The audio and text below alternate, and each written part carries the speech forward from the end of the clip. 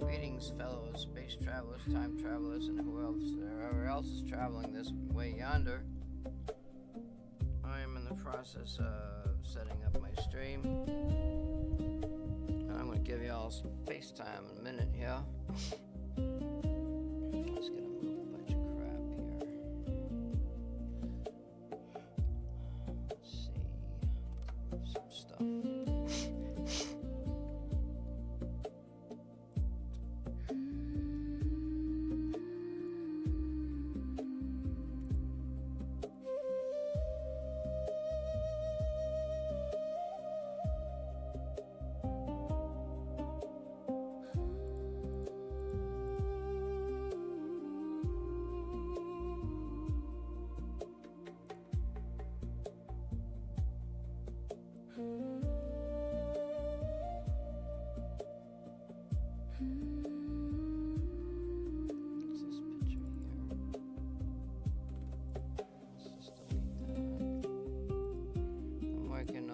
Setting up some pictures for my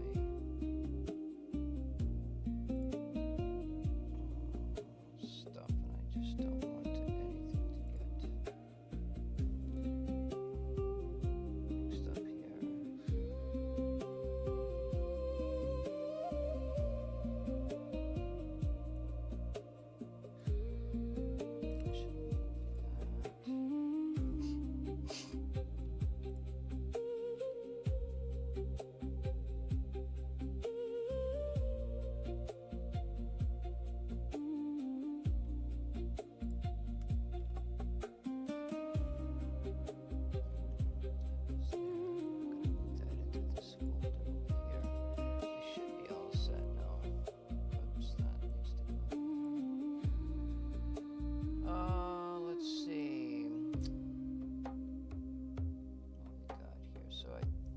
What I'll do,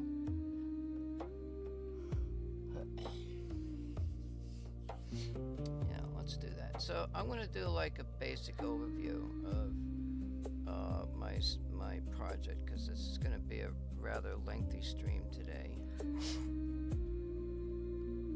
But before I do that, I need to bring up a picture so that we can look at it.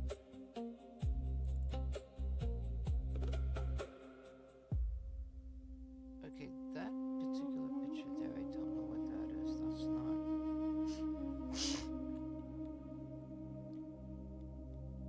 That's a different type of interferometer, and I don't even want that there because that's going to confuse me. That was a setup that somebody else did, and there's like different kinds of interferometers, and there's only one type that works.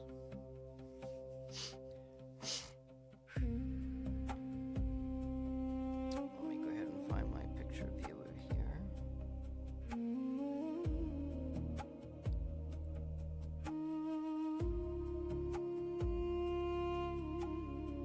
I'll go ahead and drop the pyramid, and I'm gonna make this. Let's see, where's my video capture? Right here. So, okay, why don't I go ahead and let's drop my cam in here. Alright, so I'm going to give you a little FaceTime right up front here, boys and girls and people of other planets and things. This picture that you're seeing in front of you is being currently hidden by my illustrious face and all my lab stuff back here. So actually, you know what I could do? I'm going to turn this music down in a minute, but bear with me because I need to grab a laser. And honestly, since we are now starting the illustrious stream, I'm actually going to drop the music altogether. so we can have some peace and quiet, right? Alright, so I could probably even turn this light on. Maybe you can see things a little better, but maybe not. I don't know. Let there be light. How ironic is it? So if I point the little laser thing to something, maybe I gotta turn the light up. You can see the laser light pointer better. I can't even see it on the screen over here. Where's the oscilloscope?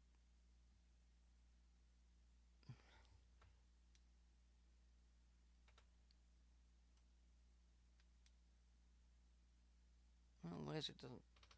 Yeah, you can sort of see it. So that thing right there, that's the attenuator. That's one oscilloscope that I'm having a few problems with, but I think it's going to work. I got another scope up there and another scope down here, and I may try this other scope up at the top. I've got various frequency counters. I've got that's an oscillator. That's an oscillator. That's a pulse generator. That's a radio receiver. That's my digital voltmeter. It doesn't work. Well, it works, but it doesn't. That's another oscillator, and so on and so forth. And down here at the bottom is my workbench. Out of the picture that you can't see, I've got another oscillator that works pretty good, and another pulse generator down here that sort of works pretty good. They work. Right? It's a matter of twiddling the knobs and getting them to, be a little bit stable. So I want to just touch briefly on my. Oh wait, before I do that, I gotta set up my stream, don't I? Let's see here. Let's go ahead and pause this here and mute that tab.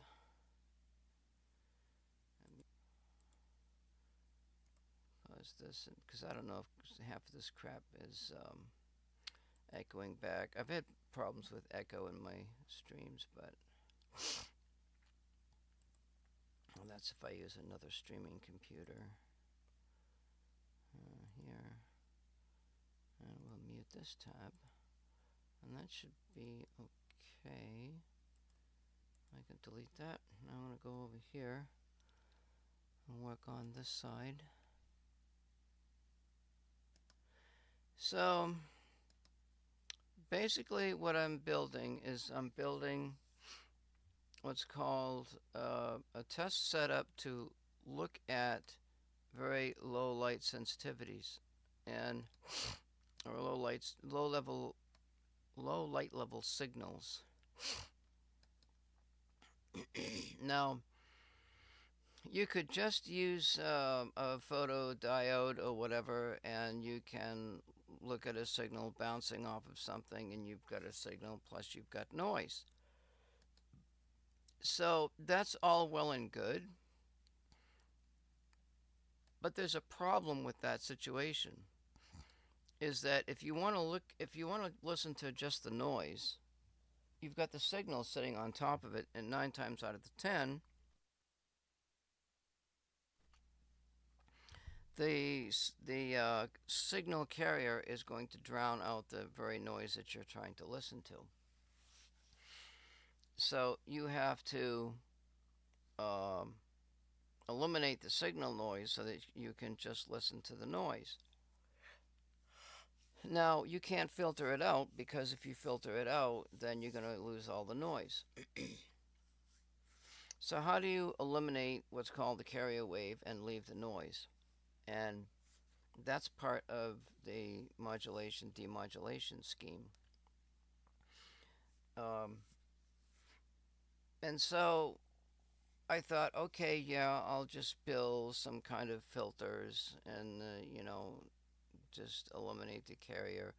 But the problem is that the light frequencies are so high in frequency that it is literally probably impossible to eliminate a light carrier wave, because the noise that you want to listen to that's riding on the light carrier wave is it's a very low low amount. The level is very low for one thing, but that's not really the problem. The problem is the bandwidth. You can't really look at audio bandwidth on a Lightwave unless you eliminate the carrier. You gotta eliminate it altogether. You just gotta eliminate it.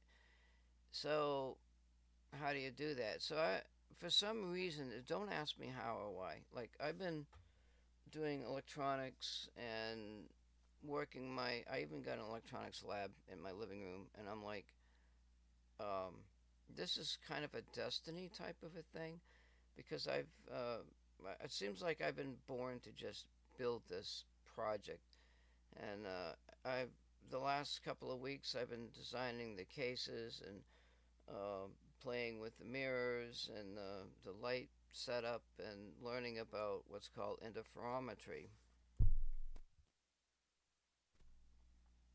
And at the time when I was doing my research on light, um, I, I, I knew there was something. I know there's something out there. Like if you can't find it unless if you go look for it, right? So what are you gonna do? So you access all of the information, all the bits and pieces of the puzzle, and then you've got to take the bits and pieces of the puzzle and you've got to make a puzzle so that you can see an overall picture. The fact is, a lot of those bits and pieces of the puzzle do not fit in the picture that you're trying to make. And you have the education and experience to know what you're looking for.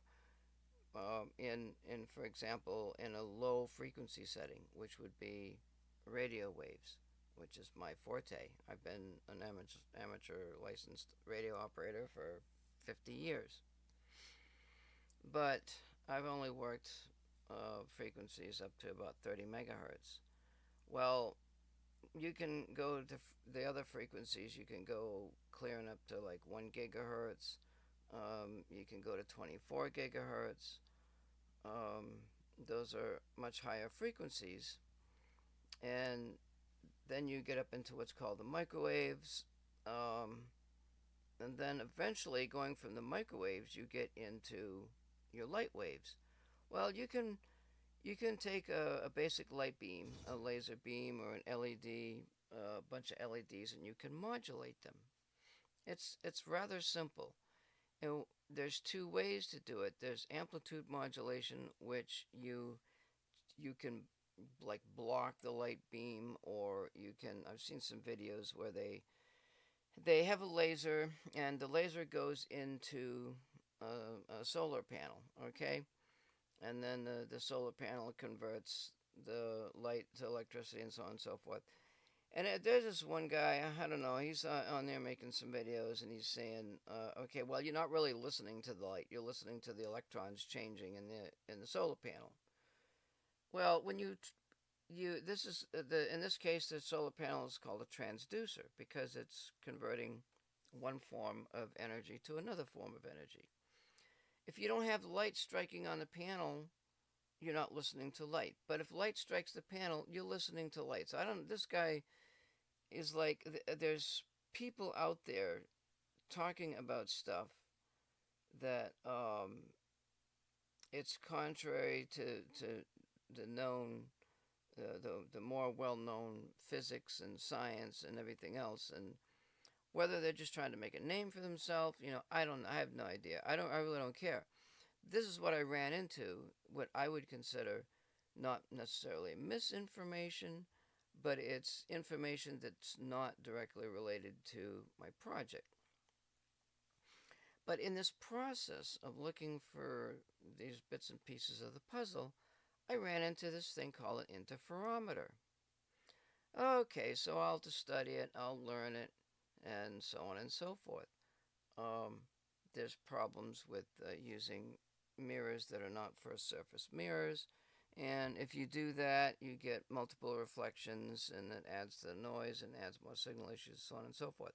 But they have mirrors that can reflect right off the surface. And so, okay, yeah, no problem. I'll grab a couple sheets of aluminum. I'll polish them up really nice and put them in my little interferometer setup, and just kind of play with the light beams and stuff, right? Wrong. And I still have yet to do this with copper. Okay, give me a break here. I got to a point where building this setup, building the cases, cutting up the computer cases, polishing the computer cases, the aluminum for like 2 weeks, and making the light sections and the dark section and the little trap doors, and oh my God in heaven, I got burned out. Like I was really getting burned out polishing all that stuff. And so I decided, okay, I'll use this. I'll try some aluminum. So what I do, I shine the laser light onto a nice, fairly decent polished aluminum. Maybe it wasn't polished enough, you know. And it turns out that the dot, when it reflects off the aluminum, became a line. And I'm like, oh, no, don't do this to me. Okay? I just want to reflect the dot throughout my whole system and tune it and have it all nice and hunky dory and maybe get the fringes. You got to learn about this interferometer thing. And so that's what I did. I learned about it, and I'm playing with the different types of mirrors and so on and so forth. Well, that gets old too. It's like, this is not working. I can't do this. And for the most part, it works. No big deal. Um, I'm happy with my setup. Then you've got to have lenses, and so okay,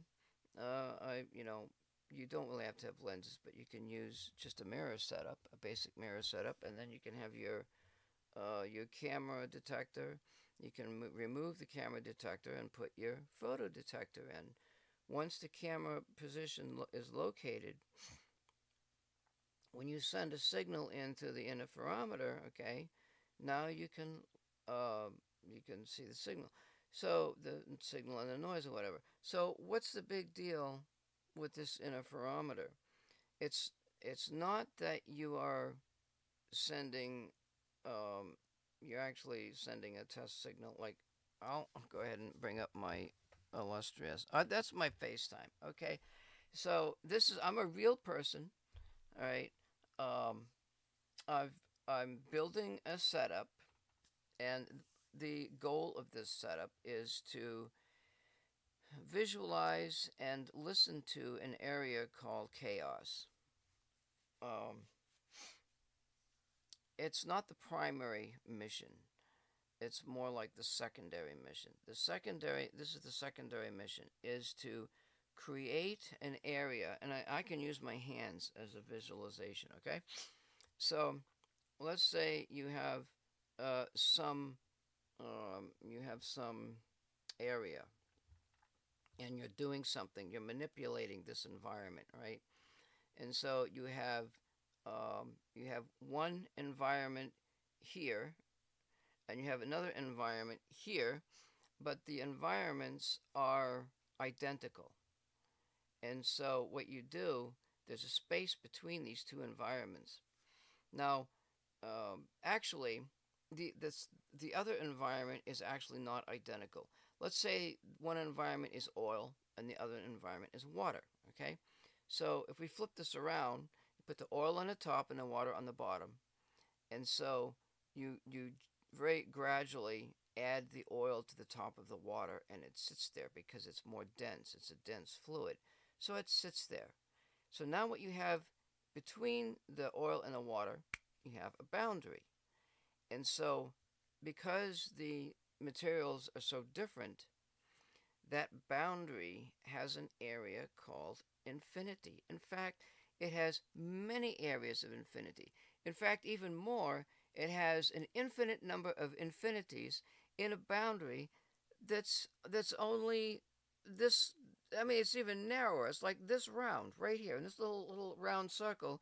There's an infinite number of infinities. Okay, and what's even interesting about that is that according to chaos theory, that each one of those infinities, even though they're separated, they're entangled. Okay, they're entangled due to a quantum a quantum, whatever the F it is, and the each infinity is a replica of of each other infinity. Okay, there's replicas in there. They're the same. So if I look at one infinity in a whole soup of infinities, I'm seeing a replica of everything else in this little environment. Now it is enclosed. It's in a physical enclosed.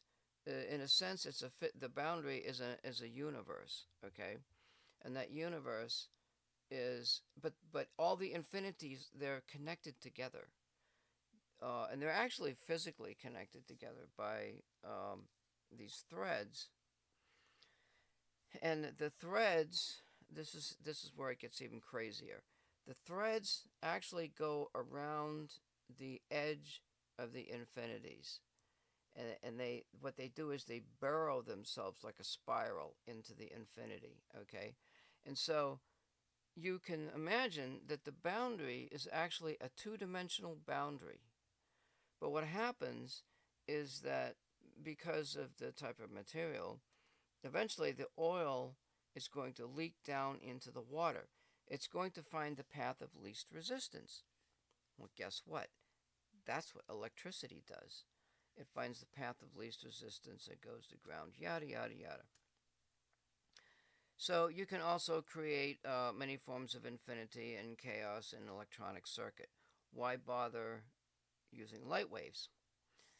It's because if you use an electronic circuit and create this area of chaos and complexity, and you use these various electronic circuits to study them, you're also allowing RF energy from the atmosphere to interfere with the circuit. Now, you could build what's called a Faraday cage and eliminate possible RF sources from coming in and interfering with your experiment. Unfortunately, that's counterintuitive because the very stuff that you're looking for it's out there. So, you have to devise a plan in order to filter out all the crap so that you can listen to what you're looking for, right? Well, that's what radios do. They have a system where the audio signal that you listen to, it's all riding on this one wave called a carrier wave. And the carrier wave is several frequencies higher than the audio wave. The audio wave's around 10 kilohertz, 5 to 10 kilohertz. And so you add the 5 to 10 kilohertz to a carrier wave that's up around 3, 4 megahertz, 15 megahertz, whatever frequency you want to listen to. And so the radio tunes the band in the high frequencies, and it has a system called a demodulator, and so it demodulates the signal, and so you can listen to it. Well, that's all fine and dandy, but there are many, many forms of modulation now. There's Morse code, there's frequency modulation, pulse width modulation, there's pulse duration modulation, there's time domain, there's frequency domain, there's ASCII, there's slow scan TV, there's even a special kind of audio signal that contains visual data. It's the craziest crap I've ever seen in my life. How did I find it? By playing a video game. I played this game called Elite Dangerous, and yeah, they were coming up with these noises and frequencies and stuff in the game, and I'm like, oh, okay, I'm going to investigate this. They already did, and so they found that there was a program that you can use to convert pictures to audio. Well, that's what kind of slow scan TV does. It operates in a certain band, which is I don't know what the bandwidth of SSTV is. It's called slow scan TV. Let me see here. I don't know. I could probably open up this one here. So information travels in what's called a bandwidth. Yeah, this is a lot of information, but hey. Okay, so Slow scan TV requires a maximum bandwidth of just 3 kilohertz. It fits within a standard single sideband or FM channel, yada yada yada. Morse code has a much narrower bandwidth because it's just like a on-off key, like ones and zeros and stuff. But it's not really ones and zeros. It's like da da da da da da da. That's like a Morse code thing, and I learned it from the voice type thing. Um, and so that's just like on and off, and it's got on and off in certain things. Now you can also send packet. I don't know what's that packet bandwidth is. Packet communication. Now there's many types of packet communication. I'm not going to really get into that.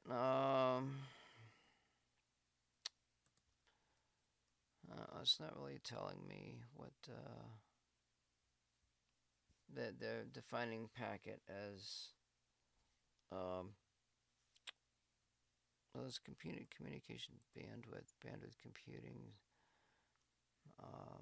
At a bandwidth of 1 megahertz, 100 milliseconds is about 12K or 8 full-size Ethernet packets. Well, in amateur radio, we have communication. I think maybe it's the same type of stuff, but it's at a slower rate, and I'm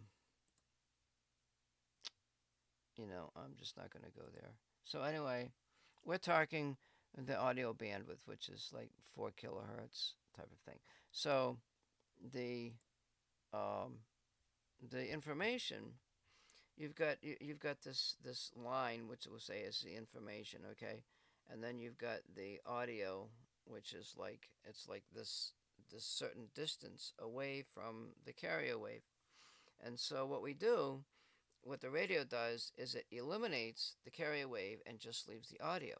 Now, that's easy to do because the carrier wave is a much higher frequency, and when you eliminate the high frequency, which is like 1 megahertz, you can build a filter, and it can be fairly wide, and you eliminate that, and all that's left is this little thing. Or you can also mix frequencies.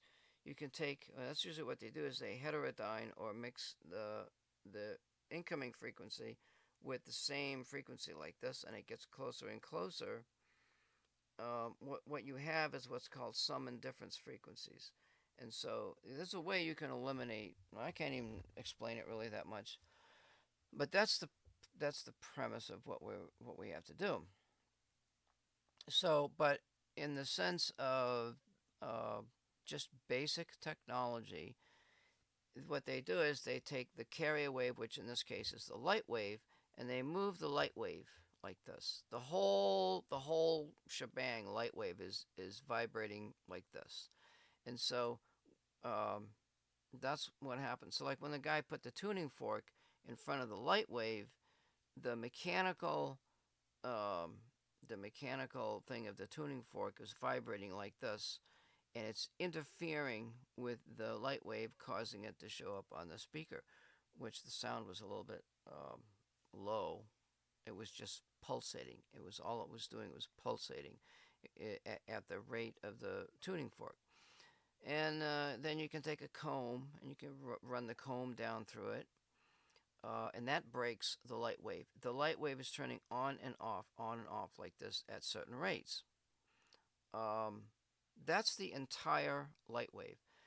Now, the other way is to actually mix this. You got the signal and you got the light wave, and you put the two together like this, and the light wave is still going back and forth like this, but it's connected electronically and not mechanically. So now we have two different ways to add modulation to the light wave. What is good about the electronic way is that you can create a different form of communication. You can take the light wave, instead of going like this, which is amplitude modulation, you can go like this, which is up and down, and that's frequency modulation, and the amplitude stays the same, so that the detector on the other side is looking at variations in the frequency going back and forth like this. Those are the two major forms of communication. Now, the problem is that because we're using light waves and the light waves are extremely narrow, they can contain 12 channels of 1 gigahertz information. 1 gigahertz could be assumed as a carrier wave, and the 1 gigahertz can carry a crap load of bandwidths for video and audio and everything like that. So you can see you've got this carrier wave, and you've got the 12 gigahertz channels, and one of those channels can do another whole set of information carrying, and like a video and audio, and it kind of spreads out more. It goes down to the megahertz range, and then the megahertz goes down to the audio range. So um, maybe we could say that each gigahertz channel is a replica, and and then all we have to do is filter out one of those 1 gigahertz channels. Yeah, maybe that's possible. Maybe that's what we need to do. So we have this noise signal, and it's riding on this light wave, and we filter out, we get rid of the light wave, and all that's left is 1 gigahertz. And so now we take the 1 gigahertz, and we can do something with that, and we can filter out more channels. If there's something on this, right, there's noise of some kind. We don't know if that noise is multiple other channels, or if it's just one channel vibrating the 1 gigahertz. We have no idea. Now let's get into something even more complicated. The fact that something is varying the light wave within an infinite type of a framework. So we're talking about signal levels that are so small that literally it's just kind of impossible to deal with. So then I'm looking at this interferometer, and I'm thinking, you know what? After I studied it some more, the interferometer is actually a it's not a demodulator, but it will get rid of the carrier signal.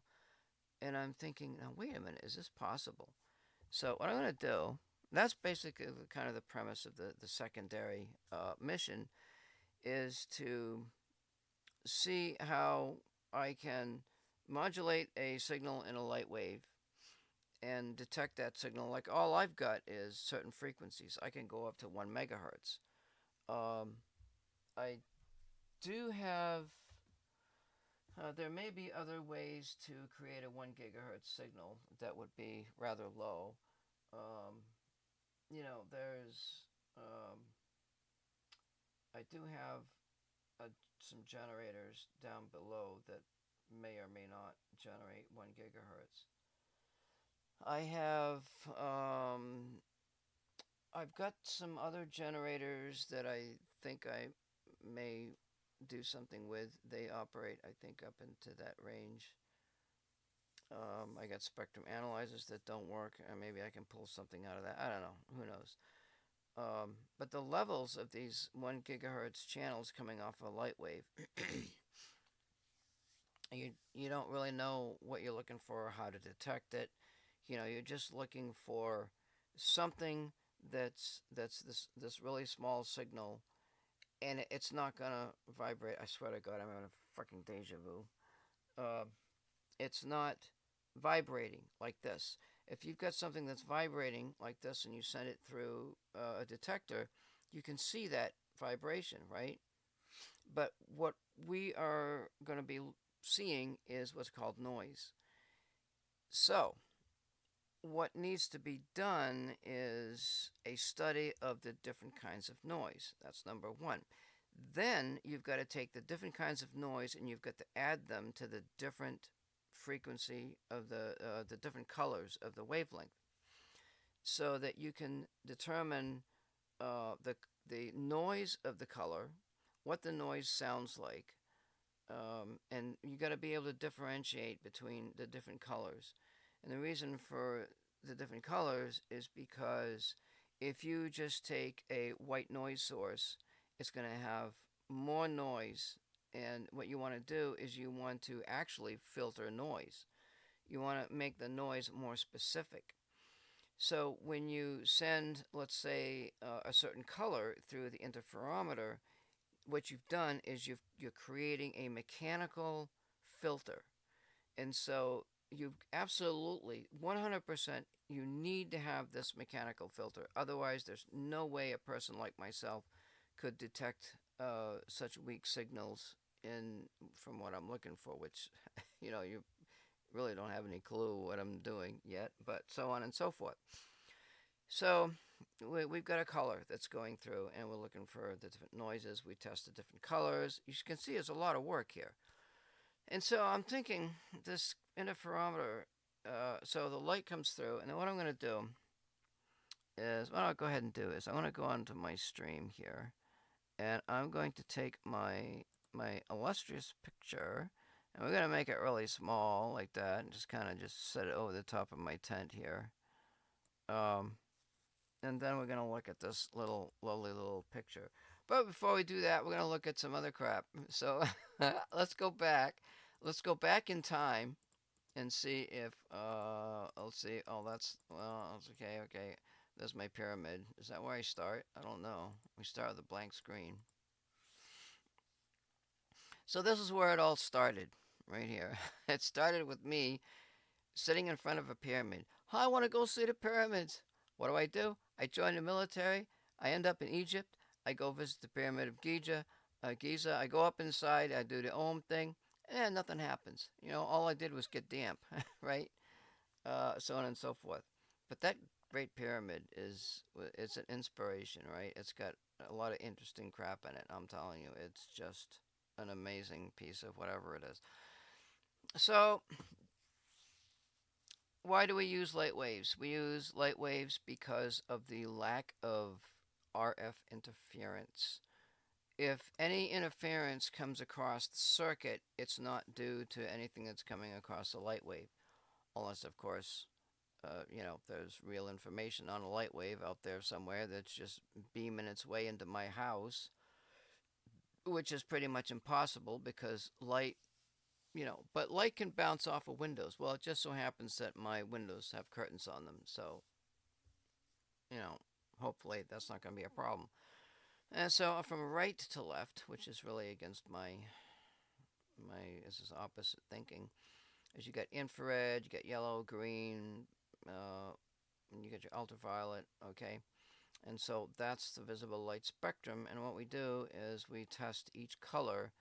Each color actually has a temperature, and that temperature comes from what's called the black body spectrum, so on and so forth. And we are going to run calculations and calibrations using the black body information formulas, and we're going to try to verify the temperatures and so on. And some of the problems with that is the temperature of the surrounding air. And eventually, okay, right now I'm using room temperature, which right now it's actually pretty good. But eventually, the enclosure that I'm building 2 enclosures, and they will be sealed, hermetically sealed, as fairly decent as possible. Some of the air will be vented out, so there'll be a light partial vacuum, number one. Number two, I'm also going to cool the air. I'm going to try and supercool the air in the environment. Now, whether that actually does anything to the light or not, I don't know. It's something we'll find out.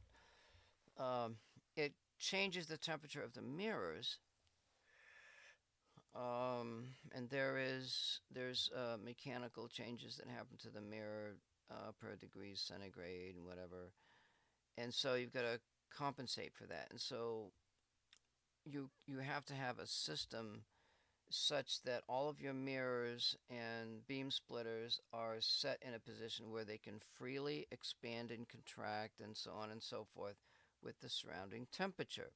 You absolutely, absolutely 100% cannot put them in a solid enclosure, because if you do, you will get a distorted image. If you get distortion, the distortion is going to wipe out your signal that you're looking for, because you're looking for literally microvolts of signal, even less than that, probably even into the nanovolts of noise signal.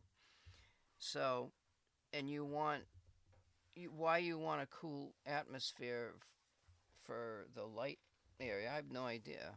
I mean, light travels through space, and we know that space is very cold. It's like absolute zero. It's like really cold. The surrounding atmosphere and temperature doesn't affect the speed of light, or does it? Who knows? I don't know. Maybe the supercooling really needs to be where the electronics is, which it's going to be.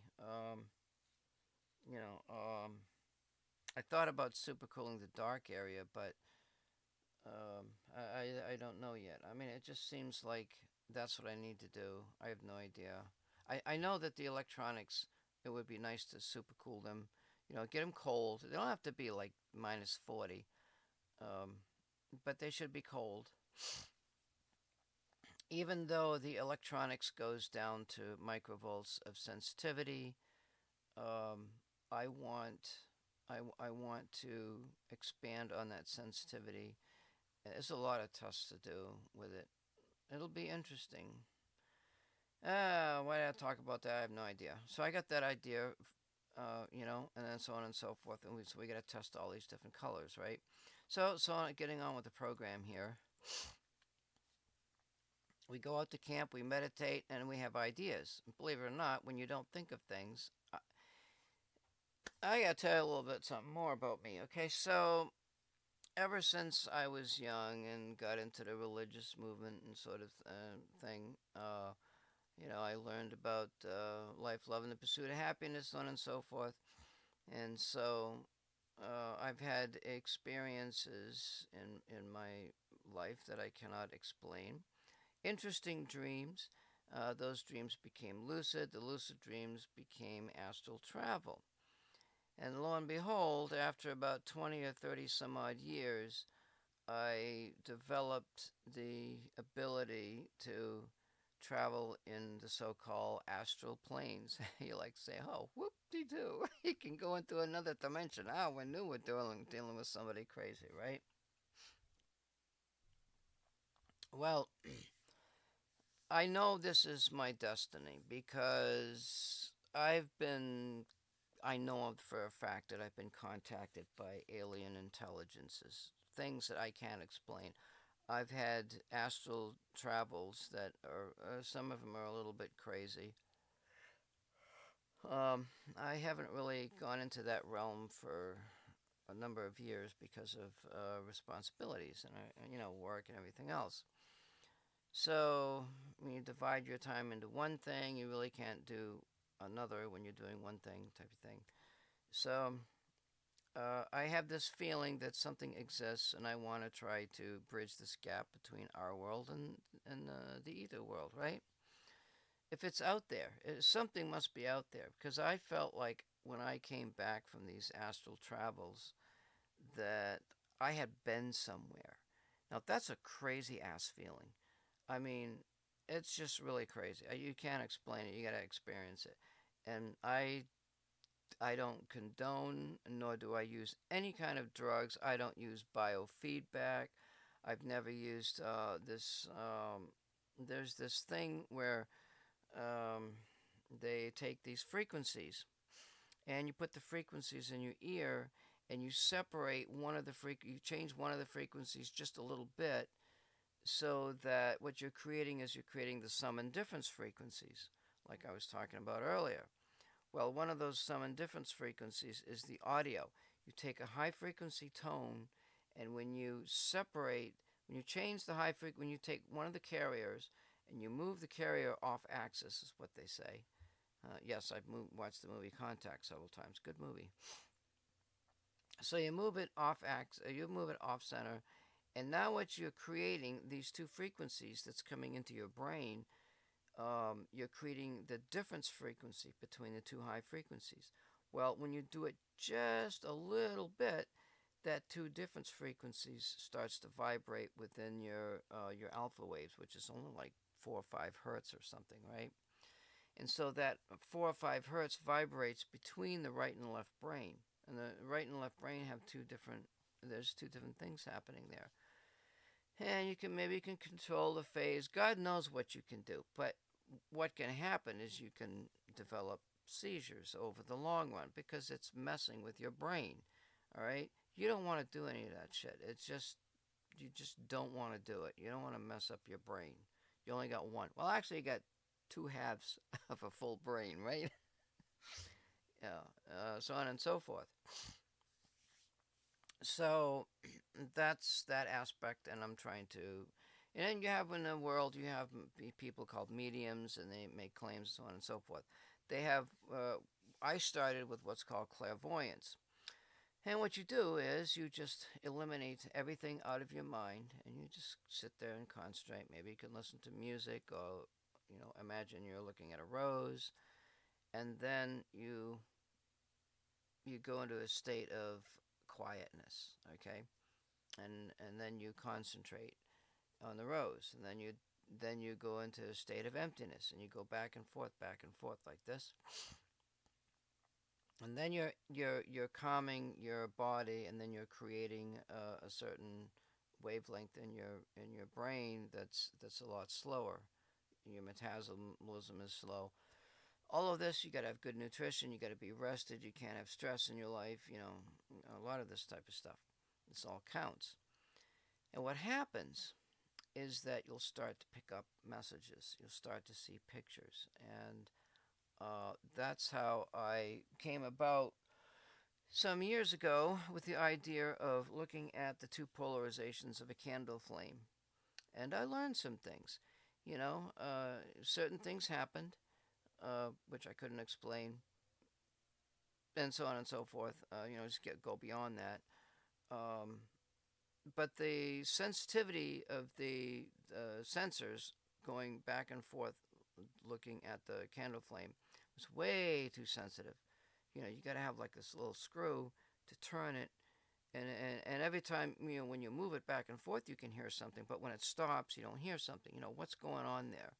The flame's bouncing around, and then I got this one chip, and I'm listening to this candle flame, but I'm only listening to one polarization. All of a sudden, this radio station, some religious radio station, comes across my one chip amplifier, okay, listening to this candle flame. It like is just booming through, and like, where the hell is this coming from? You know, this lasted for like 15 or 20 seconds, right? And then boom, it was gone. So I attribute it to the local station here where I live. They put out a lot of wattage and so on and so forth. So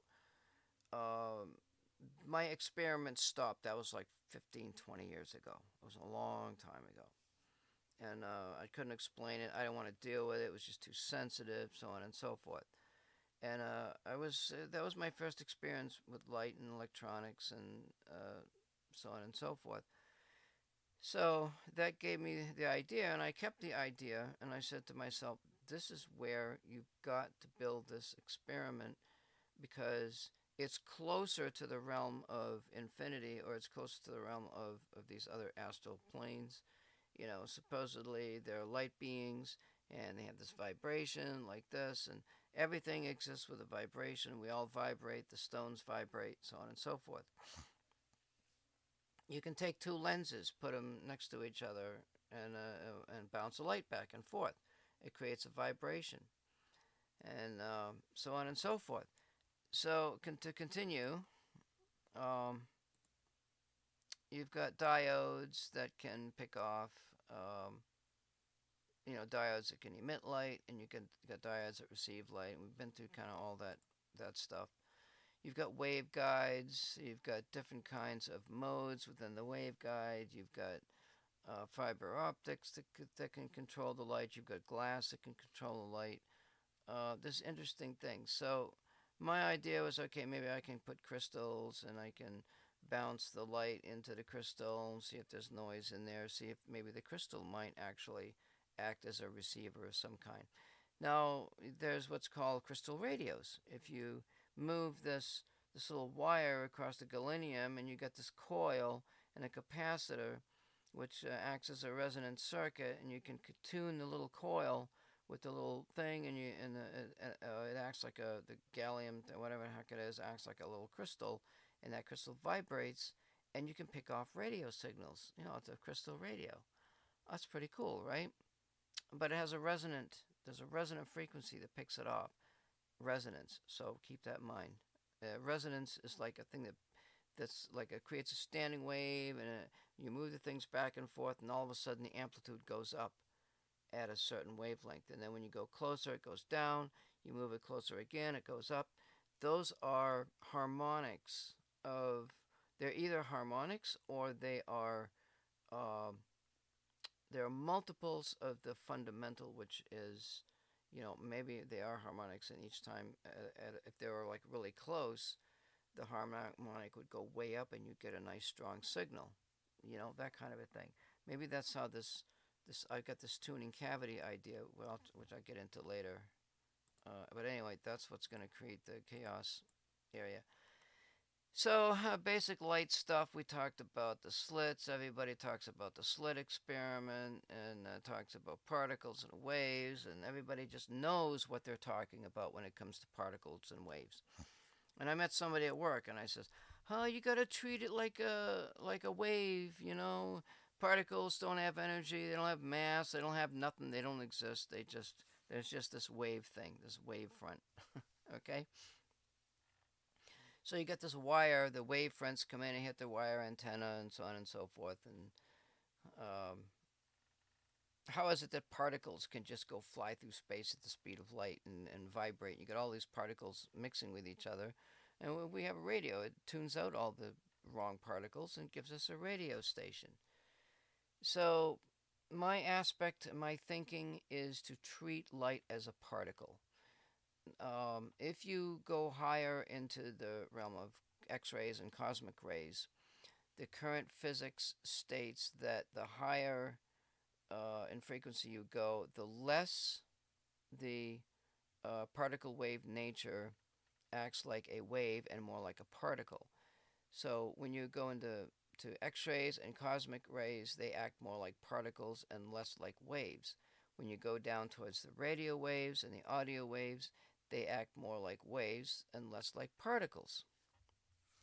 There is a wave duality, a particle wave duality, and I'm not going to get into all the details, but that particle wave duality, I believe, exists in the light realm, because you can modulate light electronically, and you wouldn't be able to do that if you couldn't manipulate the electrons in such a way to convert them to changes in light electronically in a closed, sealed environment, like his whole components and the solar cells and the photocells and the LEDs and all that kind of stuff.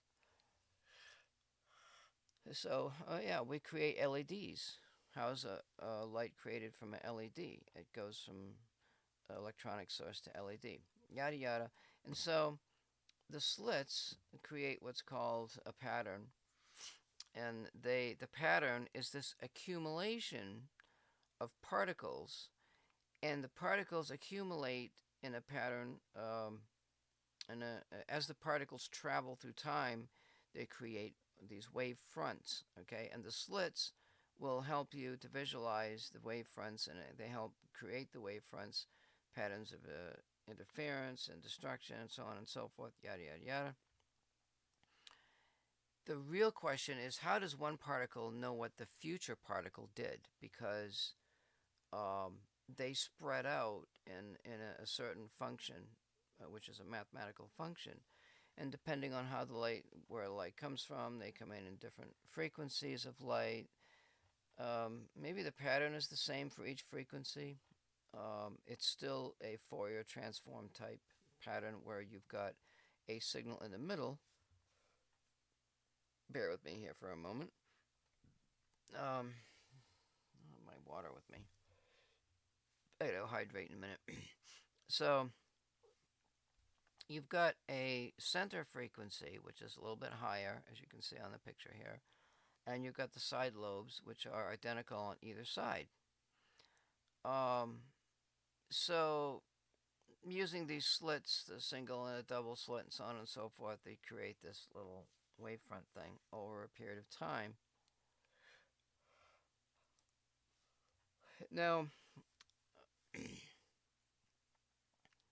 um, my thinking is that intelligent beings in other dimensions are going to use light in such a way as to make it easy for them to transmit and receive. And we have to try to come up to their level of um, intelligence in order to figure out, we've got to come up with a way to bridge this gap between dimensions and particles. Particles of light may have this opportunity to bridge this gap because regular frequencies, lower frequencies, they can act like square waves. They go up, over, and down. And so the same way with light waves. Light waves can go up, over, and down, right? Well, what a square wave is a square wave is the addition of all of the harmonics. It's all the sine waves. So if you take this little pattern right here and you add all of the harmonics and the fundamental, you can actually come up with what looks like almost like a square wave. I think that's a key point. And so if you look at the light as it's coming towards you and you look at it in a planar view, which this is just a one-dimensional view. When the light comes towards you, you've got this plane, and so the light is going up and down like this. It's actually going in a circular pattern when it hits the plane, and so this is a two-dimensional plane, and what you're getting is you're only getting one slice of the information, and that one slice of the information has to accumulate before you know. And so with the speed of light, it accumulates pretty quick. And so what happens is that this accumulation, it's going to vibrate in a certain way. It may vibrate back and forth towards the light. It may vibrate in the plane like this. If it vibrates in the plane, I mean, I don't know. I have no idea. Um, when you modulate a wave correctly and not just bounce the wave up and down, you have this modulation signal on the wave itself. The intensity of the wave stays the same, and you've got this little modulation. How do you pick off the modulation on this thing? Because most everybody else, they use intensity of light, or they do use frequency modulation. Uh, so, I haven't even gotten to that. That's a basic thing, So, I'm pretty sure I can get to that point. And I don't know, like when the light goes into the interferometer, about the slits yet. I don't know about that. My thinking was to just let the light go into the mirrors and go to the beam splitter. You start with the easiest thing first. You calibrate and so on and so forth, and then you start adding complexity, and then you check it again. And this is not something that's going to happen overnight. So anyway, I come up with this idea, and I didn't know about this interferometer thing. So I'm going to jump ahead to a picture that hopefully we can understand a little better, which is probably back. Well, okay, looking at this picture, first of all, light has two components. It has an electric component and a magnetic component. Electric component, for all intents and purposes, goes up and down. Magnetic component goes sideways like this. And so my theory is that the information I'm looking for is going to be, lo and behold, on the magnetic wave, which is totally, I don't know how I'm going to detect it, right? The only way to detect it is to eliminate the electric, use a polarizer, and you can polarize out the electric portion, and all that's left is the magnetic portion.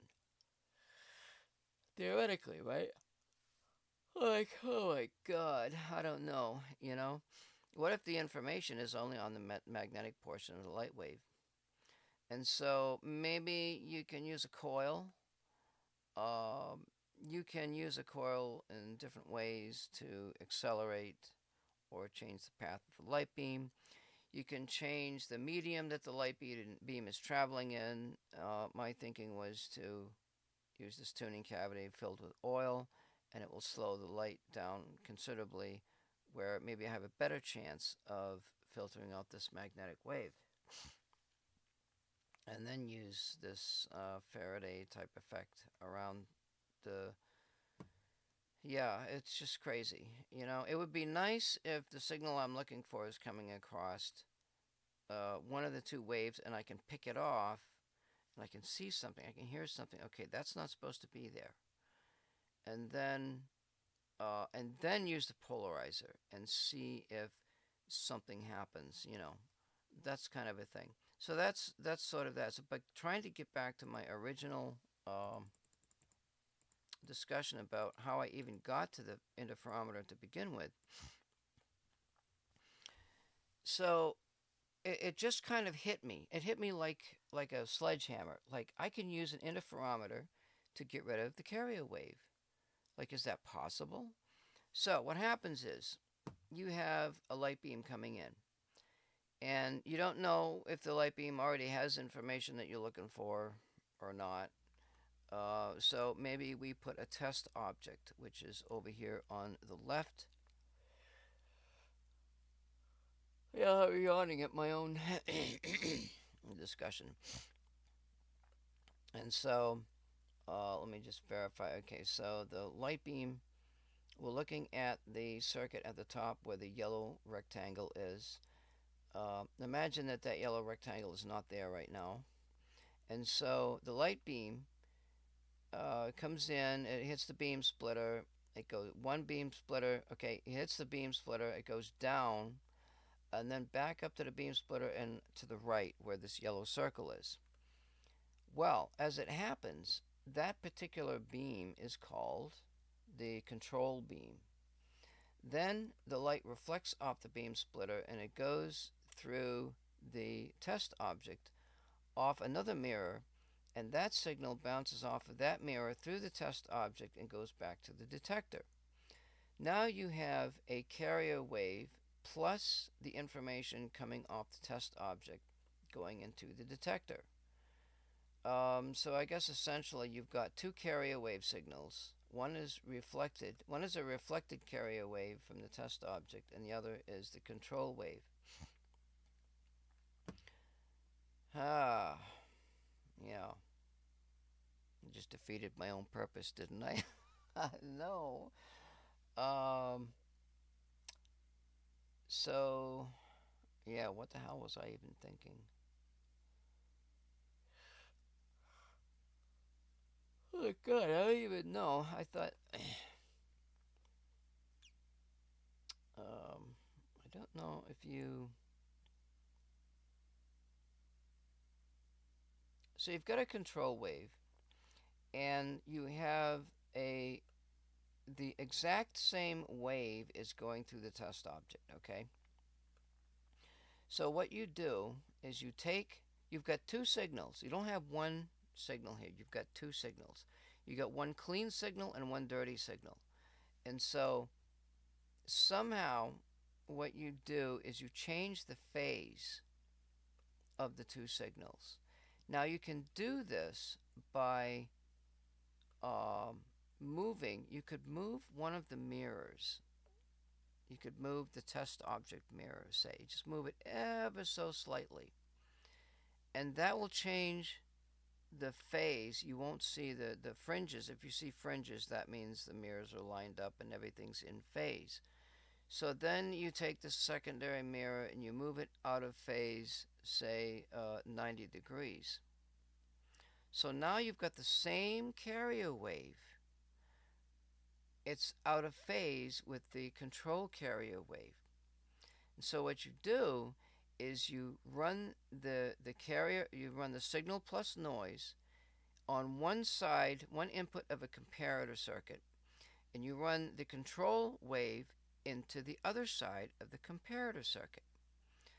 Now, the phase difference is not going to change anything with the noise you're trying to listen to. That's the key. And so, if you were to just send your signal to a one mirror and you bounce it off you don't even send it to a mirror. You just look at this object. You've got this light hitting an object. What you've got is you've got a carrier wave plus noise. There's no way. You absolutely cannot detect the noise that you're looking for because the carrier is going to be too big. It's going to just obliterate what you're trying to look for. But if you take the two waves and you run them into an interferometer, I'm like, damn, if I change the phase and run the two signals into a comparator, I can get rid of the carrier wave and leave the noise that's coming from the test object. I'm like, this just blew me away. You know, this is a mechanical um, tuner like a radio. And so, um, lo and behold, the interferometer is now a radio tuner for light waves. And I'm like, oh my God, you've got to be kidding me. And this is, I know for a fact that this can be done. I know it can be done.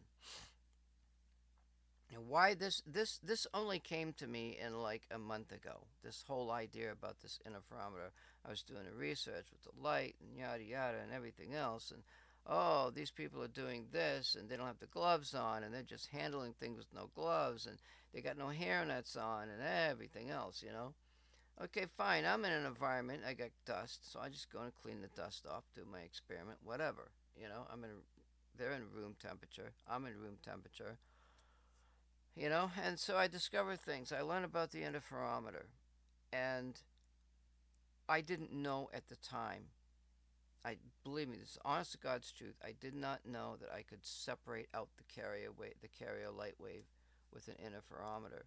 It took me a little while, and all of a sudden it just hit me like a light bulb, and I'm like, this is the answer. Okay, so I do a little bit more research, right? You know, and I'm working with mirrors that are double surface mirrors, and I got 2 points coming here, and you know, I got half a dozen points everywhere, which way but loose, and you know, they say, you know, you can filter out some of that stuff and just create your interference and whatever. Maybe, you know, but in the end, what you need a correct beam splitter that splits the beam 50-50, and you need what's called front surface mirrors. So a regular mirror has got two planes. It's got the reflective plane on the top when that it first goes through, and it's got another reflected flame when it goes through the glass. It's another plane, and it's going to reflect again. So when the signal comes back out, you're going to have two reflected images. Now that's interesting too, because maybe there's a way. There is a time difference. Okay, it's small. It is small, but there's a time difference between where that mirror is, and I may play with this. And so that time difference may be discovered through a phase change. And if there's a certain phase change, and I use the same uh, crappy double surface mirrors and whatever, I can eliminate the phase change with one comparator, right? And then the signal goes through, and then it's only going to have one light wave with the signal and one light wave as the control coming through. Maybe two sets of comparators in series or something. Yeah, it's an idea, you know, to mess with. Um, to see if this phase changes. And just take one mirror and bounce it off, whatever. Anyway, that thought just popped into my head just now, you know. But if you have first surface mirrors on the interferometer, that eliminates that issue. And you really want to use as the least amount of electronics as you can, because more electronics causes more noise and more chance for radio signals to come in and yada yada yada, and your month's project is dead before it even gets started. So that's that story. So I discovered the interferometer way of getting rid of the carrier wave and leaving just the signal. Uh, and I'm going to just flat out honest with you. I had no idea. Absolutely no idea. It's just so crazy, you know? Okay, so I do a little bit more research and I discover there's different kinds of interferometers. And I'm like, well, you can't get rid of the carrier wave if you use this type of interferometer or that one or whatever. You've got to have this one right here. This is the one you need. All fine and dandy. It's the simplest one. It's easy. Then I discover this Fabry-Perot interferometer, whatever. And so I investigate it. And I'm like, okay, that's interesting. Um, and so my original thought was to place, maybe place a couple of lenses or a couple of lenses in this enclosed space and fill it with mineral oil. Uh, but or use mirrors or something, and I really didn't know what was going on, and so I discovered this Fabry Pro, which I call it a tuning cavity, right? So from here on out, this is a tuning cavity, and so what it does, what it can do is it can take the information from the test object, and it can put it down to a focus point, okay? And so when the beam comes into the tuning cavity, again, it's there's a bunch of stuff going on there, which is a bit problematic because the lenses that you're reflecting the light back and forth also have, well, they reflect each other, right? But you've got the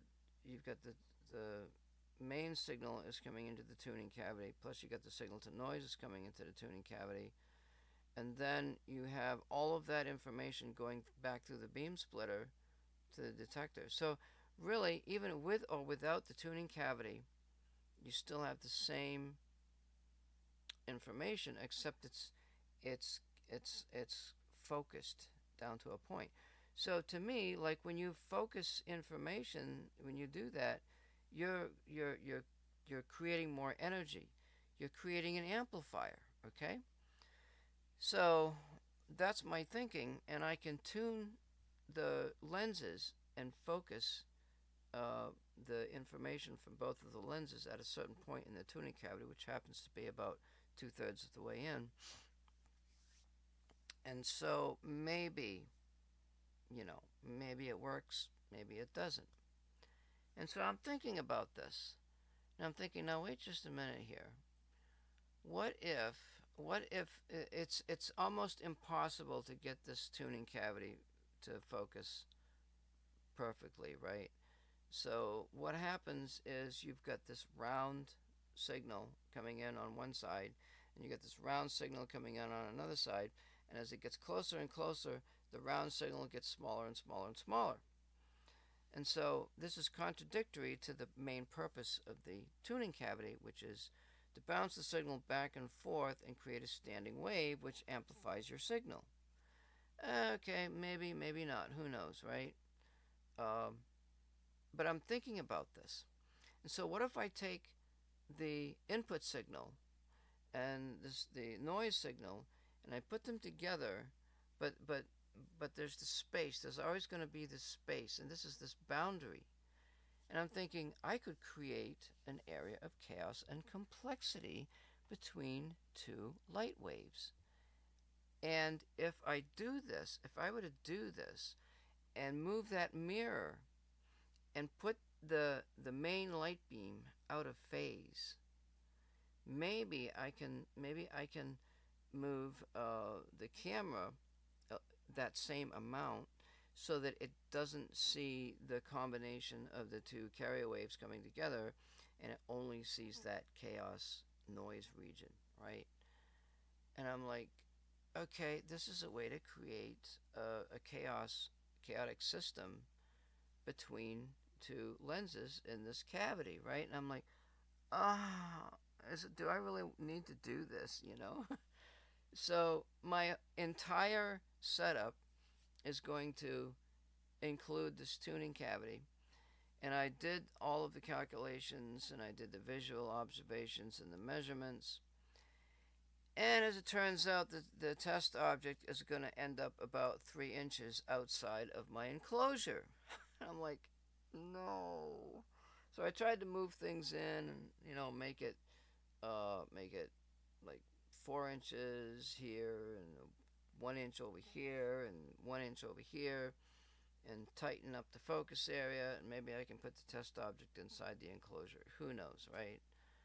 Um, and so that's my story of explaining how the carrier wave can be manipulated and gotten rid of to leave this noise.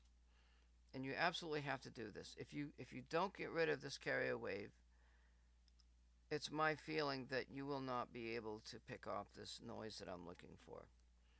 So on and so forth. Uh, and it's like kind of finding a needle in a haystack. You put different objects in and stuff and mess with it. Some of the objects are purely reflective, so you use it as a mirror. Um, it's a very interesting idea of trying to find something that's not supposed to be there.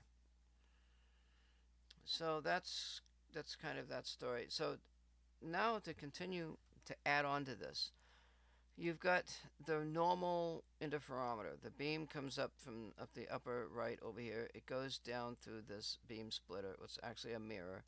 And then it bounces. It goes through the first beam splitter, down to the second mirror on the bottom, and back to the detector. Then it reflects off the beam splitter, goes through the test object to the mirror, back to the test object, and then out to the detector. And the detector does a visual inspection, and it does an electronic inspection. That's that whole dark section. Yada, yada, yada. And then I'm thinking, okay, so what if I want to look at the light transversely? Like if I want, look, the light beam is going this way, and I want to look at the light from here, from this perspective. I want to have a visualization of the light going back and forth like this from over here instead of over here. So I decided, okay, yeah, I'm going to add that setup to my setup. I'm like, oh, God in heaven. And I'm thinking that my setup is off to the side. Um,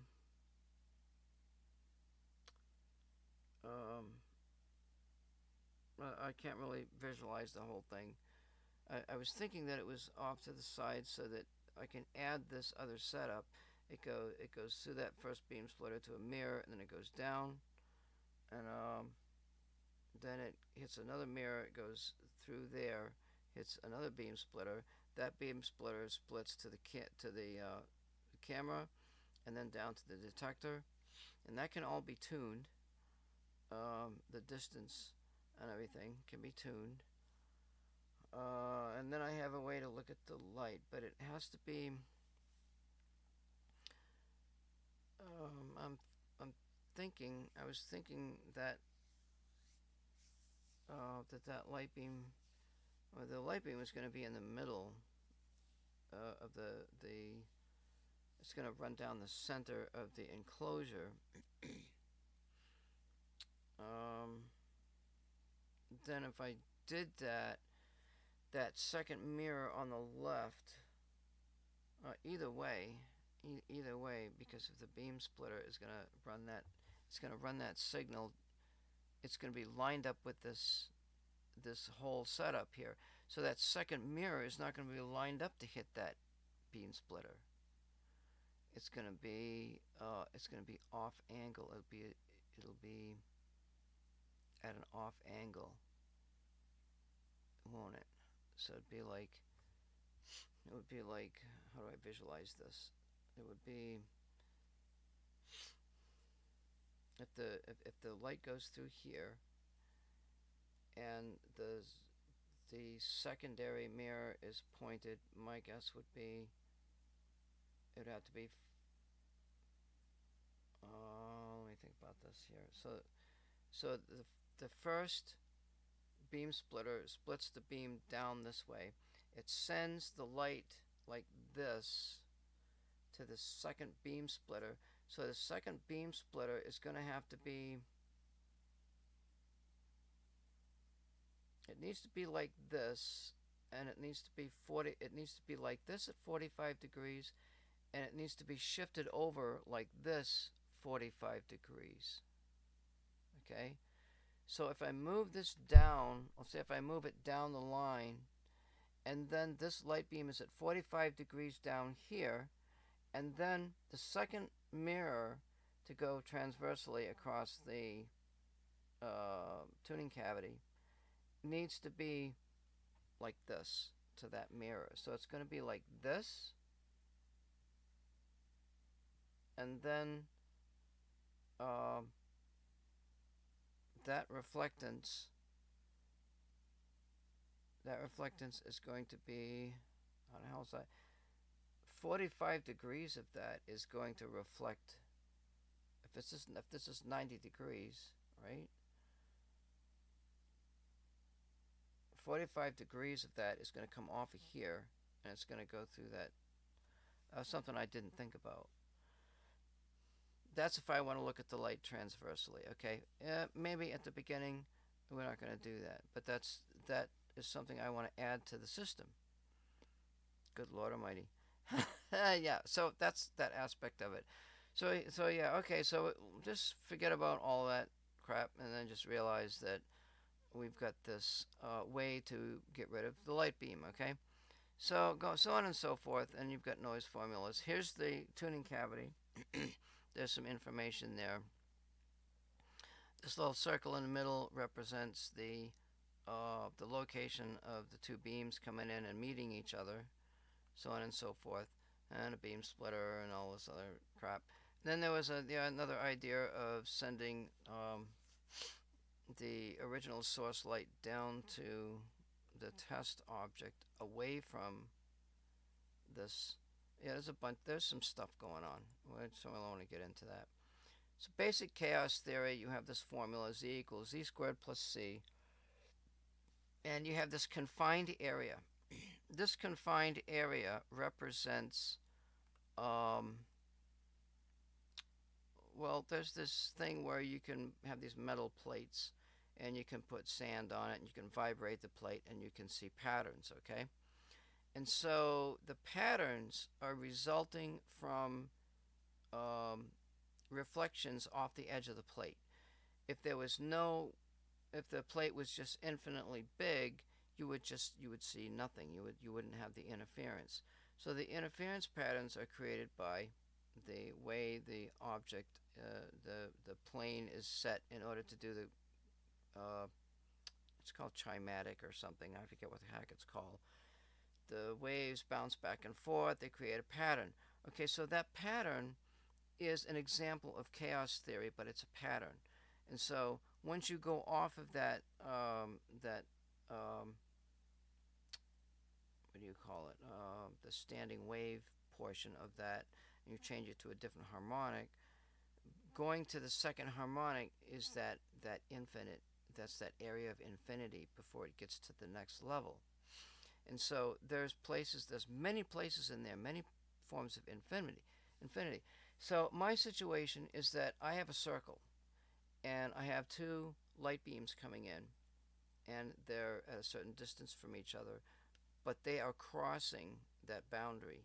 Okay, so one of the light beams, like maybe this light beam is on the other side, or maybe it's on this side, or wherever the heck it is, but they're going to meet each other, and they're going to create this round circle. And so I'm thinking what I could do is I could have a program that resembles this chromatic program, and use a circle, and we could run some chaos and complexity, it's called strange attractor tests within the circle.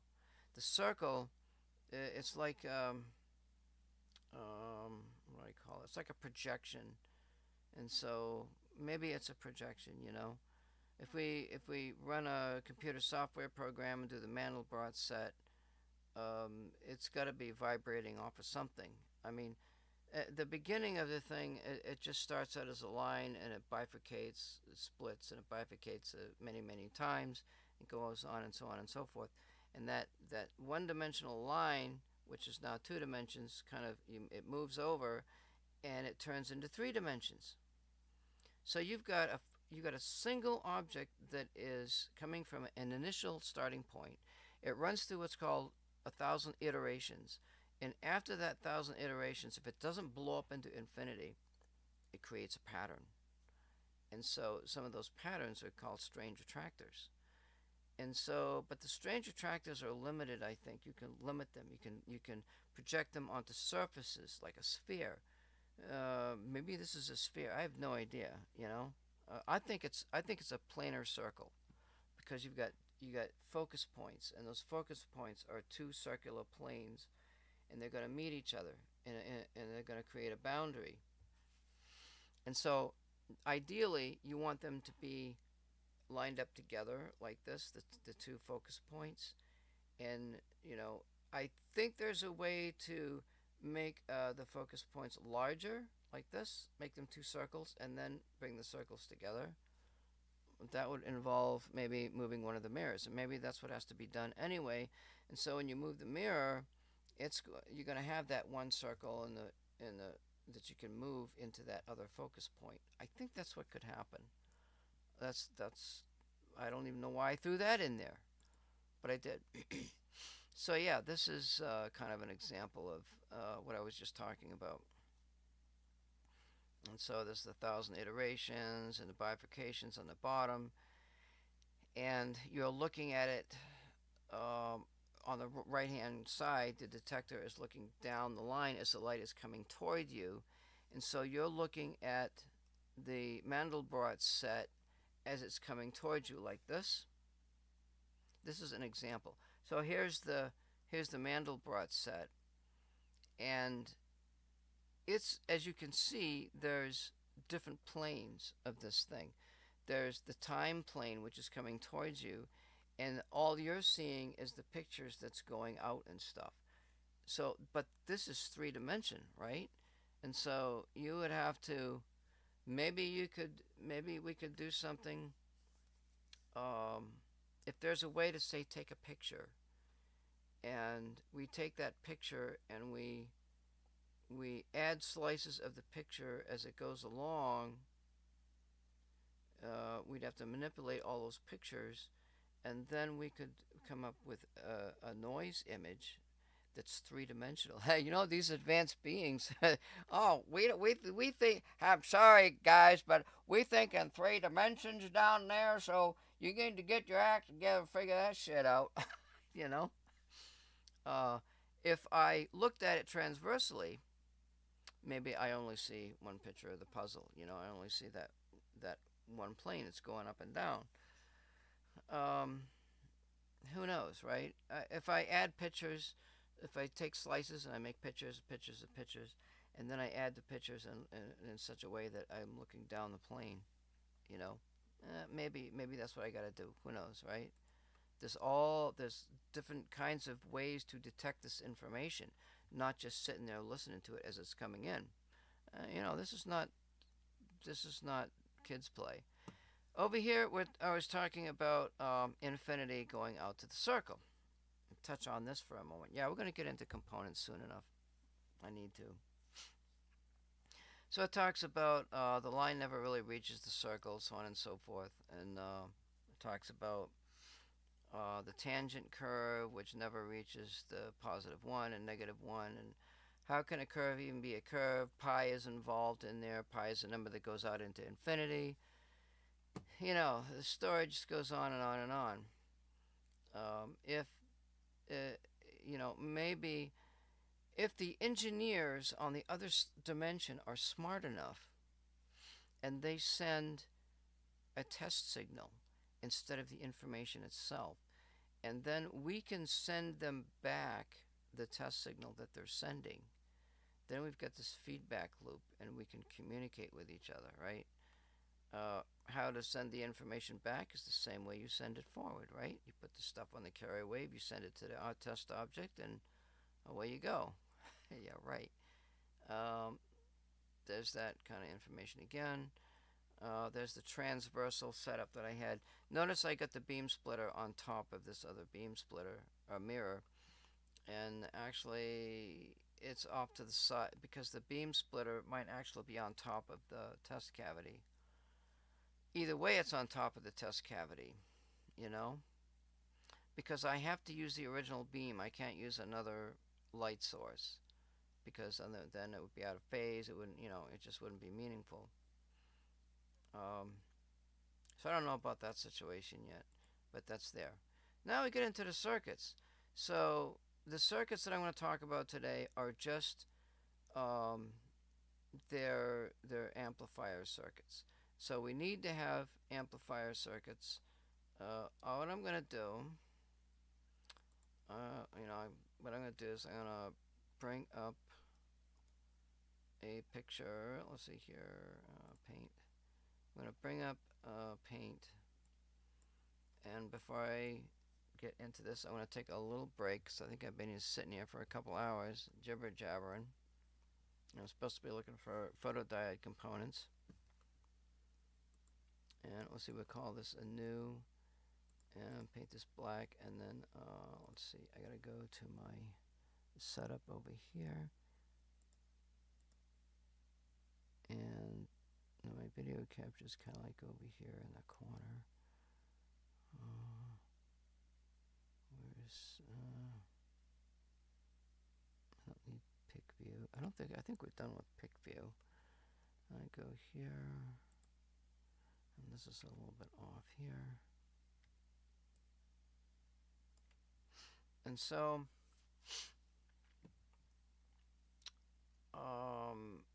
I'm going to draw a system, and we're gonna talk just a little bit about linear and nonlinear systems, and I will be right back because I got to get me a little drink and such. I think that's what I'm going to do. I'll be right backy. Bye. Woo, doggy. That's what they call a close call. God damn. I gotta get my shit together, boy. Is it raining out? Oh yeah, I gotta show you something else too. Fuck it. I got it over there. I wanna be an airborne ranger. I'm gonna live life the dangerous way. I gotta have me a snack, boy.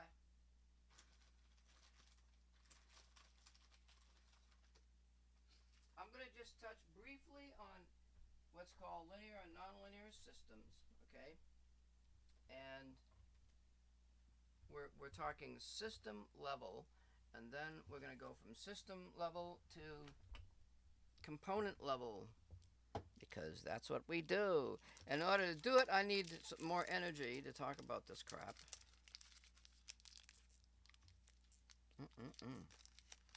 Yum yum. That's my yum yum.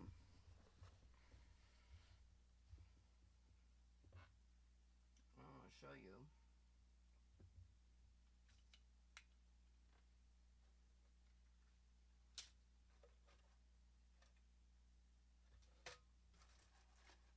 Somewhere down in the doldrums here, which probably shouldn't be there.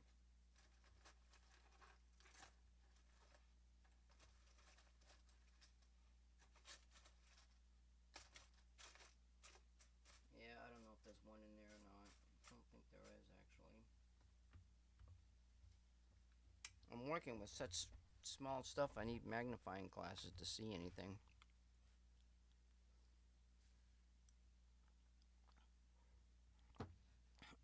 Anyway, I was looking for a transistor. When I get done with this, I gotta start looking for parts. So we'll use, let's see, we'll use green, we'll use a line, and so let's say that we got a line. Well, that doesn't work very well, does it? It's in black.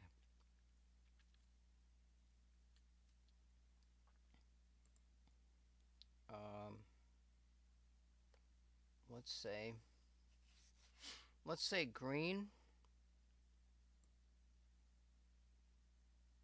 Let's say green is the signal and noise signal, and the dark red is the control signal. Now, assuming that we're using first surface mirrors and the correct beam splitter and everything else, we have a yellow box, and so the yellow box, what that does is it takes out the carrier wave, and so that all that's left is, actually, that's really not correct either. Let's see here.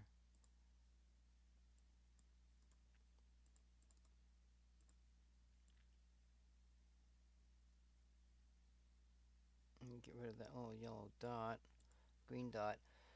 Let's say that the new wave, well, actually it would be yellow, wouldn't it? So we'll just use yellow.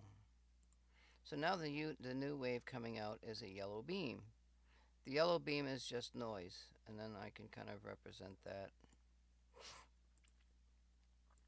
And we go to a smaller line, and we can just kind of put a bunch of stuff on there, right? That's our noise signal. Now, at the very beginning, this box, if it's an electronic circuit, let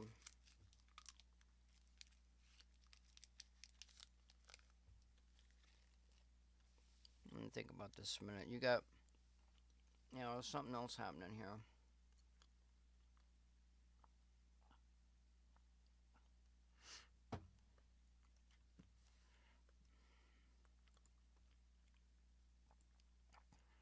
Okay, so this is going to be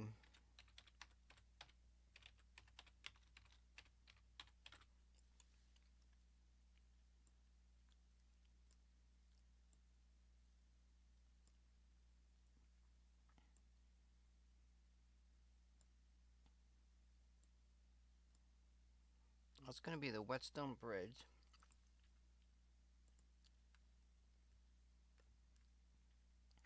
And then you have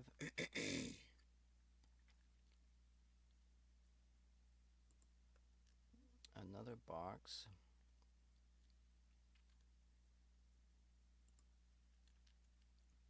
Let me think about this for a minute. Let me think.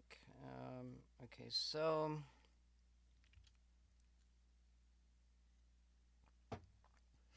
we actually want another a different box in here.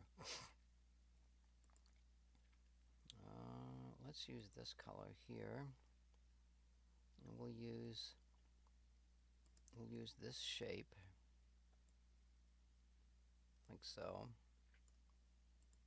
And what this is going to be,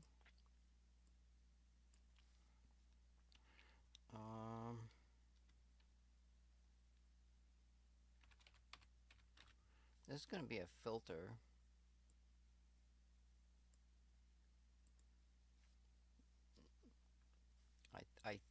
I'm guessing. Let me think here for a moment here. So I've been doing some reading regarding amplifiers and filters.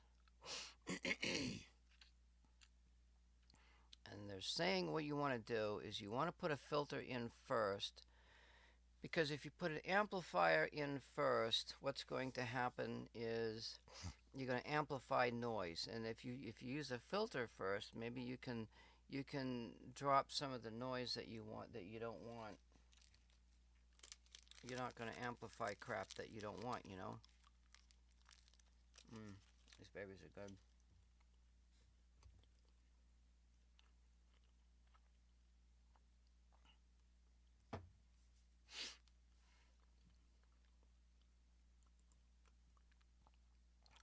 So then we have another box over here.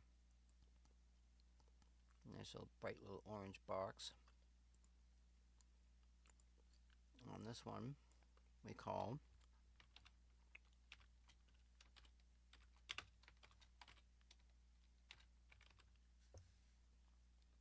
a JFET preamp.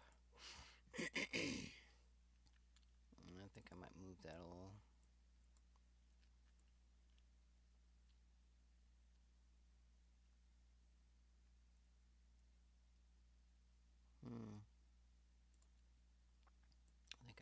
this over here.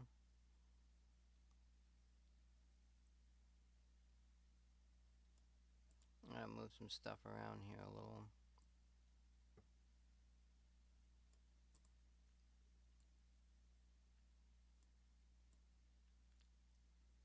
That looks good.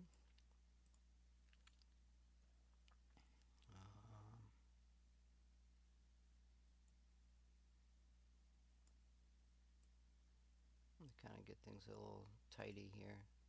Where's my little black box?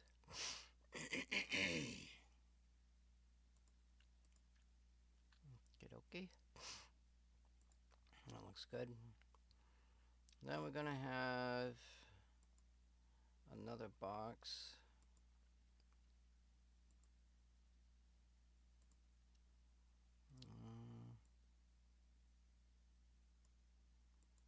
My guess, let me go back to yellow. Oh, I made a mistake here. Let's see. We've got the two signals coming in. The whetstone bridge. Okay, you've got the whetstone bridge is the is the detector for both of them.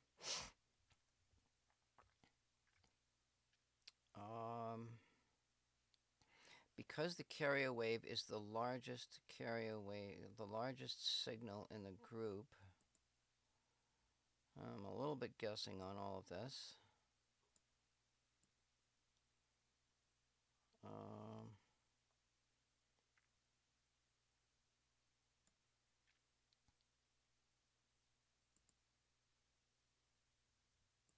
Let's make this. I'm actually designing this right now, and then I'm going to talk about the system. I need. Let's use this color, and let's use this. No, actually, this square kind of represents something. It's a little bit different color.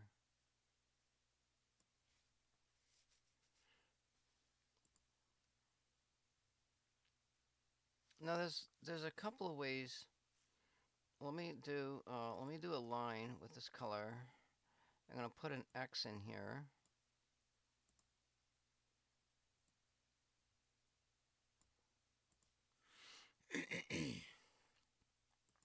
Go back to here. Just extend that a little.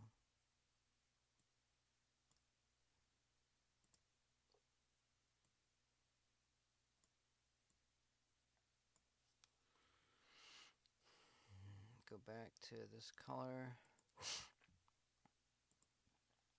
Now I'm guessing we'll just throw in here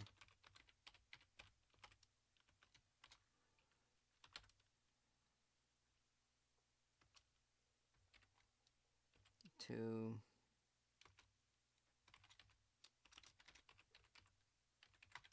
eliminate CW, which is the carrier wave.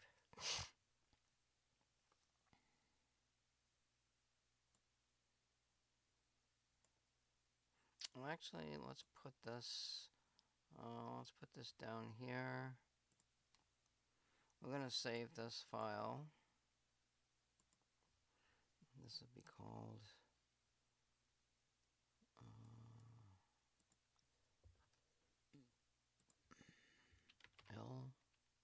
LW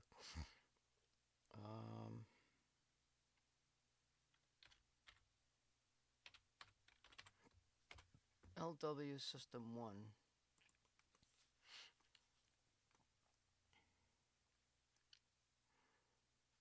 Let me just put another thing in here.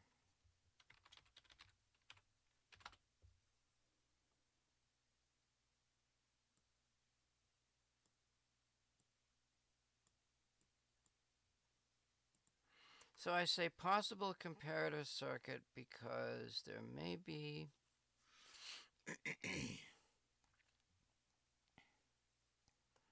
this is a Lightwave. This is a whetstone bridge. I've got to add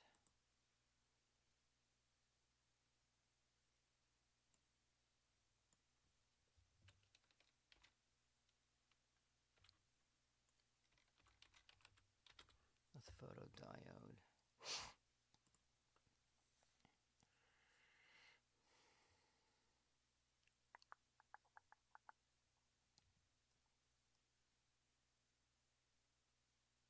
Yeah, something's still not quite right. This is a comparative passive filter. Passive filter, preamp.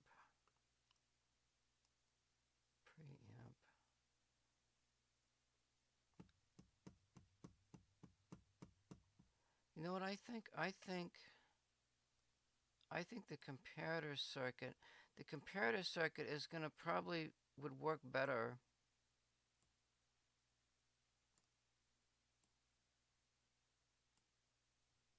with high level signals. So if I put this back over here,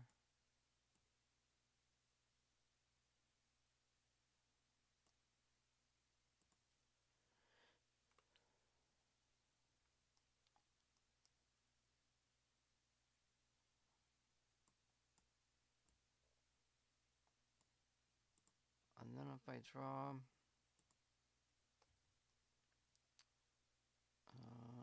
a line,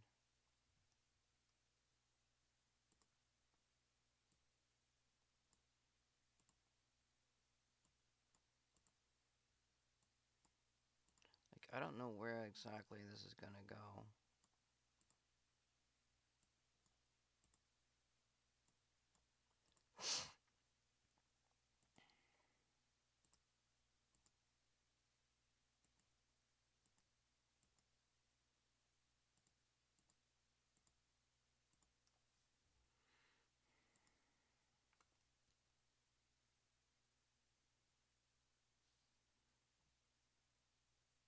I'll grab my yellow line. I think so. You got passive filter, a preamp circuit. So I guess I could probably use this color, huh?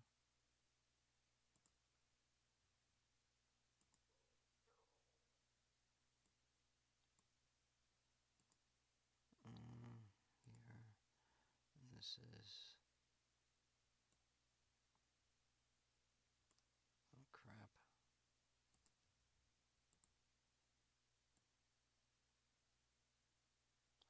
So let's think about this for a minute now.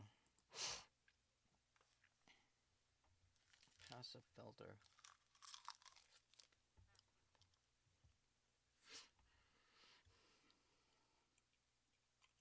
We're listening to noise.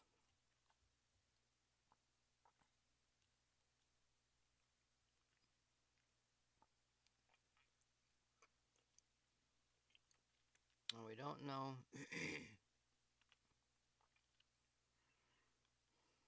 we don't know if the noise is in the gigahertz range or if it's in the audio range.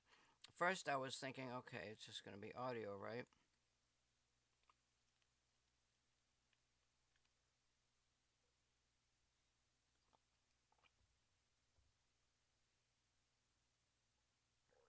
We got resistors and a diode. Diodes have the potential of grabbing other sources of RF energy.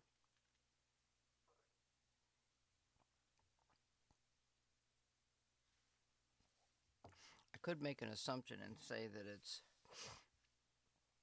I'm looking for audio. You know? I don't know. I have no idea.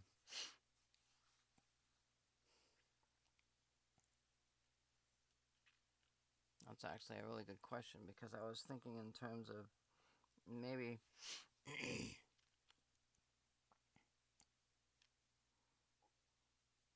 maybe that filter. So the diode's going to put out, wait, or I gotta do something quite different here. Let me see here. Oh, I'm thinking of this. Oh, crap.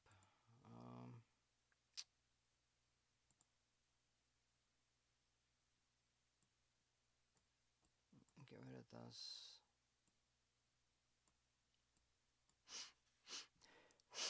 Bear with me here because I'm just thinking about everything that's going on at once. So this is going to be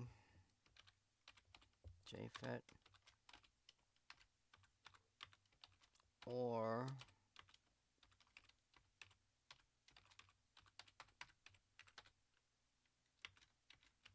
so there's actually two kinds of amplifiers for that section.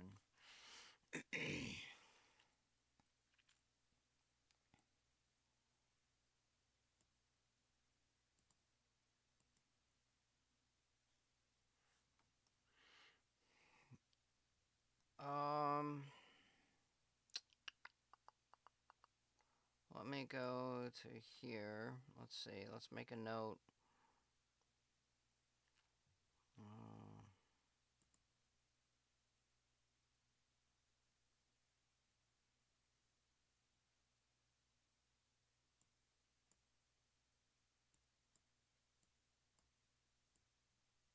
It's supposed to be an asterisk thing.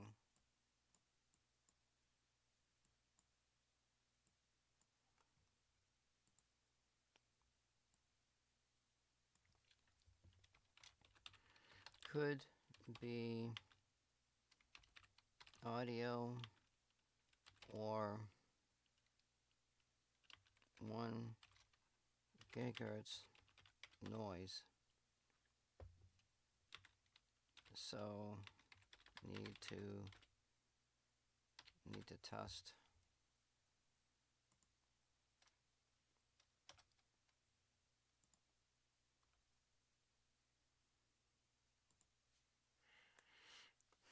They said to put a filter in there, but now I'm thinking,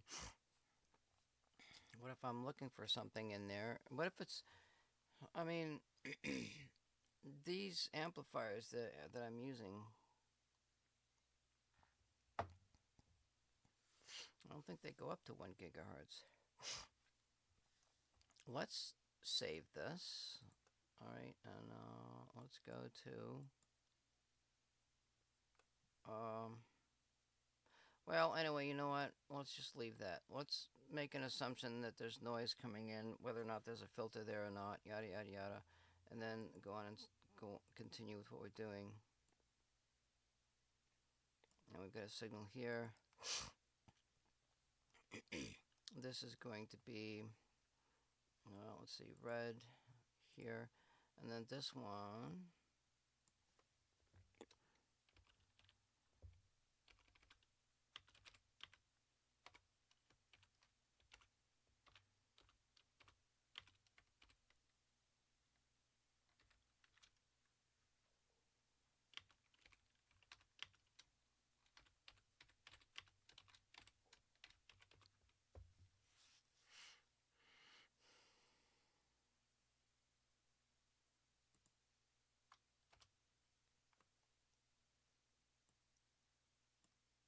I think that's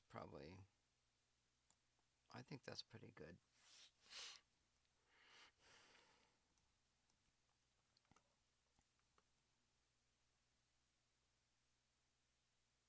You know what else we could do? Let me put an S in here.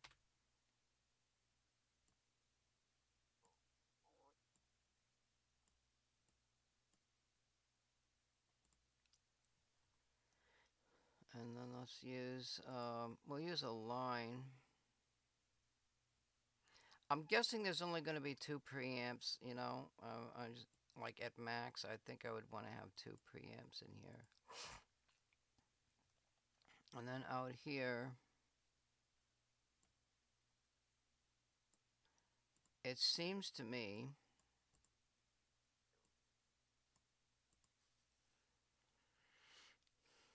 and then I could use another.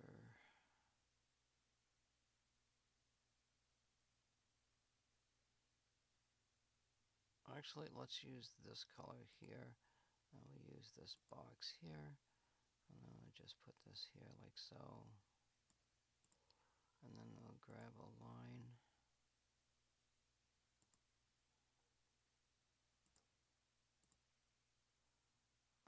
Hopefully.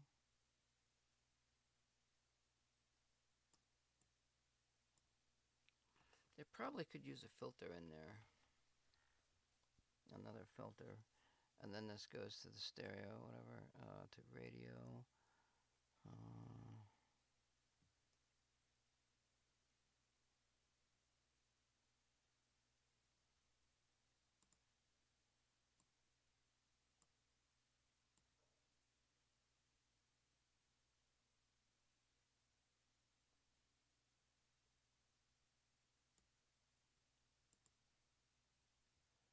Here, here.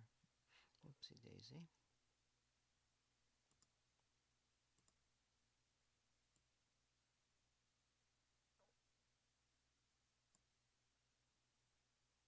It's crooked.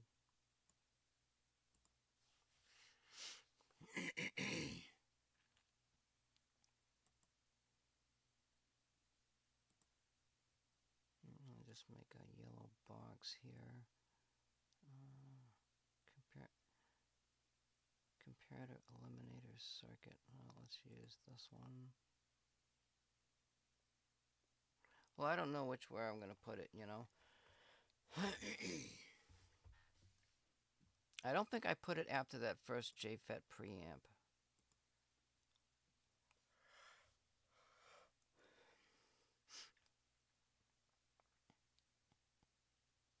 You know what? I think that's where I got to put it.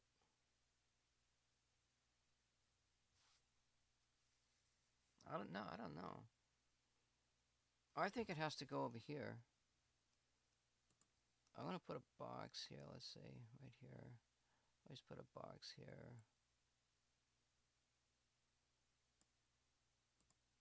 And then another line.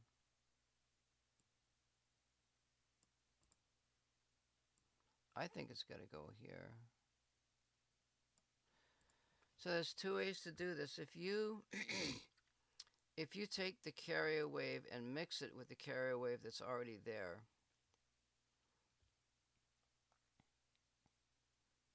now there's actually two carrier waves coming in here, and they're both the same frequency.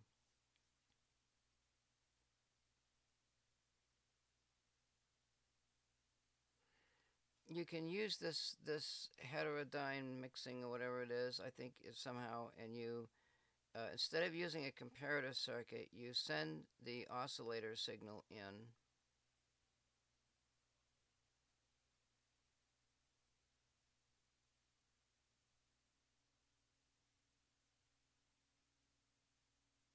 You know, I've got another idea, because this is part of it.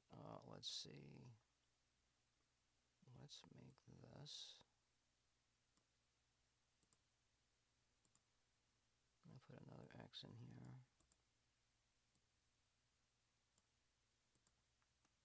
And then we're going to make another circle here. Oh shit. I made an X, didn't I?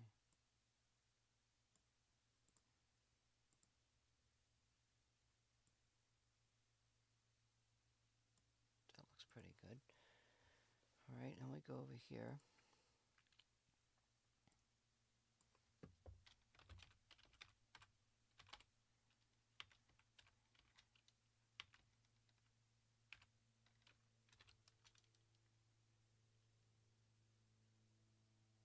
Well, that's really what it is.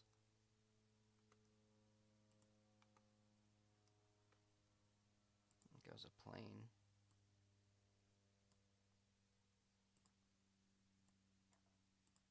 So this is a fairly high level, and the reason is because of the impedances. If you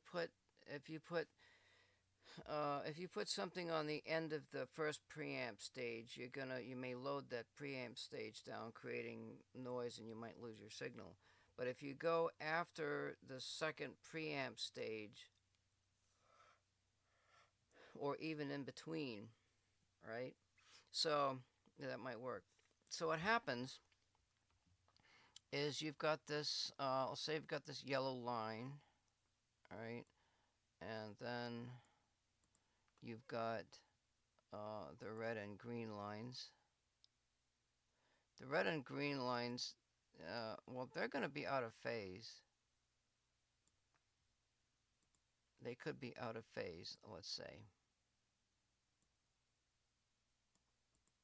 And let me do this. No, actually, it'd be the red. No, the green line.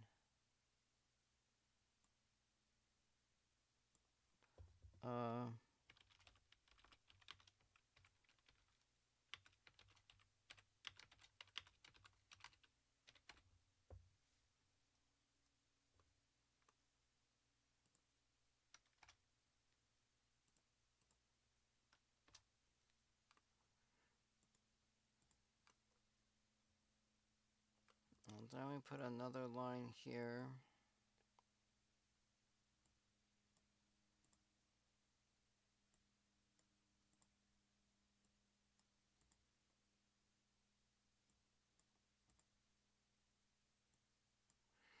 And so what happens, this carrier wave, let me think about this for a minute. It's going to be converted.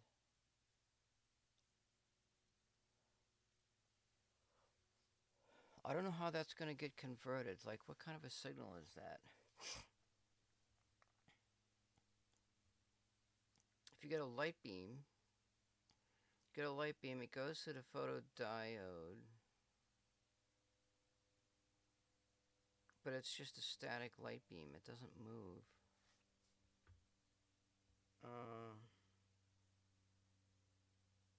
If it goes through, if the light beam goes through the slit, remember how it goes through the two slits and it creates that Fourier transform. So there's going to be, that Fourier transform is going to be there.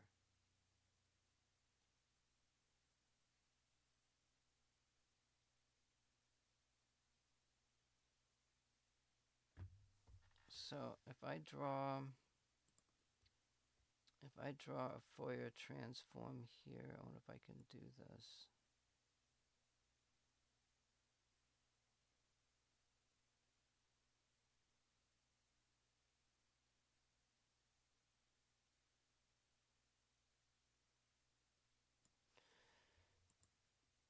Now, you're going to have Fourier transforms in the green.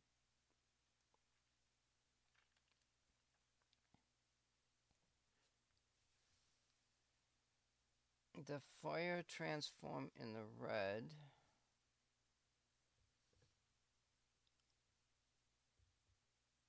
The red and the green.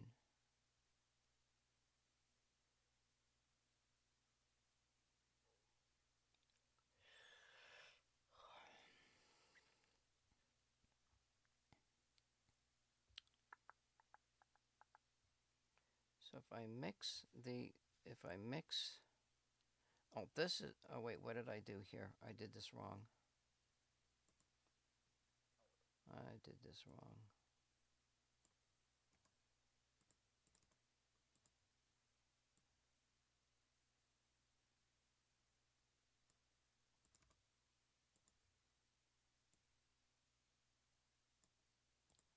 Let's do this again. So what we have is the VCO will exaggerate this a little.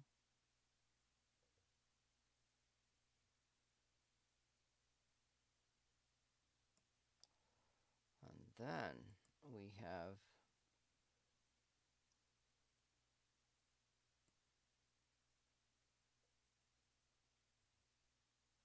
now I'm just going to show the fundamental component.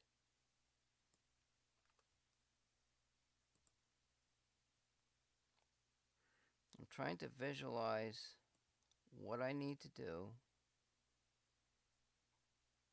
using the heterodyne technique of getting rid of the carrier waves.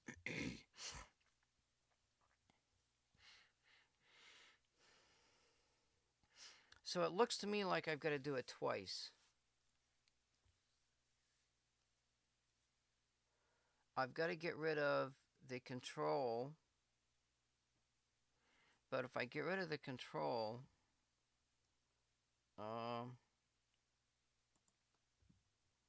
then I'm going to be left with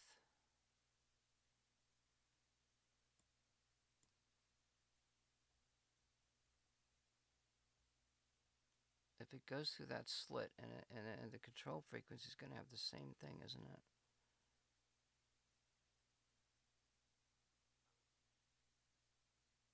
I think the control level, no, oh wait, no, let me just draw like this little thing here.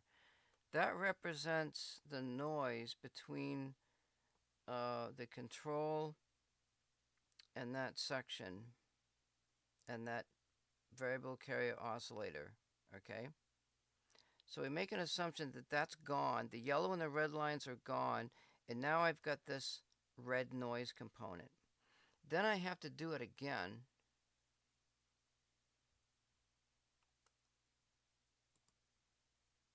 So this would actually be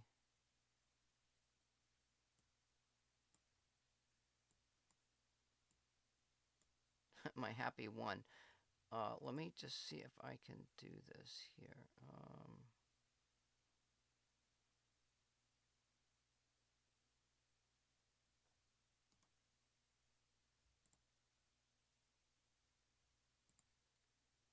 I'm having an idea as I go along here.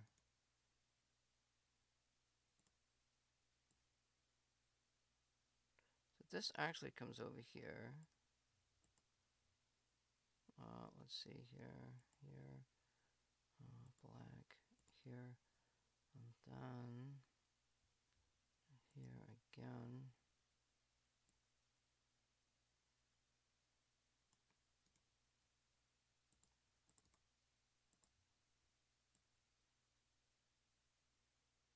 And that blue line shouldn't be up there, but I don't really care about that. Oh, that's not going to work, is it? I have to redraw it.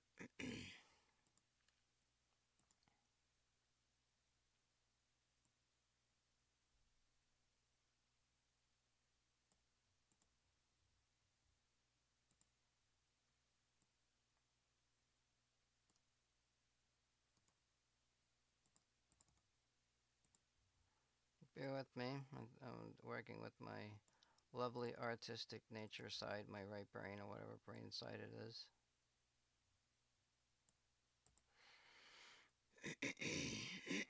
So go back to this color here, this pen, and then we've got the yellow carrier wave again. And then we've got,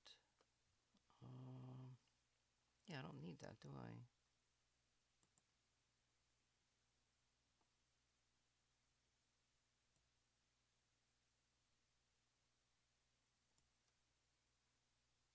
And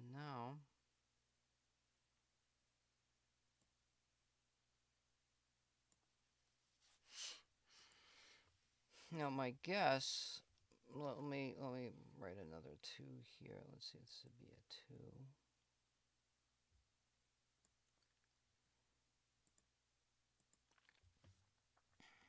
Now my guess,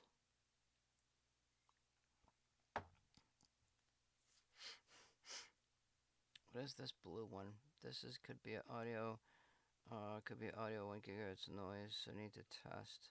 It's supposed to be a filter.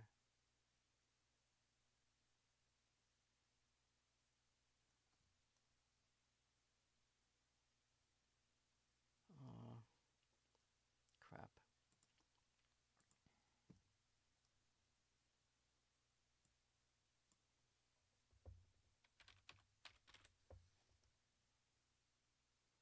That didn't work out very well.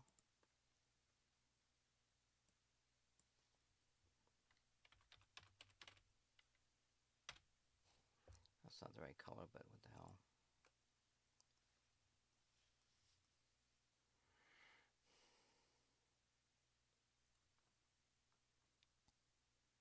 So that would be 1, wouldn't it? If I go to yellow, so this would be 1.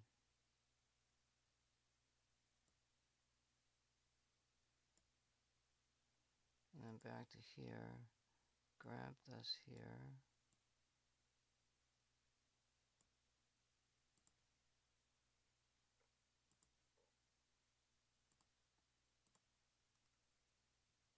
I wasn't planning on doing this. Damn it.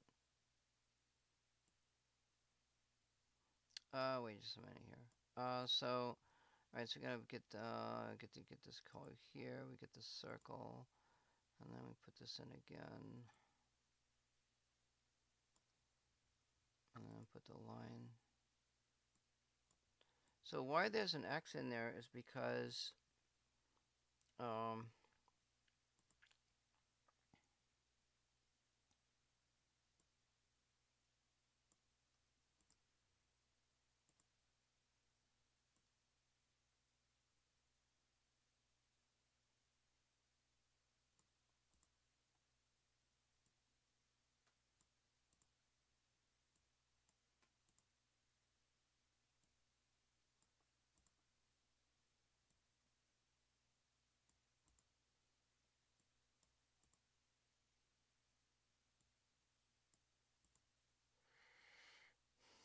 now the first two are going to be in phase. The second one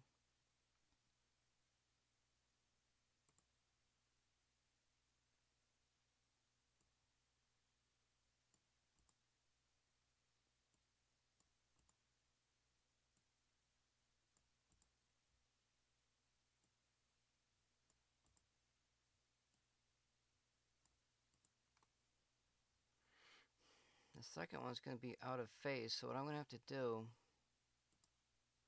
is put something in here.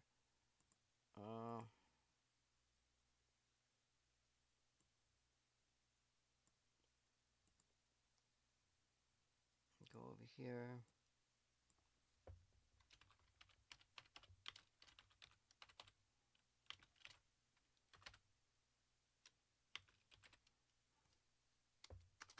Phase shift or delay circuit.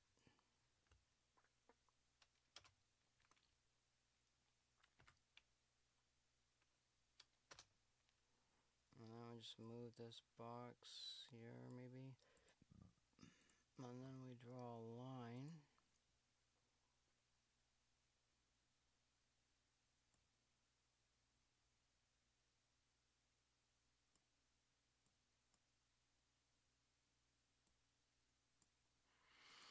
I go over here. I go over here. And this is VCO.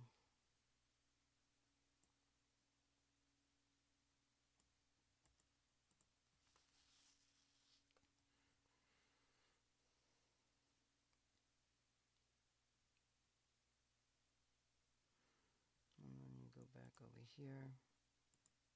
And here, and then you've got this.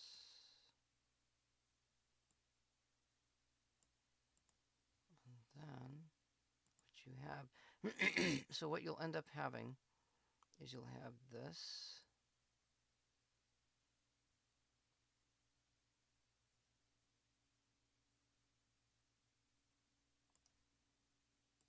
And then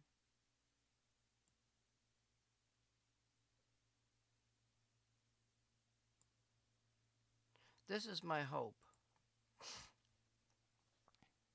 File, save. So what you have is you're going to have two noise sources, one of which you can filter. The other one, those are audio. Those are low frequency, maybe they're low frequency noise, right? Now, that noise, the red line, so let me write down, let me go back over here, if I can find a place to put this here. We're going to have to use a much smaller print. Oops, maybe bigger than that.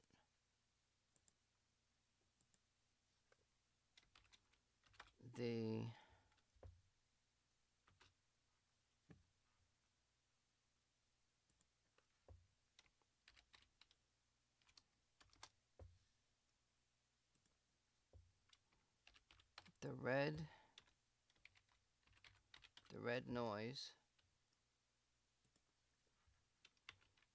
is the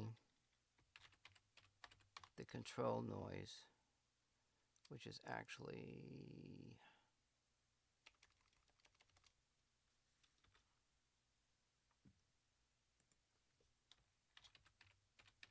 control noise. No, red, green. I don't know if it goes that way. Red, green,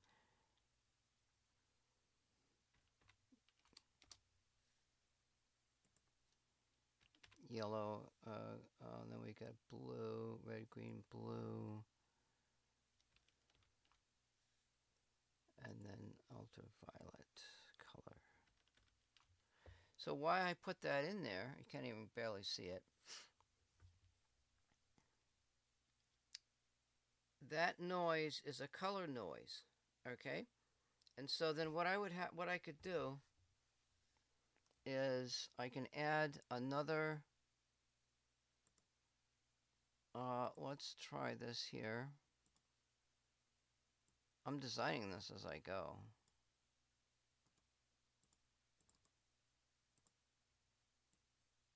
Because I'm realizing certain things that are happening as I build this. This is the second more complicated idea of getting rid of the carrier wave other than using a comparator circuit. So then we put in another box,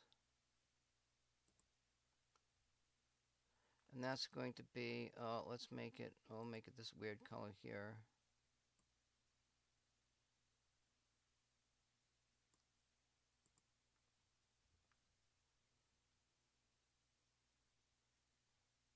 And then let's grab this.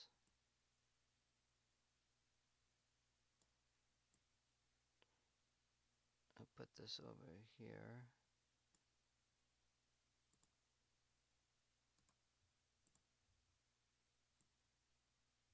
I'll get rid of that. And then we'll draw the green line. I like how it keeps the same sizes of the lines that you use in the whatever the heck you're doing, you know? So now this is going to be color noise. This is going to be a color noise filter. Let's see here.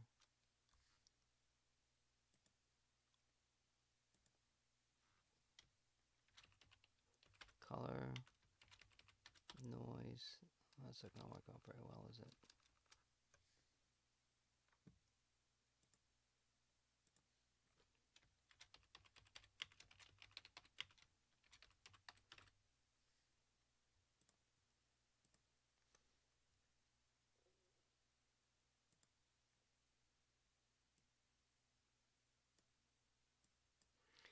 Now, I was thinking,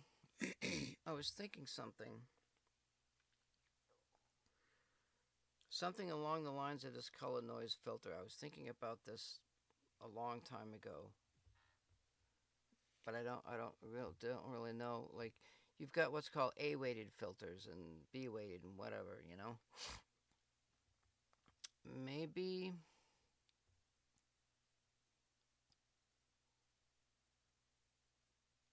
I mean, you can't convert it back to light and then back to electricity because you lose the energy. So if I know what the noise sounds like, if the noise has a different sound, and I make a copy of that noise, I run the two noises in together. So what we do is we'll make a box over here, and then we'll write some information over here.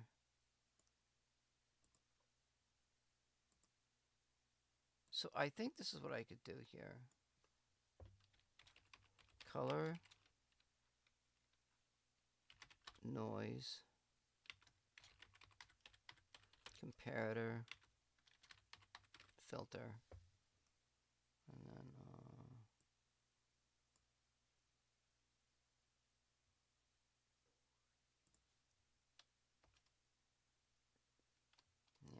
work out very well. It's fine.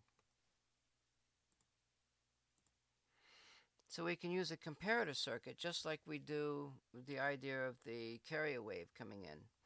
So we'll take the standard calibrated color noise level, we'll run that into the comparator, and then take the color noise from, so actually, you know what I could do here, let's see, I should do this. If I can do this shit here.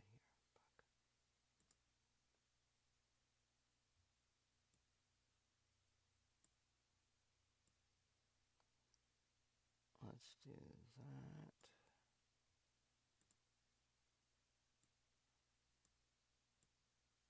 And do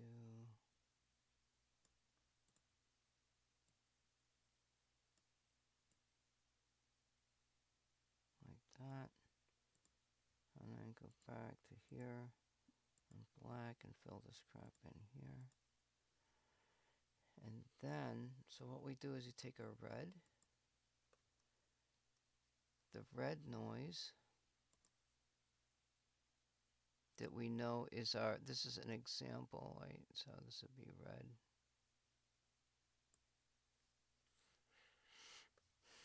And actually, we could do this here. And we could do yellow.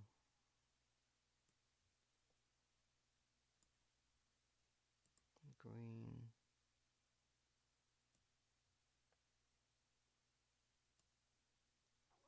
And then what's going to come out, I guess it would be purple.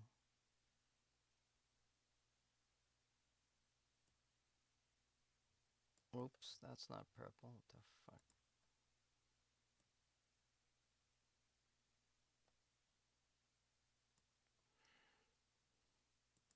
And then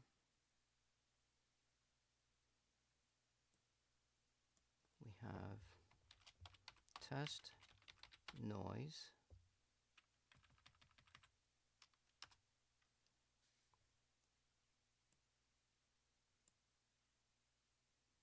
And then over here,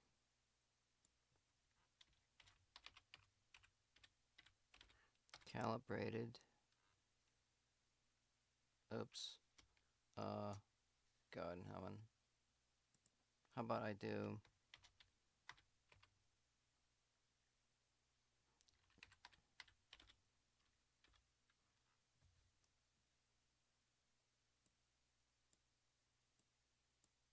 calibrated test noise, calibrated test noise.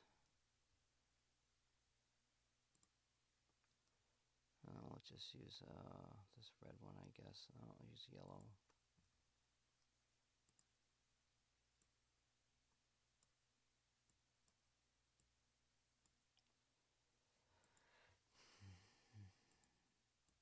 Good God in heaven.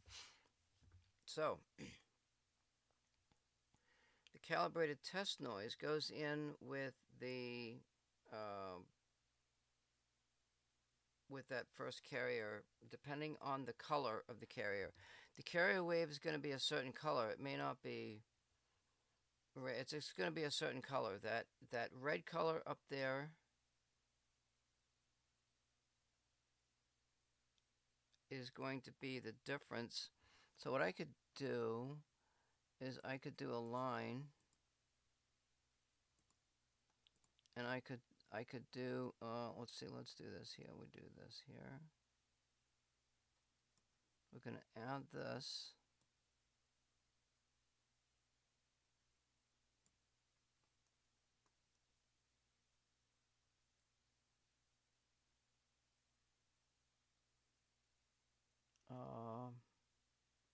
This goes.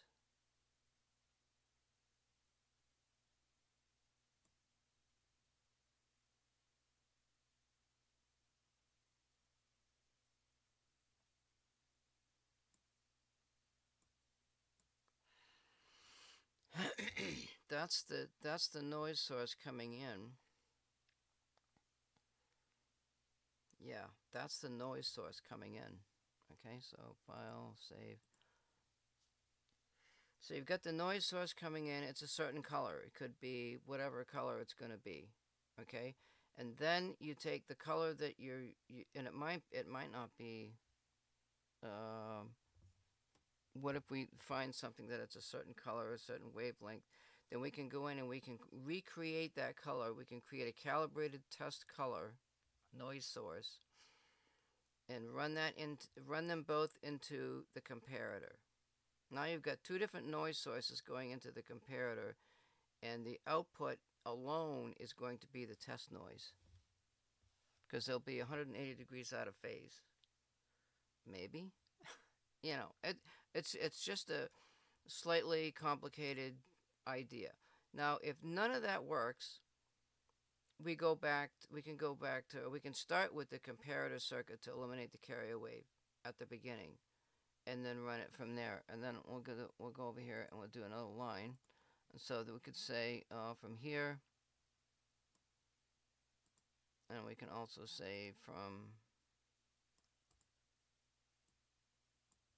here, and then we use a color that we haven't used before. Let's use this lime color here, and we'll make a circle, and we'll just put it there. And then we'll say way over yonder, let's see, can I move this again?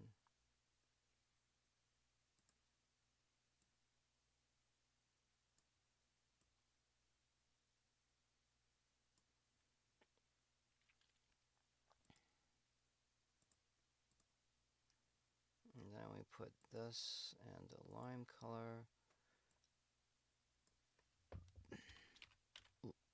Line level output. Line level output means it's the line that goes into the mixer or the radio. You could probably run it into a mixer and do some filtering and do whatever the heck you needed to do, I guess.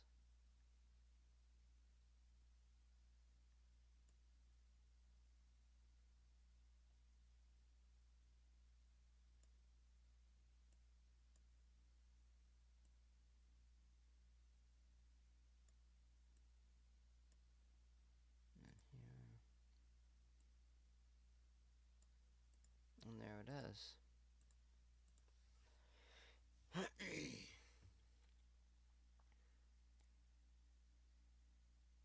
Yeah, that got a little bit more complicated than I thought it was gonna.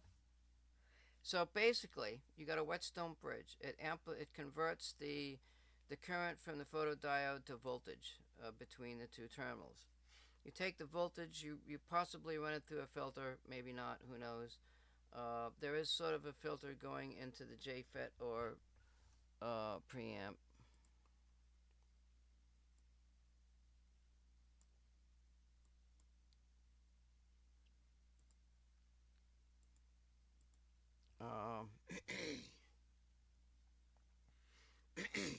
So the whole idea about this looks complicated, and it looks like, oh, you've got a bunch of stuff in there, it's going to cause RF interference and everything else.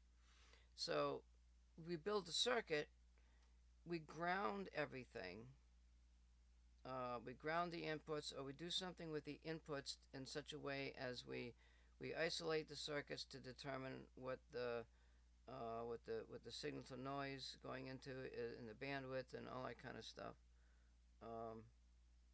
to find out, our noise level should be very low.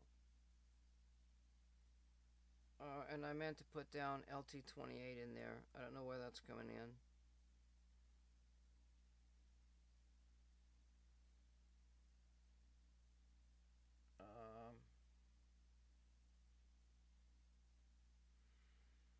I don't know if that becomes, if I put the LT28, it should come in before those. I think that's right too, because I don't know. Do I have another color? Let's see. Let's use, I could use this one and make a box. And then let's see, after the first preamp,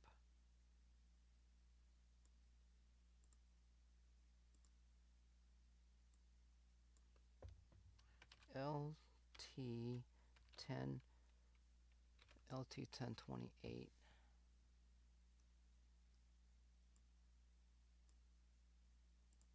Is what that needs to be right there. So I draw a line, if I can get over there.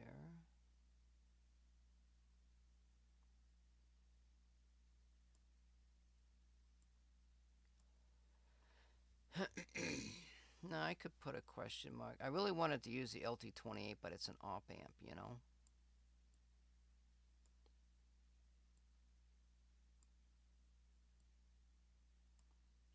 It's a very low noise op amp. Maybe the op amp could drive into the line level, you know. But an op amp's got a bunch of crap in it. The other transistors, which I did manage to forget a 2 in there.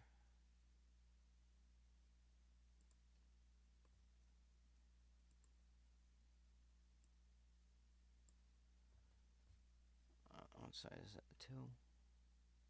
It's probably the wrong size, ain't it?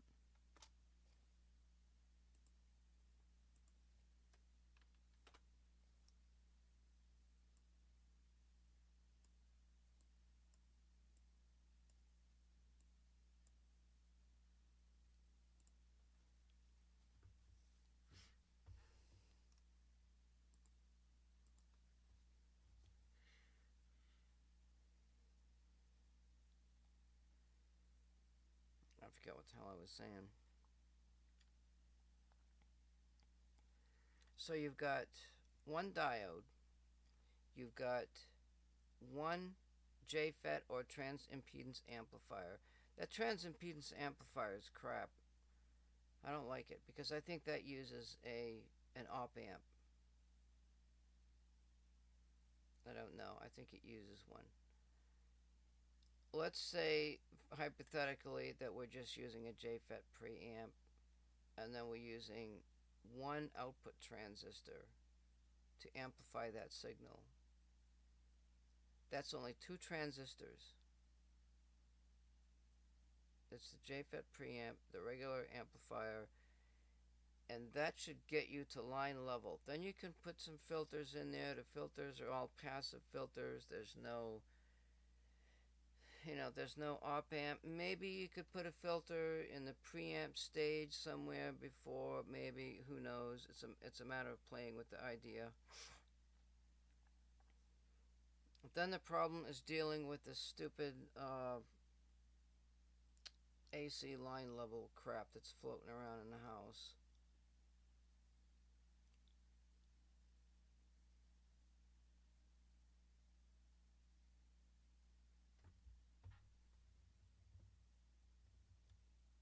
You know?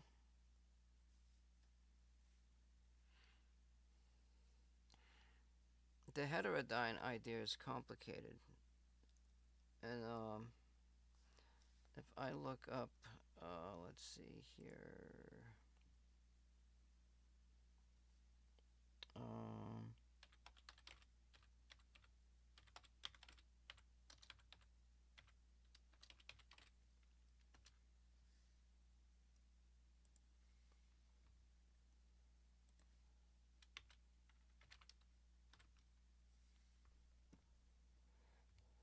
That one uses 2 oscillators.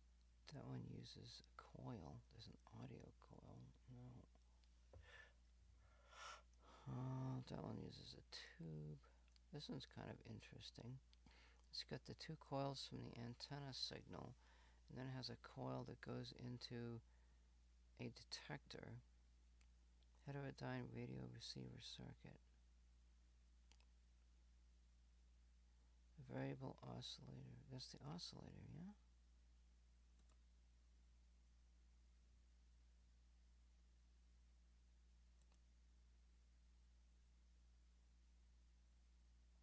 Well, that's just a picture.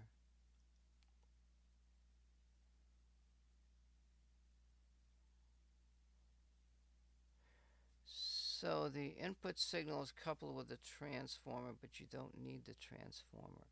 So you have a detector,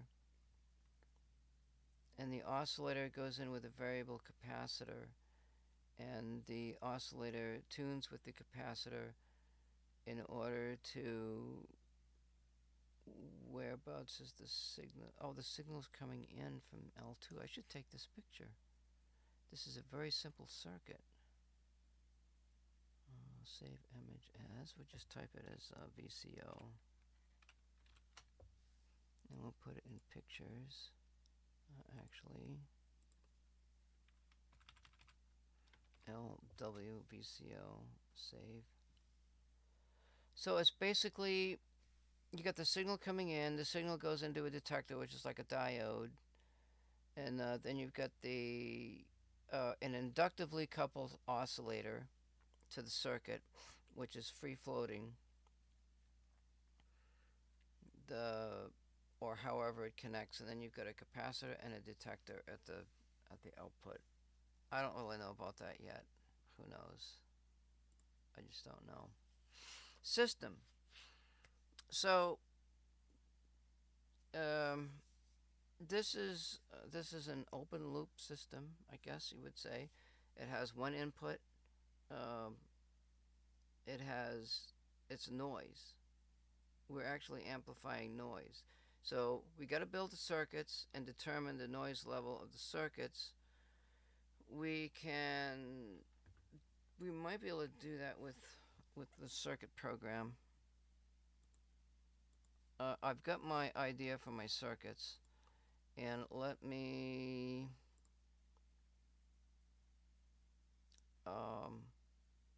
I'll just pull the picture off of the circuit itself and draw what's on here. That's an LED.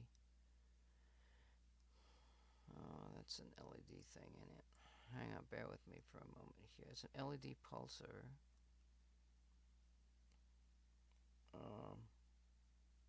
With a switch. The switch could be replaced with an oscillator, which is kind of interesting.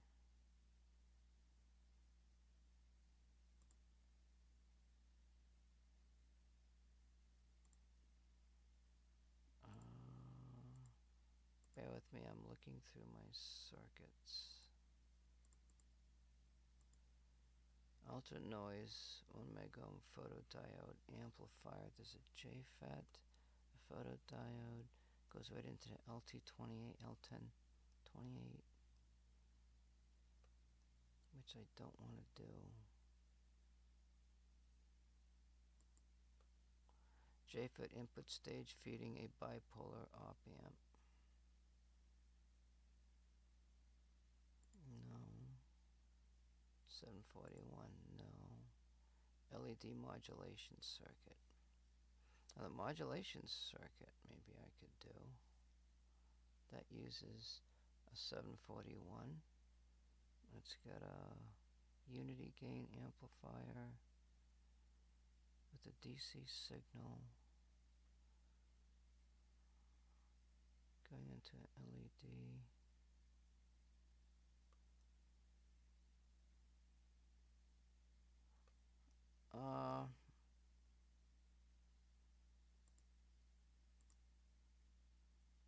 There's an LM386.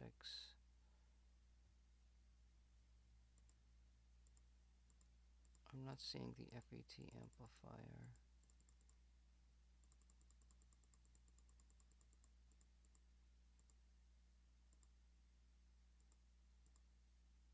I've noticed that most of the FET amplifiers have this like 2 meg ohm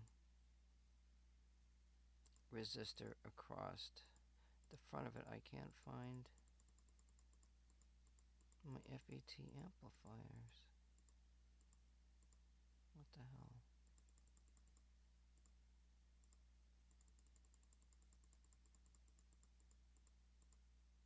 Oh, maybe that's in the circuit thing. Let me look at my... Let me go to my electronics section here. electric programs. There's the... Why the heck does that say 3819?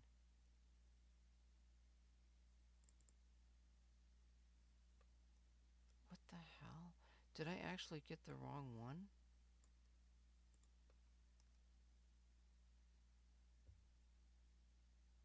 You know what? I think I may have made a mistake.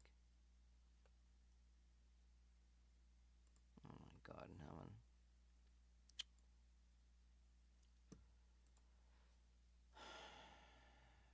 Two and 2819. This is not good.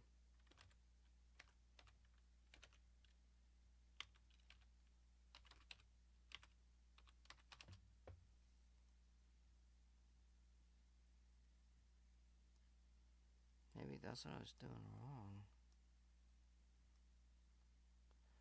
I thought it was a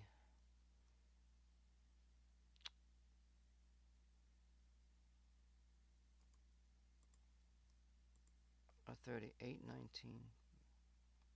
Oh my God. I don't want to look at your garbage. Let's see, what's this one here? There's a PDF here.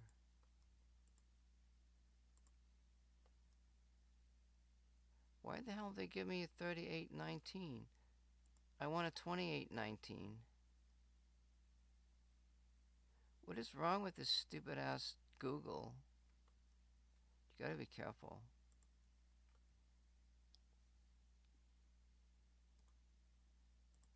Oh my God, they're all...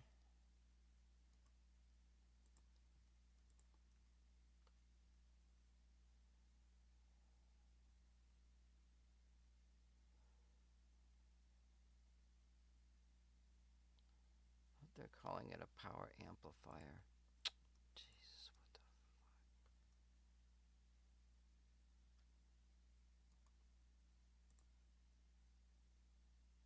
Something's wrong. Okay. Let's find out what the hell is going on here. I really gotta look for my parts, you know? God in heaven. Wait just a minute. I'll be right back.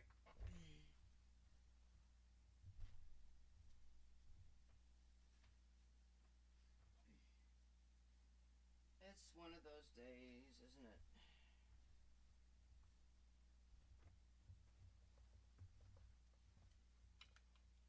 I can move this camera up. You can... Oh, you don't even see that well. Well, anyway. I don't even know what the hell I got now. You know? Was it a 3819 all this time, or a 2819? I don't even know now. That's how bad my life is right now. I swear it's a 2819. Alright. Oh, I've got another board there that I totally forgot about.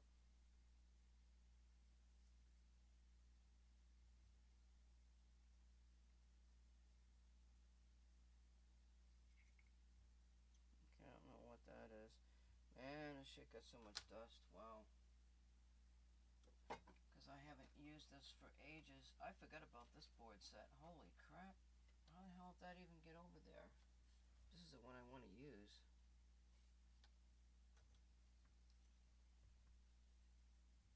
Yeah, I like this board here.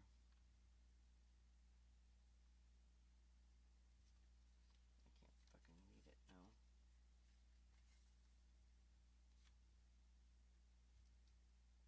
Jesus, there's so much dust on here. Oh my God, are you seriously shitting me? What the hell?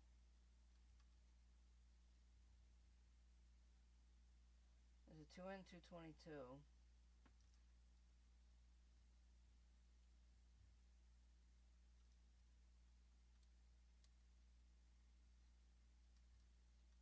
Man, I gotta dust this shit bad.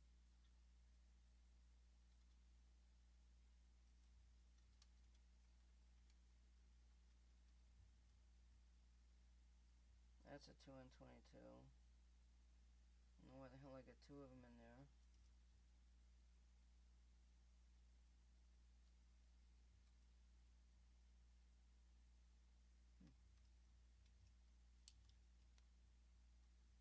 That's a 3819.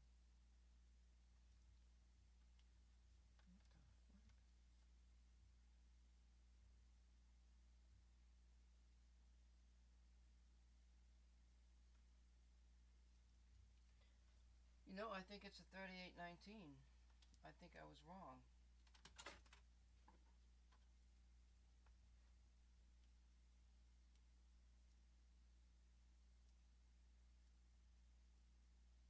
I don't know what that is.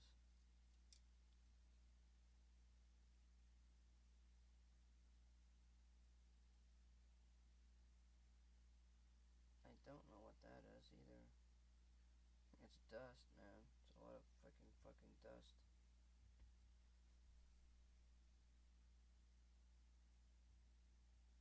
There's a timer.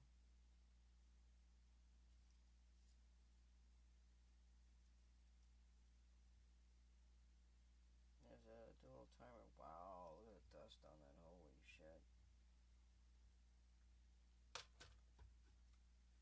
So you've got here 2907. There's another 3819. Yeah, I'll be damned.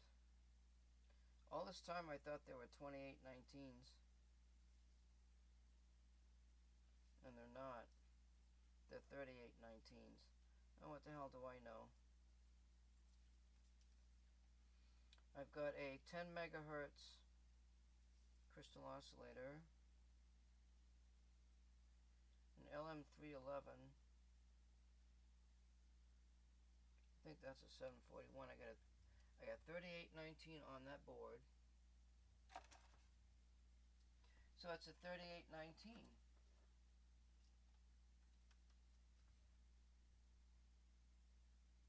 I want to use this board, but this is a really nice looking board.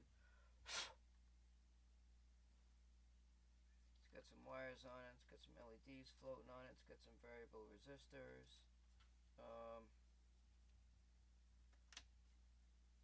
I don't have the little adapter things that go on here for my voltage, but I gotta dust this off. What is this up here?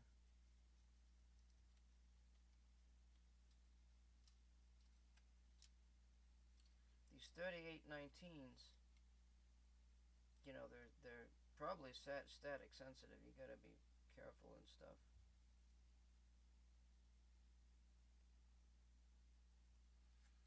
I can't see what the hell that is there.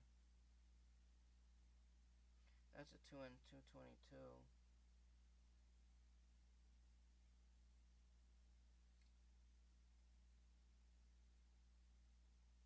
That's a 50K. Oh, there's one here.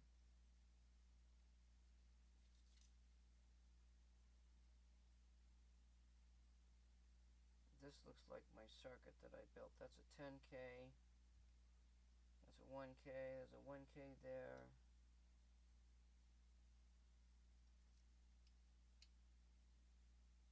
A capacitor that's pretty well flattened out.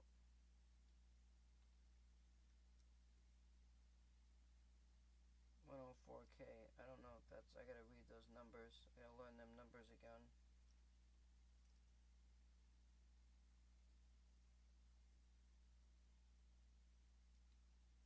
It's a 100 ohm.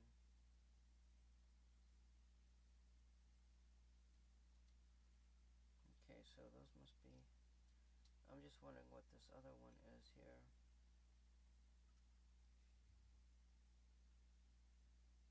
That's a 2N 2904. Oh, I think I tried to build LED flashers or something. I had three yellow LEDs sitting there. That's a 2N222.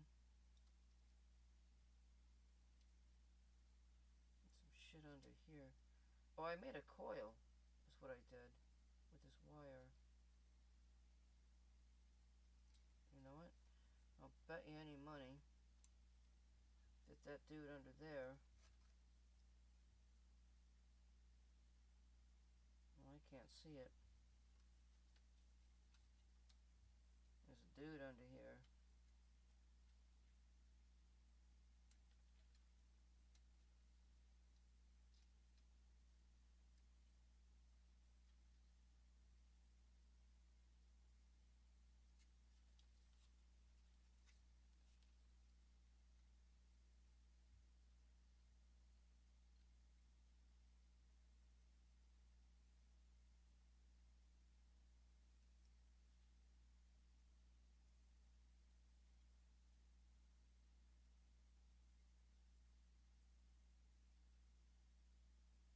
Fuck, I can't read it.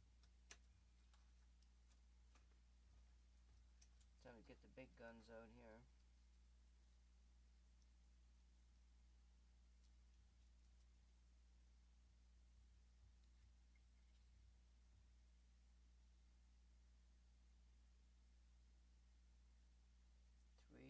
Looks like a 3904.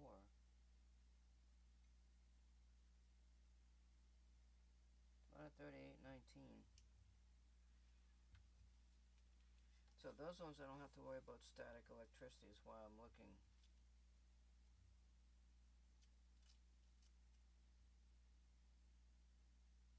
Two N 222, 2N 222. 3904. That's probably what that other one is. So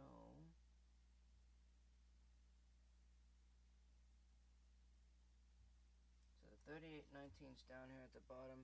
So all that stuff can come off can come off on the top. Let's grab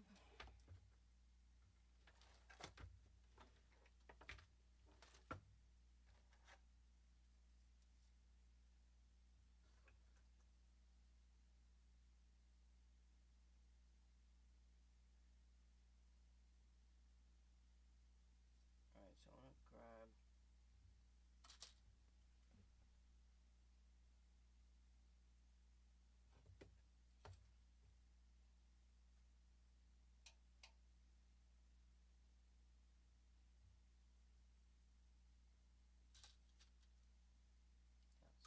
here.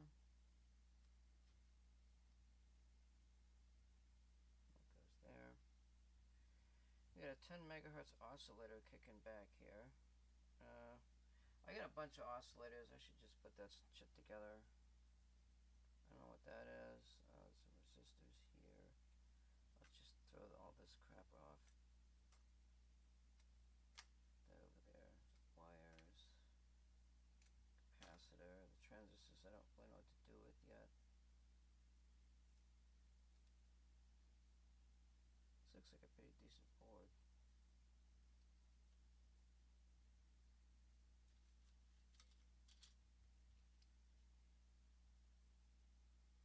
I'm not sure what to do with the LM311.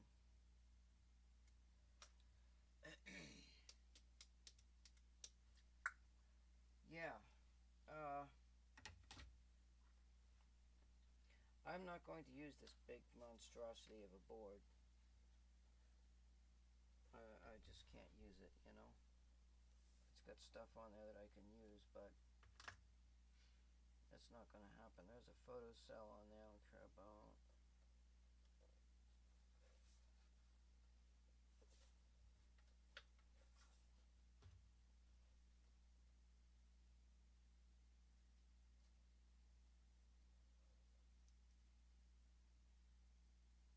That one I have no clue. I've never looked at this board before. 7440 RS555. There's a timer there.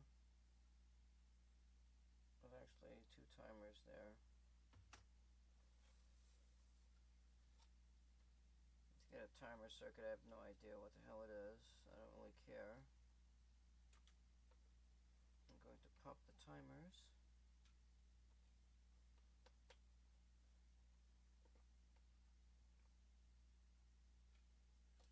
Don't have to worry about static sensitivity on those too much. There's some digital boards. Those are LEDs. I don't know what the fuck those are. There's a switch here, which is kind of interesting. I don't need that. I'm gonna pop the wires.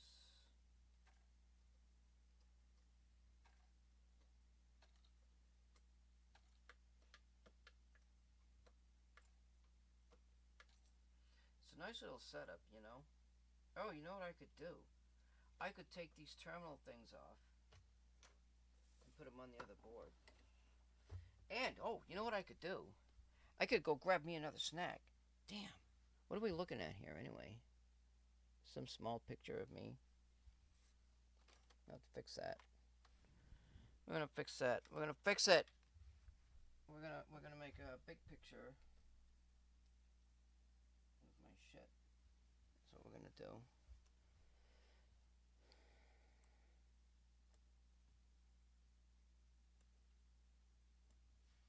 I'm telling you, it takes a lot of crap to get me motivated to do this, I guess, for some reason.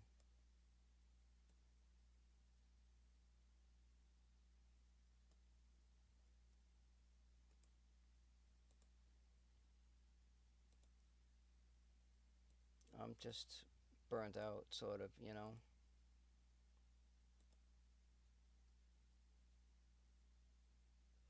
They don't look too shabby, huh?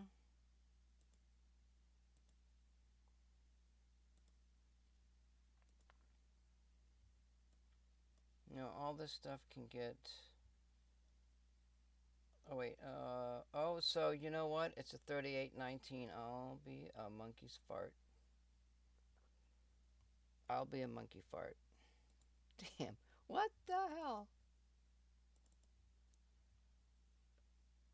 3819, Silicon JFET. Why did I think it was a 28? Oh my god in heaven. Alright, this has got pin designation, but no circuits. Fuck.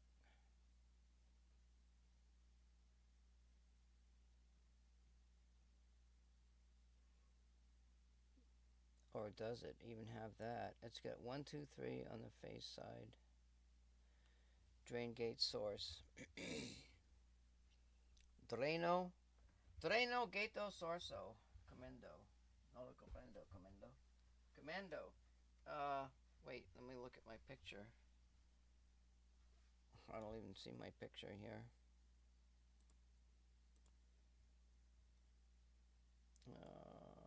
Where's my... There's this... Did I take a picture of that? Where the hell is my OBS? There it is. It could come down a little.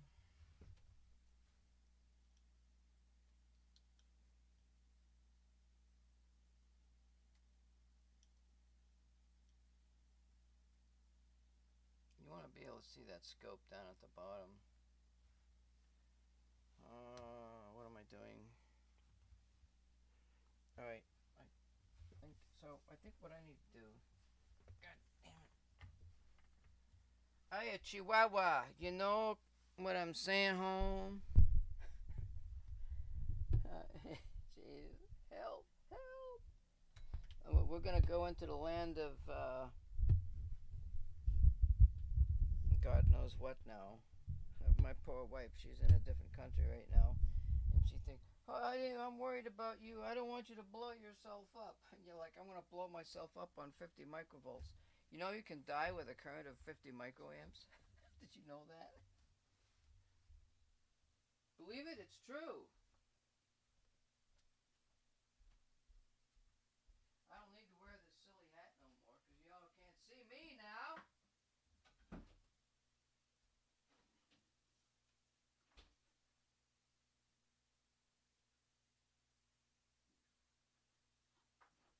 I think I'm going to have to go to the store. Damn it. I want to be an airborne ranger. I want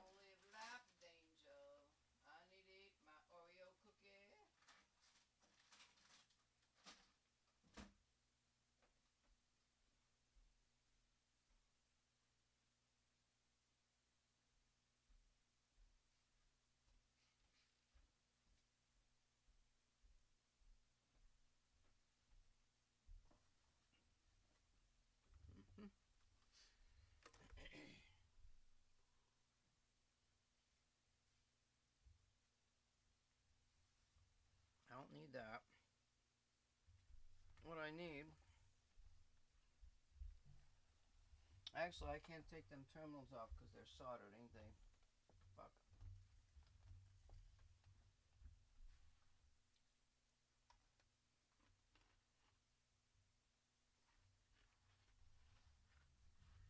Hmm.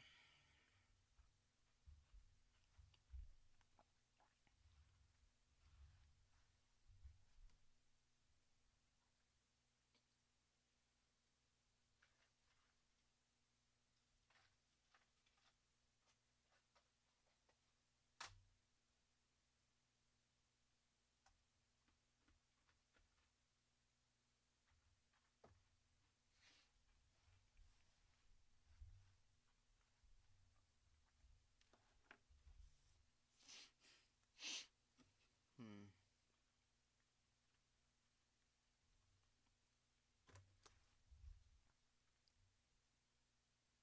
I don't know what to do with them yet.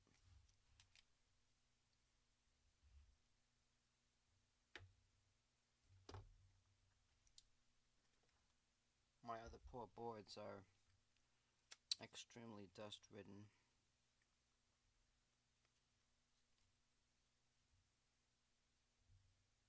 Okay, that's a 3819. I always ground myself.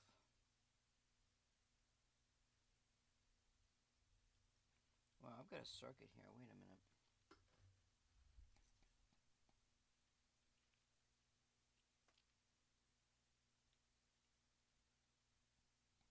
Oh shit, what the hell is that? Oh my god. What the fuck is that? Oh my god in heaven.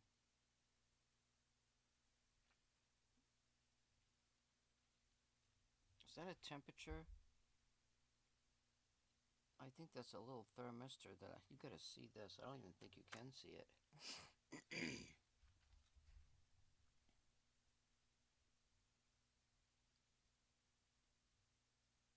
Yeah, I don't think you can see it.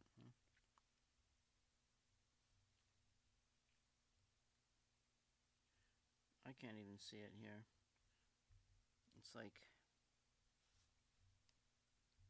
right there where my finger is.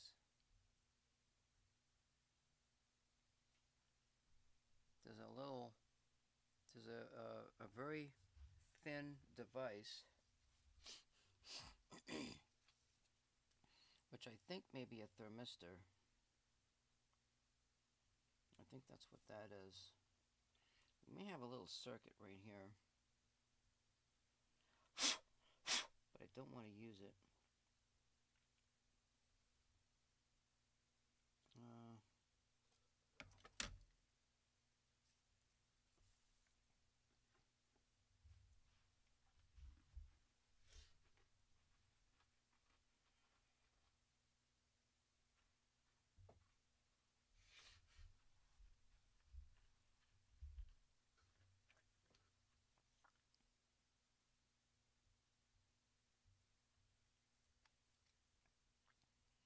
That's a 500 ohm,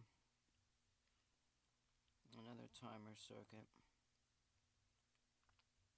2K.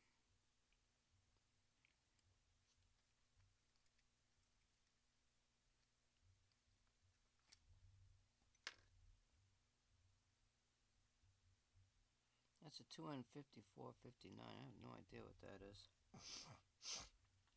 Where'd that other board go?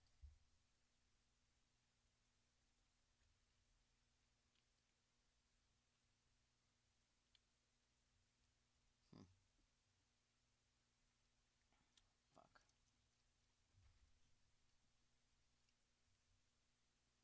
That's a 555.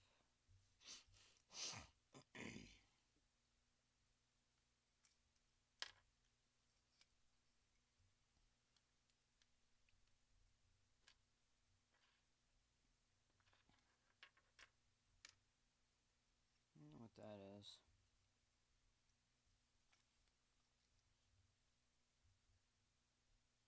I don't know what that is. That's a dual timer circuit, which I ain't gonna worry about. think I'm just going to pull these resistors.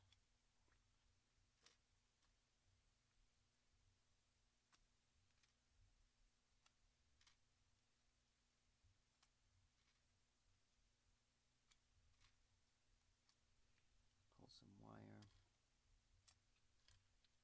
There goes my dual timer circuit all to hell. No, I'm just kidding.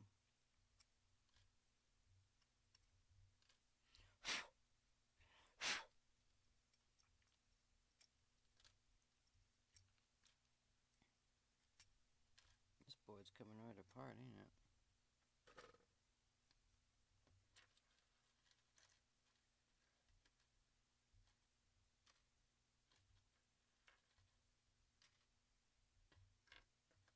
There's some variable parts in there, but I really need the big one. I need the one that's 1 meg ohm.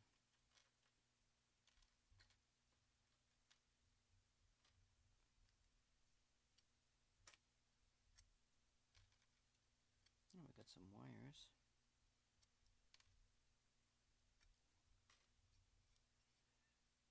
So I probably don't have to worry about anything here, do I?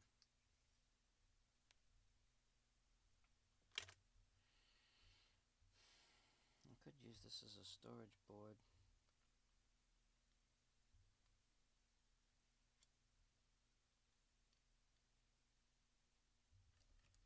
And put the timers on here. So there's a way these integrated circuit boards work. They have little dots, or they have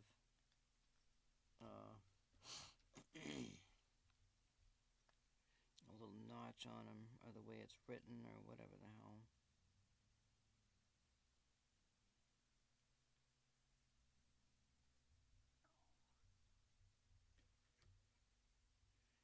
When you put them in the boards, it helps to keep them from blowing up due to static electricity,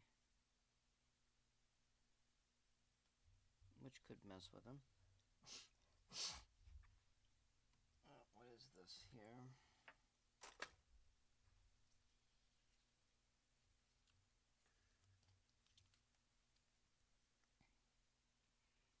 $74.04, what the fuck that is. 74, whatever the hell that is.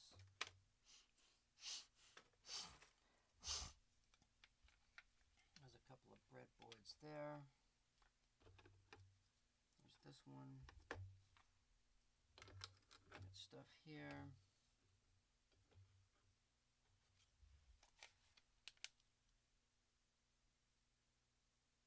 That's a 741.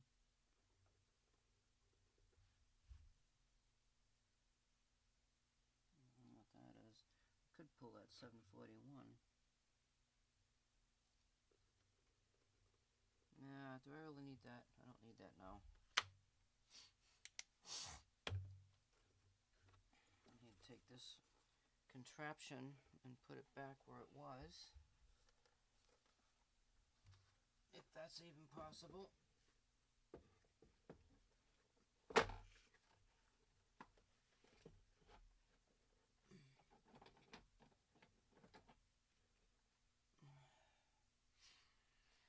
Okay, now we're making a little bit of progress here. That's one of my favorite burps. Yep, that's what it was.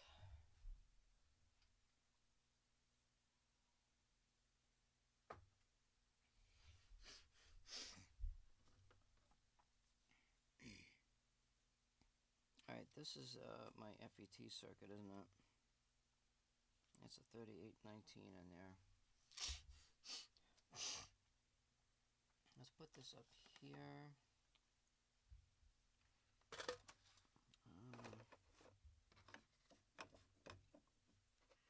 This crap really shouldn't be there. I got a 9-volt battery. I got some more miscellaneous stuff sitting around here.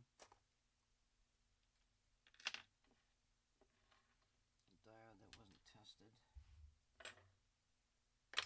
Tool. This is going to be my test board.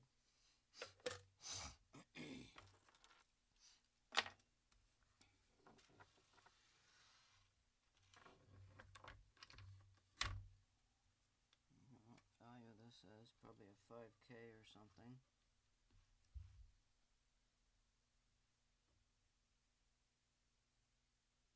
Yeah, I don't know what it is.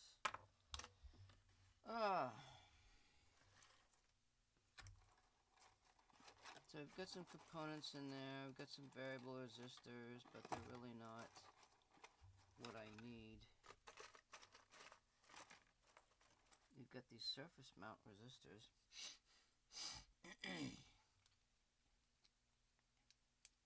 Which would be nice if they were larger. Well, that's a 10K. That's not too shabby.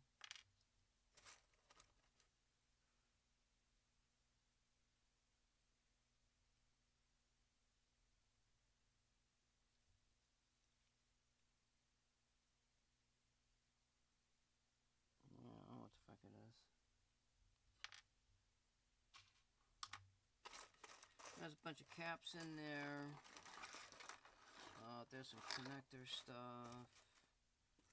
And there's this light bulb, which I really want to do something. Well, actually, I could put that right up there.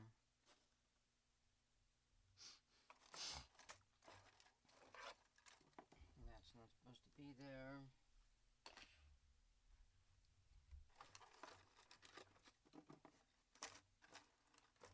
And I've got some connectors in here, which are not supposed to be there. I need a type of connector that's got the little screws in it, but none of these have them.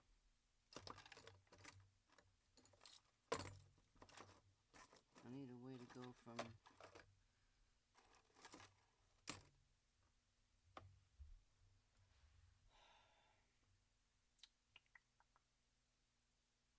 we got the JFET, we got a bunch of resistors.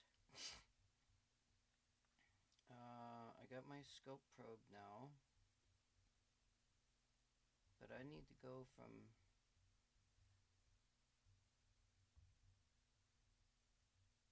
I need to look at my cables.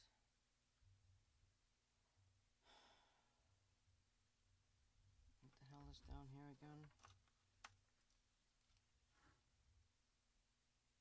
That's a 3819.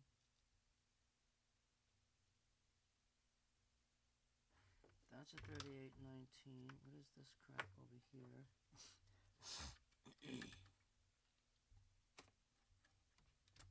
These are power supply lines. Jesus, it scared the fuck out of me.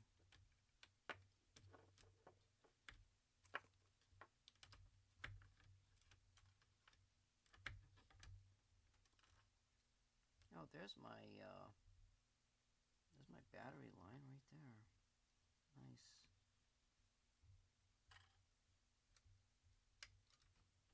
Well, let's take. I've got a circuit already here. Oh shit! You know what? Where did that board go?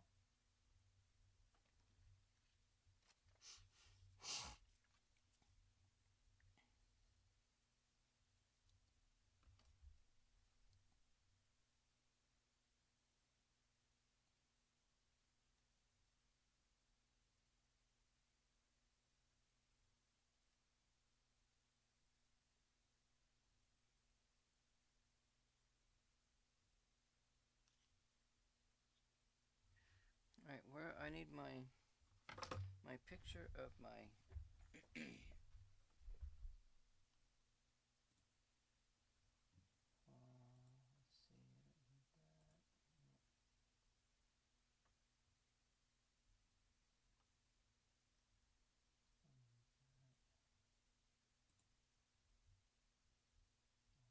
Oh shit, I screwed up, didn't I?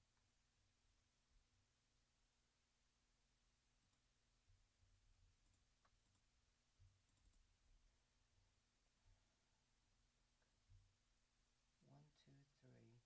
Drain, gate, source. So the gate, the gate's in the middle. The gate's it's the controlling thing. And, yeah, we need that circuit, don't we? I don't have one.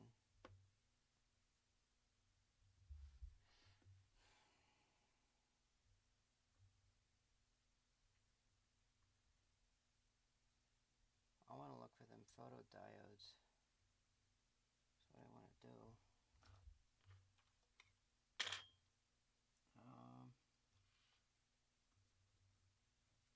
So if I look at the circuit that's on here, I could probably...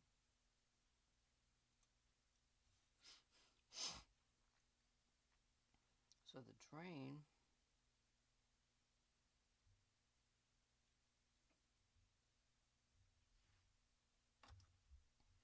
The drain is on the left and it's the output, which is kind of weird. And that has a... I think it's a 1K resistor, and that's like 100 ohms. The gate has a 100 ohm resistor, which is over here.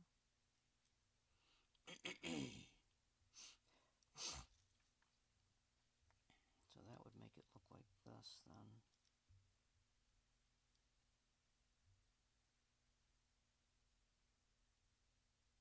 Oh, that's got a color on it. Are you seriously kidding me? Yes, it does. 3819. It's got colors on the outside. They are red, purple, and purple.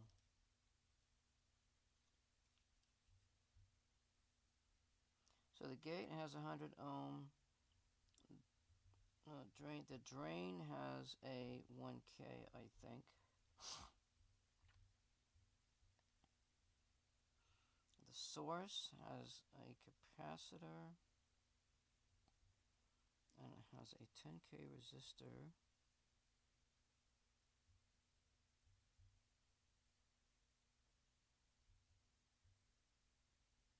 There's a very large resistor here, which is like a 1 meg ohm. It's probably used to test the input. No. I got a bunch of resistors over here just sitting there doing nothing. So I think what I want to do, I want to go ahead and discombobulate this, because I want it off of this board.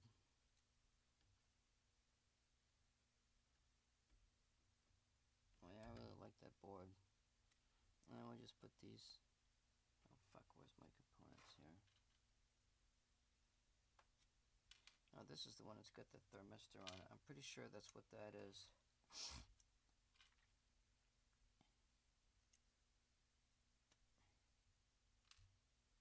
And to get that off,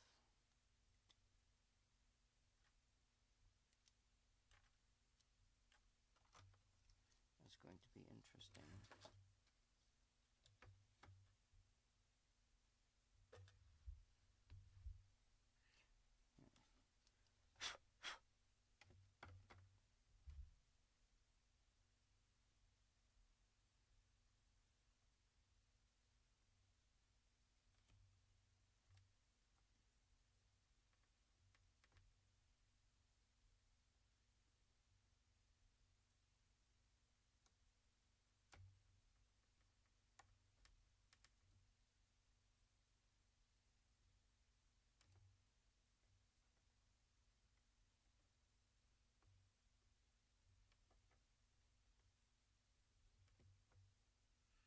Okay, I've got that off.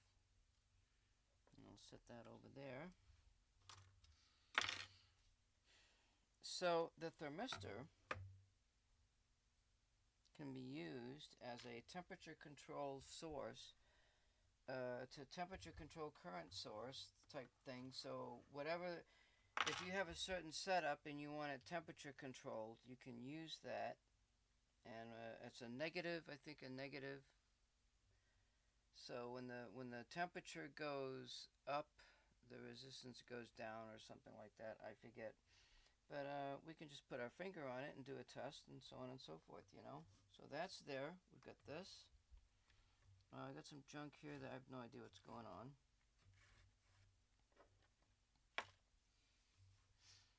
And we need my whetstone. Let's see, we're just doing the FET amplifier. And this board is now empty, which I'm going to just conveniently deposit over here.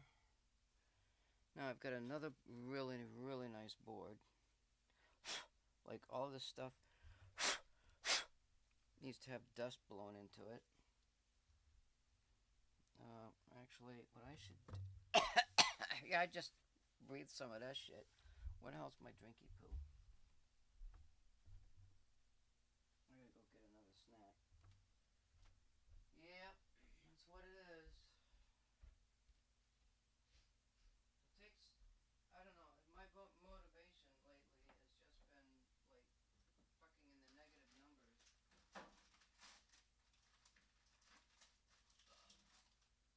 I work 3 nights, but I do have time in the daytime.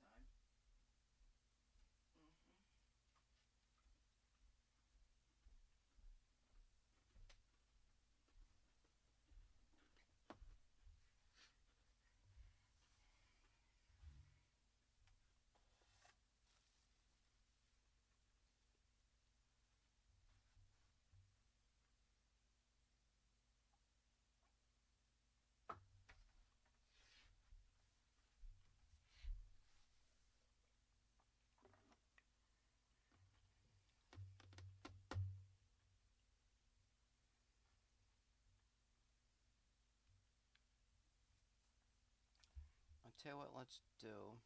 I think my specialty items like the photodiodes and stuff, I think they might be, I got different places to look for them. I'm going to take this board. We may not actually, this stuff here should probably also be moved.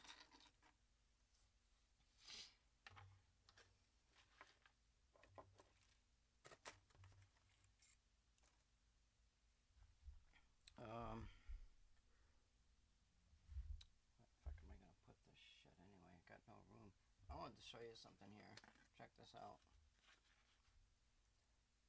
Pretty cool, huh? I got a few of these plates, and we're going to cut them up, and we're going to do some testing with those. Cool beans, yeah? What's this thing here? DTS 411 transistor. What in God's name is this? It's a power transistor or something. Like, what's it doing just sitting there? We've got a nice, very large 50K resistor. I got some really cool stuff. This is actually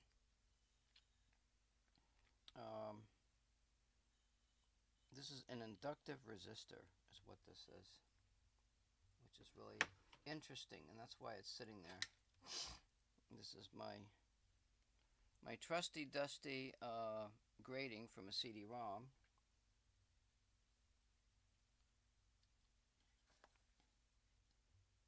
And let me just check out my flashlight here. We've got some things that sort of needed to be sorted. And one of them happens to be a circuit that I was supposed to test when I was on a job. So the stuff that's in this box right here, I saved for, oh my gosh, 30 some odd years. There's like 30 years of stuff in here. And wait, this isn't the box. Wait, I think it's inside this paper. Although I don't feel the circuit.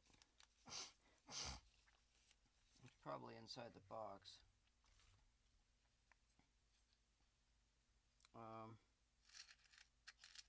I don't remember exactly what it was,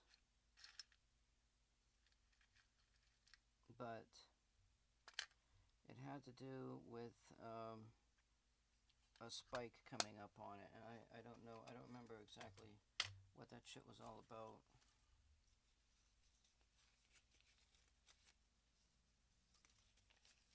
Let's find out here, shall we?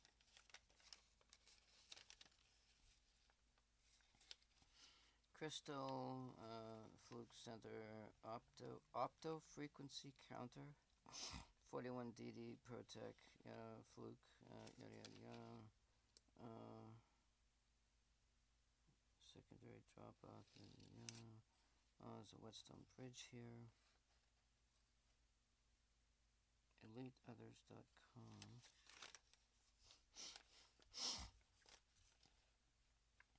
Test VCRA camera flash life insurance. That shit is there. This may not be the box that had the chip in it because the chip was inside the paper. That I do know.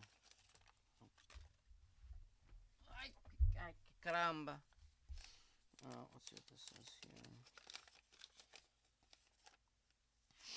1 kilohertz sine wave, etc., etc., etc., yada, yada, yada, DC, yada. Need 1/4 to 1/2 amp fast fuses, yada, yada, yada.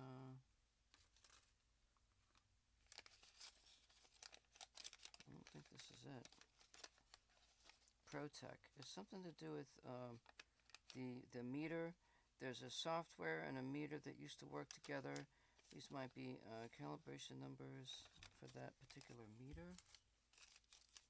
It's ProTech software that connects to the meter, and you can use it as a like a digital a means of recording the data. I don't think this is the one that has the problem that I was trying to deal with. It does have a bunch of ICs in it though.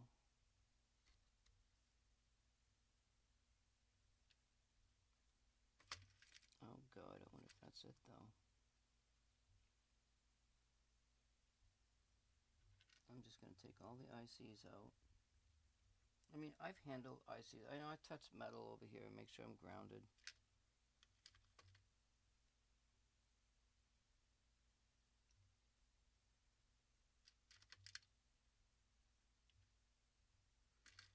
No, it's got...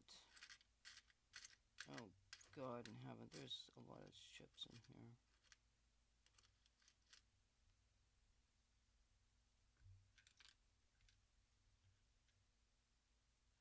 Now, one of these might be the LT1028. I don't know. But we're pulling them.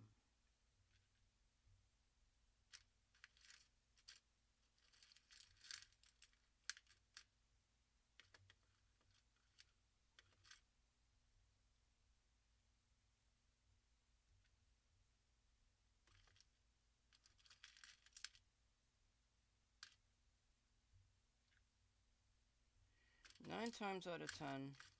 Oh, look at this. Isn't this nice? There's a little variable capacitor right here. Nice, huh? You can't really see it. Too bad. So sad. The other thing that I really like is the fact that I've got canned transistors, right? And if I can find the transistors that I need for my project in a can form, you know, I could order them, but I spend so much money on crap. Like, I really don't need to do that, you know? So then what I can do is I can put the heatsink on them and cool them. And I'm only using 2 transistors, okay, in this whole project here, theoretically, plus these other components. I don't know why that big ass capacitor's in there. That really shouldn't be in there either, but I guess it has a home. I don't know what that is. That can stay in there. There we go here.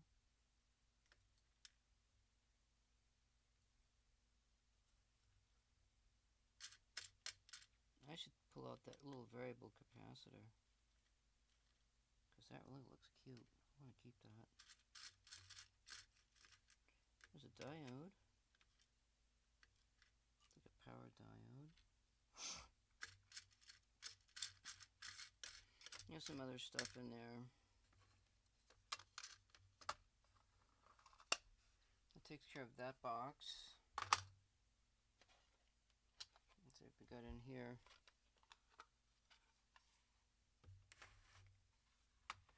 I don't know if you can see the box that I'm working with. What are you going to do, Oh, there's another variable capacitor there. Power transistor. I've got. Let me go ahead and take a peek here. Oh, I found an LT1028. Oh, it's a TLO82. I really don't want to use these, you know. Timer, so on and so forth. Right now I'm looking for transistors. Ooh, what's this here? This is a relay. Some sort, 4K center tap coil. There's some RF coils in here. There's a crystal, which I don't need. Ow! I burnt my scalp on the phone. On the phone. Yeah, right.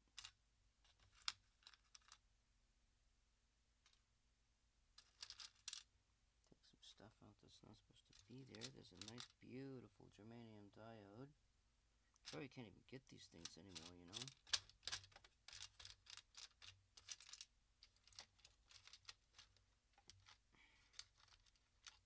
Just sorting a few things out here in the boxes. And we'll get to the good stuff momentarily. Like I said, I'm looking for transistors.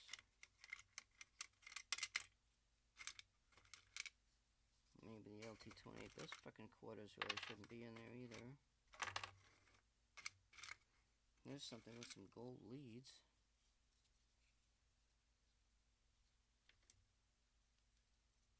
I wonder what that is.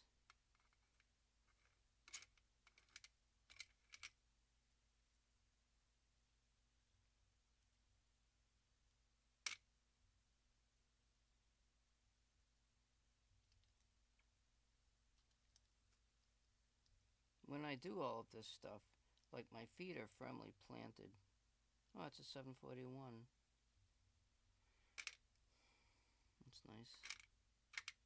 Like, I don't move my feet around, you know. What the fuck is this thing here? Oh, there's a little needle pen.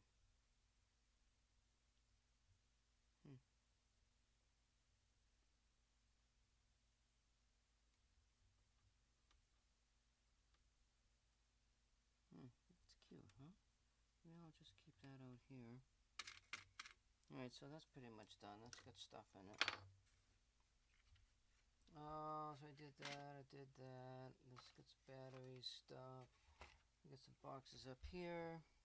I really should have a little bit more room for my Shiat. That's supposed to go back in that box. Which is where? Right here.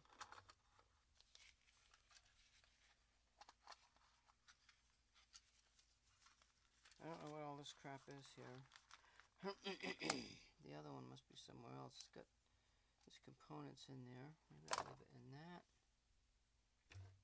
Okay, let's see what we got here. There's nothing there. I'm taking out these little wire leads. Oh, fucking hell, what is that? Fuck. That's a coil that I made, I guess, and I stretched it. I made an air coil. Yeah, I'll just leave that in there. I don't know what this is.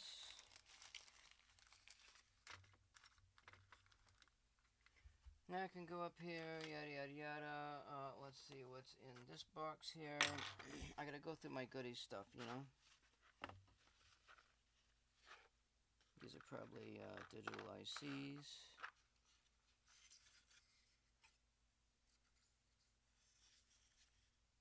I don't know what that is. An 80. It's a Z80 chip, microprocessor chip, which I'll probably never use in my lifetime.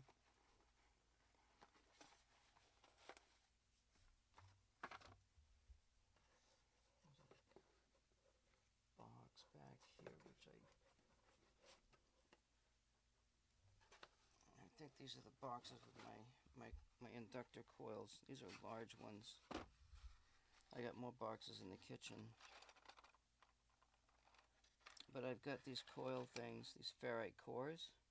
I got a bunch of these, and you know, we're going to do something with that when we get to the magnetic portion of the project testing. Okay, this goes back up here.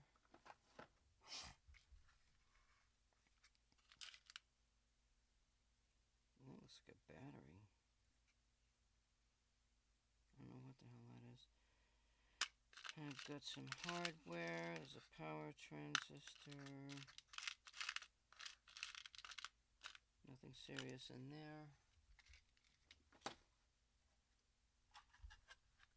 I've got a beautiful speaker in here. I'm trying to preserve my damn speakers, you know. Not so easy to do. I've got some wonderful brand spanking new power transistors. We will be using those for creating our ultrasonic generator. That's a CD chip. Now these guys, I got some gold-plated transistors in here. There's a screw, it shouldn't be in there. That's a computer screw, actually. Put that there. I wonder if I can just actually get in the box here. These are M417s. I've got a bunch of M417801s EBC. So those are either NPNs or PNPs. There's a bunch of those in there.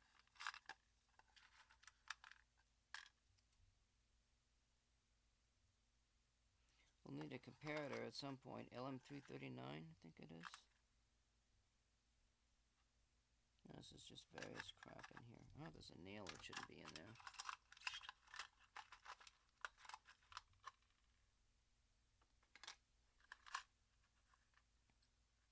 Yep, these are probably all the same. There's a power transistor. There's some other circuit things in here, but I don't think they're... Yeah, these are just 70. These are digital circuits. That goes up there. Let's see what we got in this box. What is this? 20 10K linear pots. This is for my MIDI setup.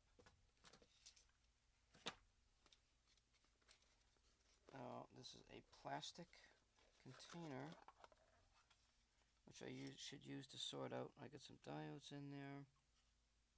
There's something in there. Plastic tends to generate static electricity. I don't think I'd want to put the photodiodes in there. You know, what are you going to do, George? The speaker, let's put the speaker back in this big box here. So at least I know I got one good speaker. And we got more goodies, see? Look at all the chips and the good stuff. Put the wire out. There's a note.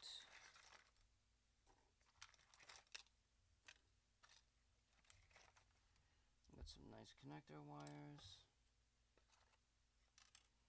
Absolutely beautiful, gorgeous.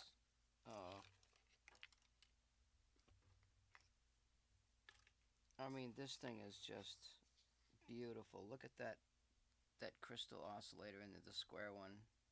God, it's so pretty.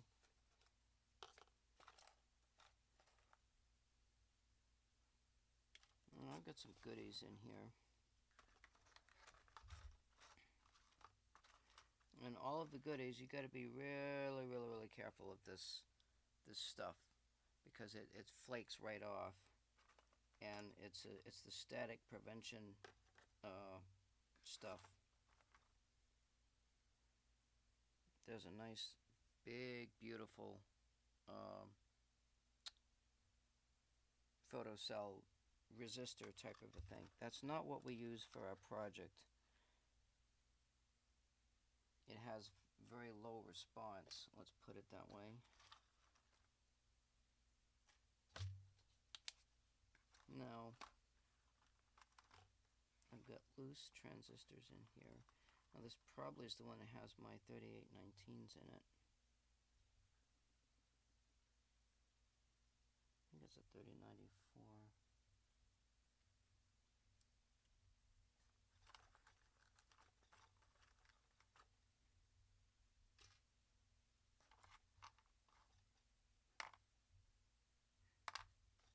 So, see, this is the one that's got the silver little tops on the ICs. And these bad boys,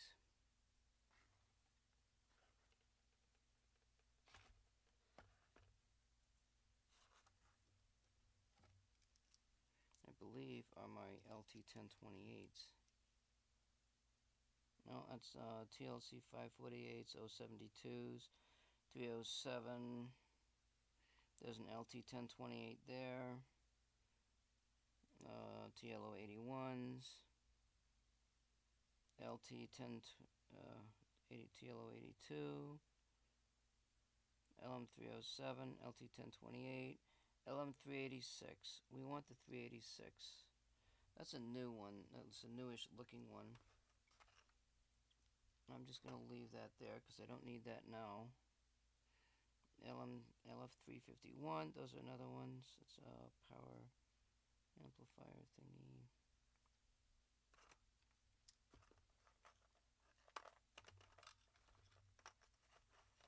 There's some various chips in there.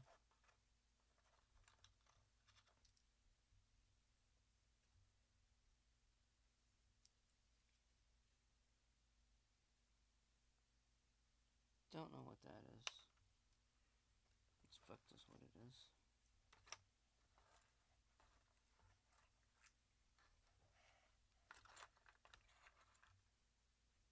Now, here is a very large transistor which only has 2 leads to it. I wonder if that's a photo transistor, man.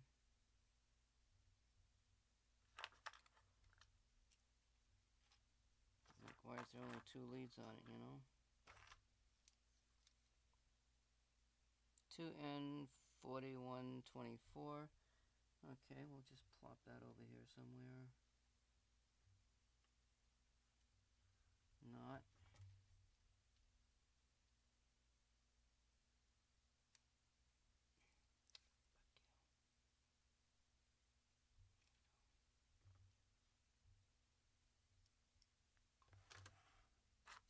We're getting there. There's a power transistor, a 4 8-pin chip. Don't know what that is. We should grab this guy right here and take that out. Something to play with.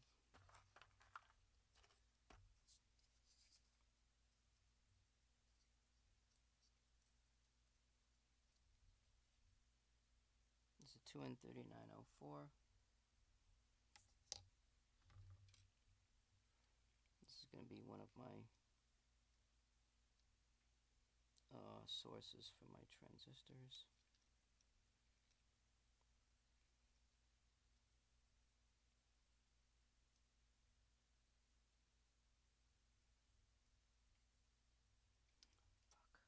Fuck. Let's deal with that later. Need that. That's a 50 megahertz, 40 megahertz crystals there. Let's see if we got there's an LM386 there. What's on these? I would like an LM386. 741, 741, TL81.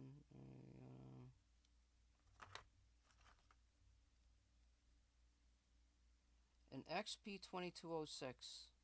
That is a signal generator, my friends. Let's go ahead and grab this.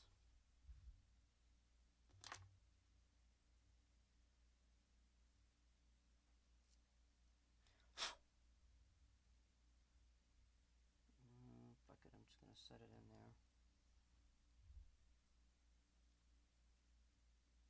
An SN745 447, whatever the hell it is. That's a.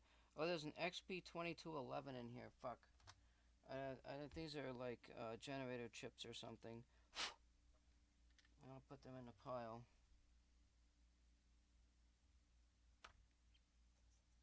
Let's check this one.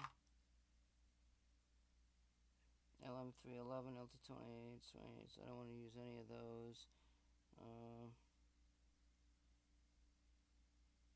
LM307. I got a bunch of the LT1028s in there. Good. And here, there's a 741 UA. Let's grab this one. I'm blowing on it. Only 1,000,000 volts of static electricity. Nothing serious. I grabbed an LM386 and a 741. I don't really need that.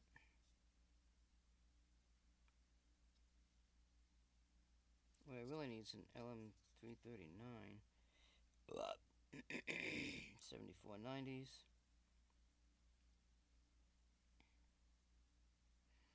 LM3900. That might be it. LM324 is a dual op amp. 74194. That's a multiplexer counter. LM324. And there's a transistor there. Ah, that's what I'm looking for.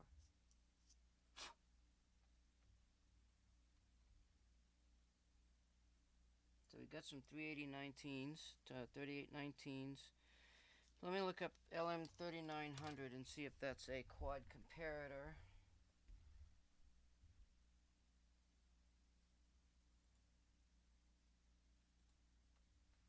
So LM3900 is a classic quad operational amplifier. Let's try.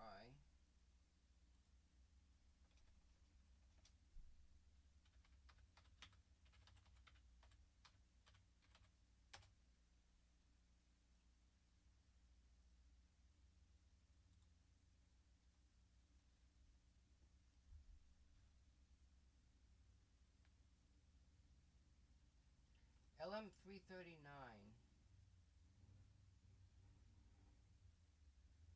LM339 is what I need. Yep. Haven't really seen that bad boy, have I?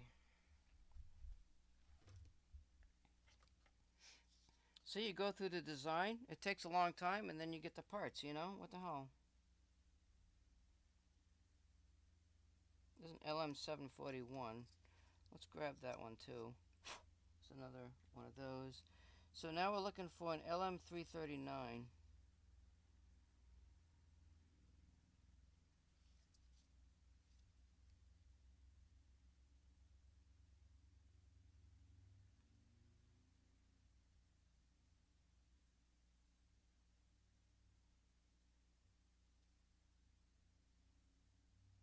Okay, it's probably not there.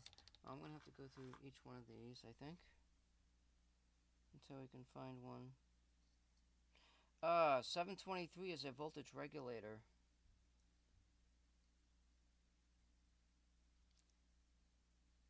A variable voltage regulator. Oh shit, you fucker.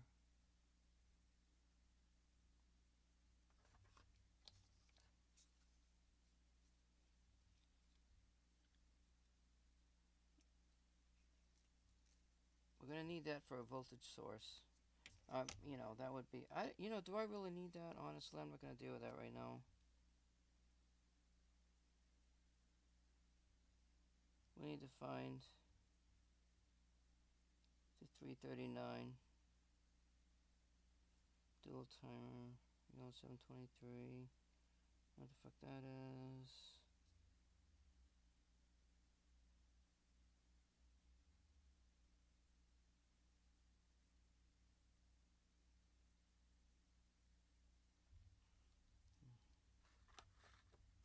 Shouldn't put the things back in here, should I?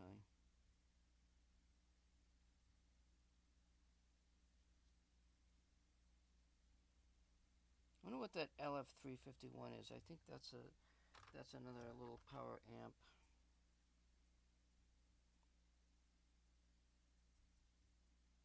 Okay, these are the little guys. I don't think I have one in there.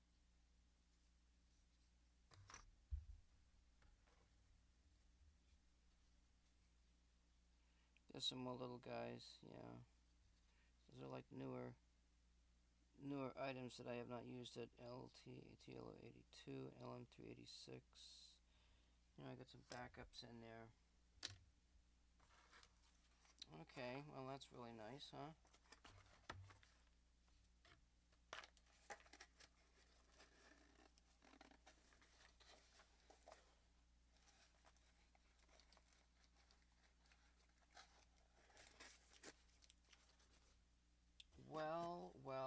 Well, let's go through this box. We gotta find an LM339. I wonder.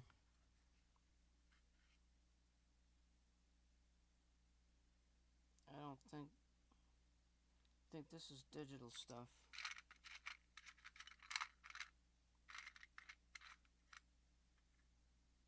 Yeah, I think this is all. I don't think that thing is in there. You know what I mean? Vern. Might be in this one. I don't know what the hell to look for. Ooh, doggy. How is it that all the damn IC chips are upside down? Fuck.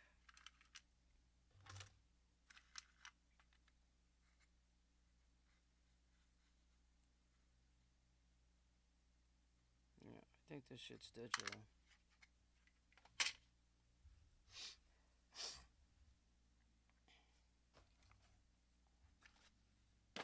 So we're just missing a quiet comparator, aren't we?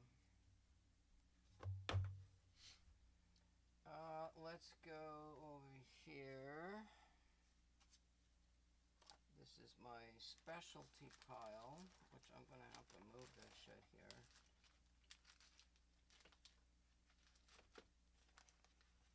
I've got various pieces of test equipment. I've got all kinds of good stuff for my Arduino.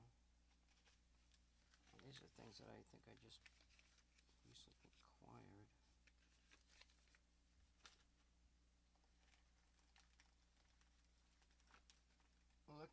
Look at all the cheddar. Look at all that cheddar, huh? And I've even got a very small. I've got a couple of very small, absolutely gorgeous mini speakers. I mean, these things are. Looks like I got 3 of them in there, and it looks like they've got some good magnets to them, right? This is going to be used to generate very high frequencies of sound. For what purpose, I have no idea. Now, before I go through this pile, let's take a look at this pile here. Let's see what's in here. Those are crystal oscillators. That's what that is. Yada yada. I don't know what the fuck that shit is. Those are antennas. I think these are my opto. This is my opto equipment. Now we're gonna have to look this up. I got 25 beautiful chips here. CA3140E.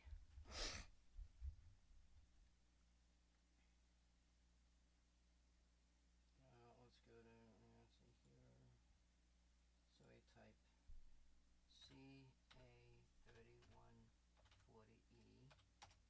These are all specialty items.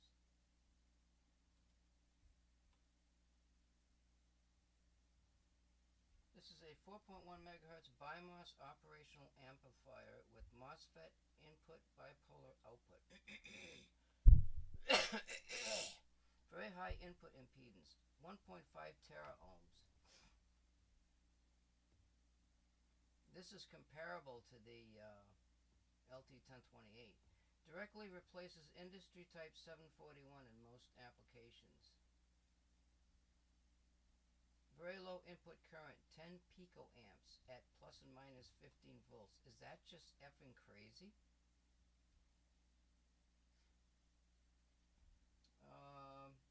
minus 55 degrees operating. It's not a metal can. DC supply voltage plus and minus terminals 16 volts, you know, plus or minus 18, plus or minus 15. That's fine. Output short current duration indefinite. I don't care about high temperature. So yeah, it's an op amp. Bias circuit current source.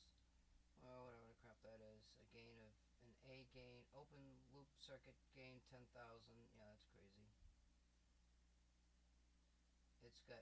See, this is the problem. These op amps. They got diodes. They got resistors. They've got JFETs, NFETs, PFETs, and QFETs, and every other FET you can frickin' think of. Yeah, that's what that is, right? Okay. It's a test thing. Okay, that's that. Now I've got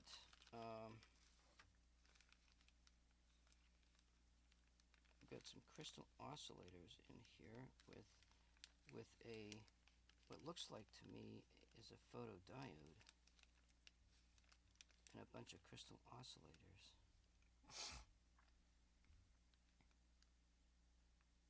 24 megahertz, 2 megahertz oscillator. Oh, if we can find a 1 megahertz oscillator in here, that would be super cool, huh? I probably ordered oscillators from the same company.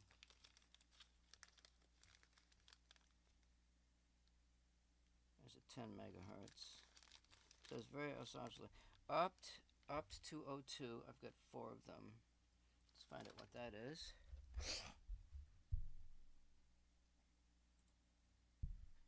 OPT. I'm hoping for phototransistors because it's a photodiode with on-chip amplifier. Sweet oh baby! Give me the big boy and move my soul. Oh boy. Wavelength. Using internal resistors, 1 megohm resistor, spectral response. Voltage output, volts per square watts or something, microwatts. Says it doesn't go down to 200, so it's like 350 is its limit there. 350 to 900 nanometers.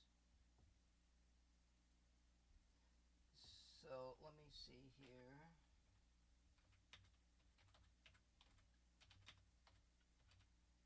So we found some photodiodes, but God, I only got 4 of them, and if I destroy them or something, you know, something weird happens. That's why I want to mess with other shit. So we've got UVB 280 to 315 and UVA 315 to 400. So it is in the ultraviolet range. I mean, I wish, you know, 350. I mean, you know.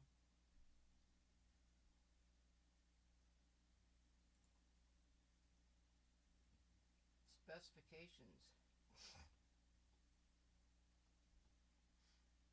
FS output 10 volts.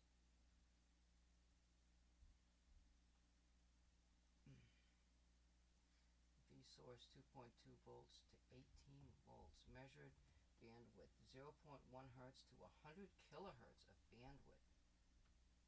Okay, that's not too shabby.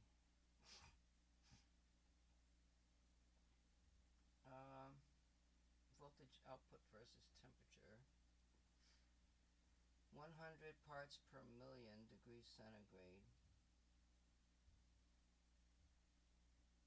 Voltage output 10K resistive load, 5K resistive load. We're talking 1 to 1.5 volts or something to that effect. Capacitive load, stable operation 10 nanofarads.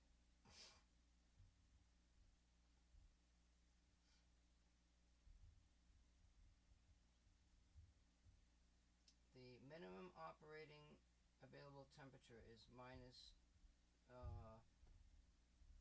well, there's minus 55 degrees. We're not going to go down that low, but hey, okay, so we're good there. We've got temperature. Yeah, it's a photodiode. Photodiode specifications. Okay, I want to save this little chart right here somehow. Oh, I lost my alt, didn't I? Where the hell's my goddamn file thing? That was it here?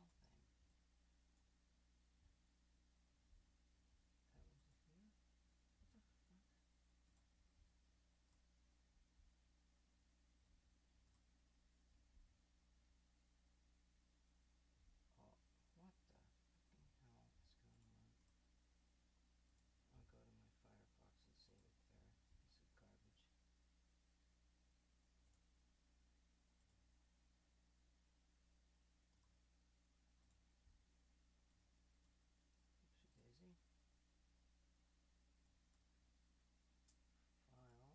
Oopsie daisy. File, save page as. That's in my electronics programs. That's going to be OPT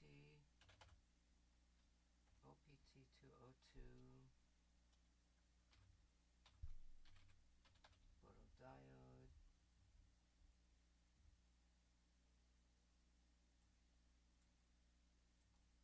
I got 4 of them. They show them looking like IC circuit boards, but these are actually a different form. So I got photodiodes. Do I have a place to actually put these?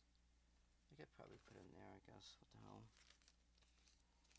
Alright, we've got OPA 124s.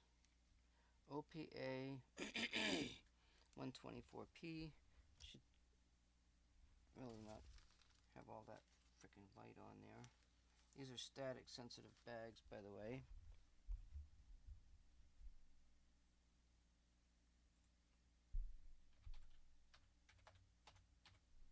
It's probably an op amp of some kind.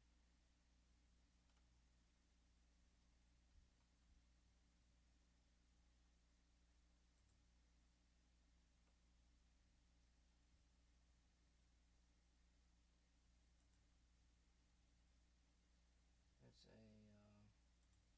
low noise precision die-FET operational amplifier.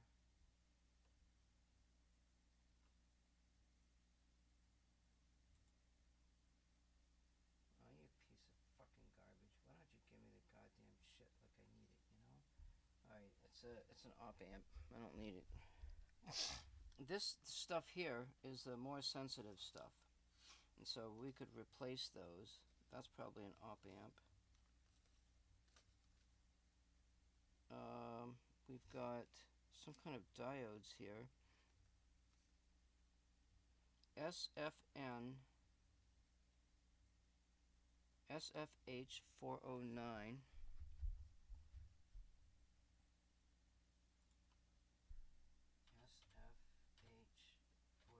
I bought this stuff like 20 years ago. This is an infrared emitter at 6.3 milliwatts. We're not really particularly working with infrared, so I don't care about that.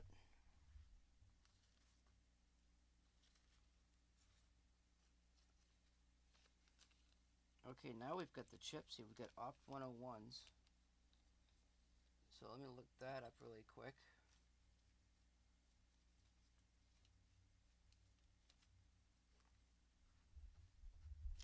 Ow, god damn that fucking light. I thought they made LED lights that wouldn't heat up like that, you know? OPT 101. Yeah, they got the little frickin'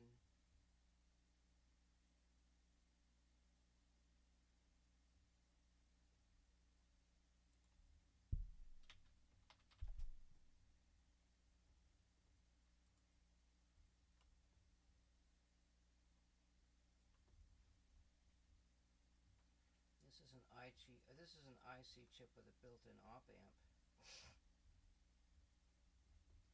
its spectral response does hit, well, it hits 300, but it's kind of low. 300, it goes over 1,000. But I think 1,000 is using internal ultraviolet. Yeah, that's infrared. So my other one is just as good, and it doesn't use the op amp. And it's got a lot of stuff here. A lot of stuff about this thing.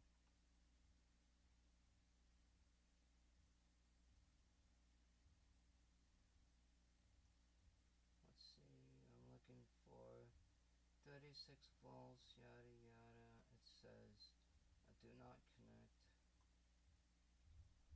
Operating temperature minimum, minus 25 degrees centigrade.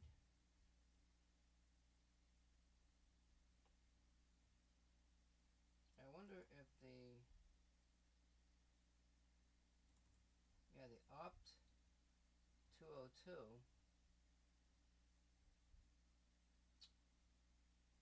that goes down to minus 55, I think. Yep.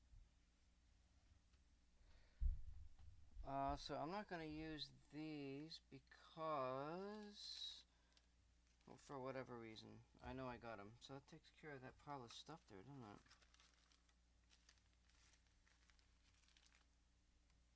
Am I went through that box? Yep.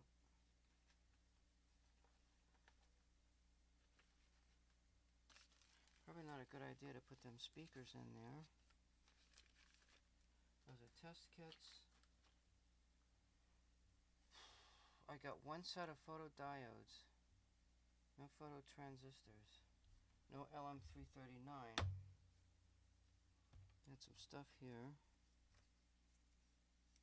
I wonder what's in this. Might be something in this here.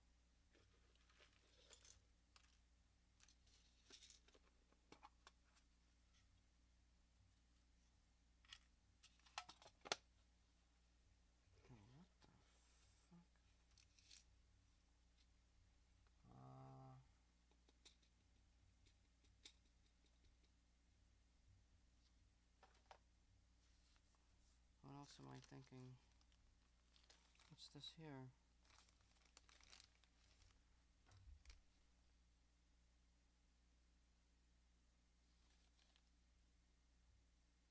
It's a double timer. I don't know what the hell this thing is. I'll just set that in there. I think that's everything in front of me. I'm going to set this. Really needs to move like so. I've got another project I'm supposed to work on, which I haven't done yet. I'm going to set this out of the way. That takes care of that stuff. Now, I wonder if I can... Ooh, what is this? Damn, they covered this up because they don't want you to hit the light. Oh, okay, it's a... it's one of them photo cell things. It's like that one that's in there. Okay, that goes in there. I guess that's fine. I made 75 cents today. Oh, we've got a thing here.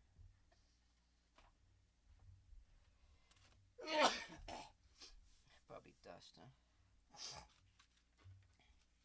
So, this is my other, my little stack of stuff here.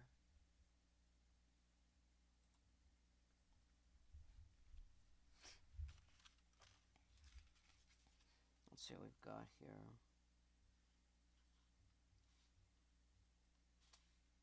Don't know what that is.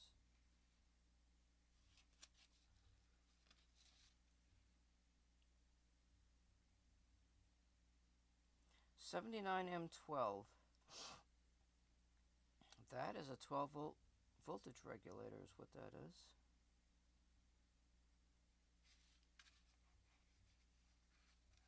Now I'm hoping for an LM339. We've got some LEDs for whatever. LM339! Yeah, baby! We got one!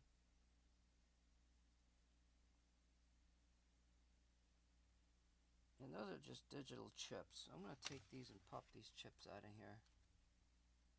I don't need these.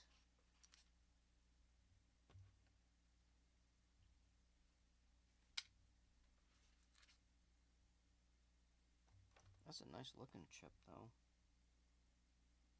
74 LS30. What is that? That's a nice looking chip.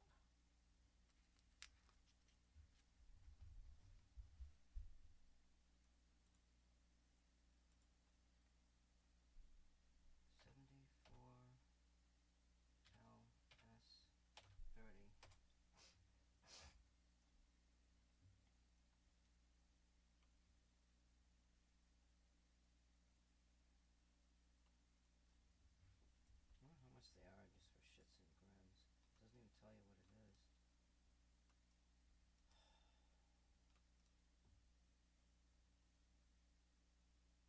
They don't even fucking tell you nothing. Garbage. Fucking internet.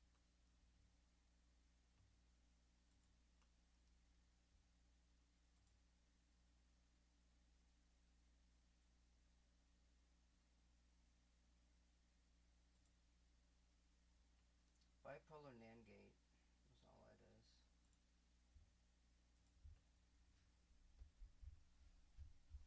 Alright, let me grab my trusty dusty thing over here, which I totally forgot I got loose shit on.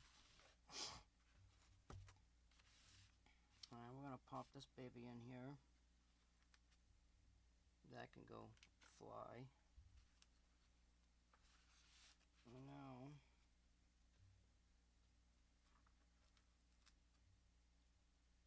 absolutely gorgeous.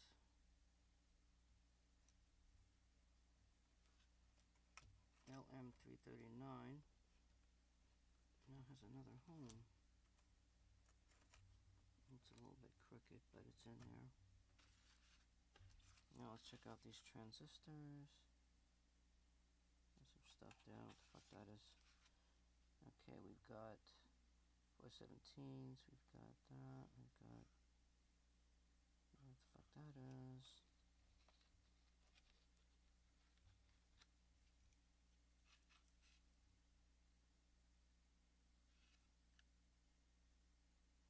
Yeah, that's 417. These are like all the same. What the hell is that chip, I wonder? I don't know. It don't really matter. There's an 8088. I'm going to take this and put this up here. It's fine. And take this and slide this over here because I want to get into another box. Oh, we've got some shit here. Let's see what we've got. 4049. That's CMOS stuff. I'm not very good when it comes to CMOS crap. Just not good.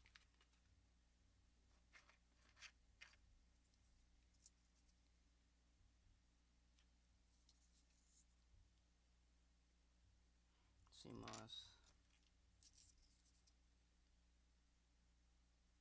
I don't know what that is. We'll shove that up in here too. In fact, let's just empty this little thing out here. This is a thin piece of wire. That's like guitar wire. Let's take this and put that in a little white little box here. There's things you can do with stuff, with weird stuff, you know?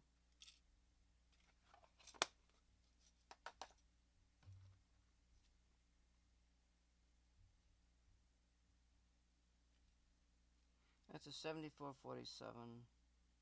That reads the LED number thing.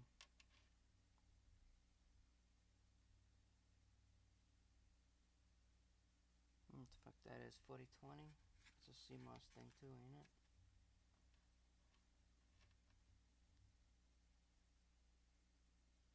There's a 7486. Now, what is that? I forget what that is.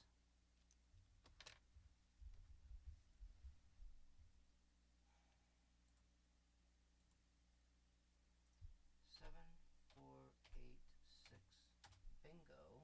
And the time is almost 5 o'clock.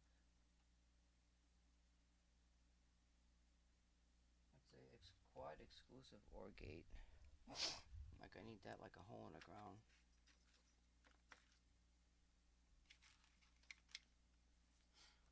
And these are, that's a computer thing. And these are absolutely many fucking capacitors. And now I've got an empty plastic case I can put shit in.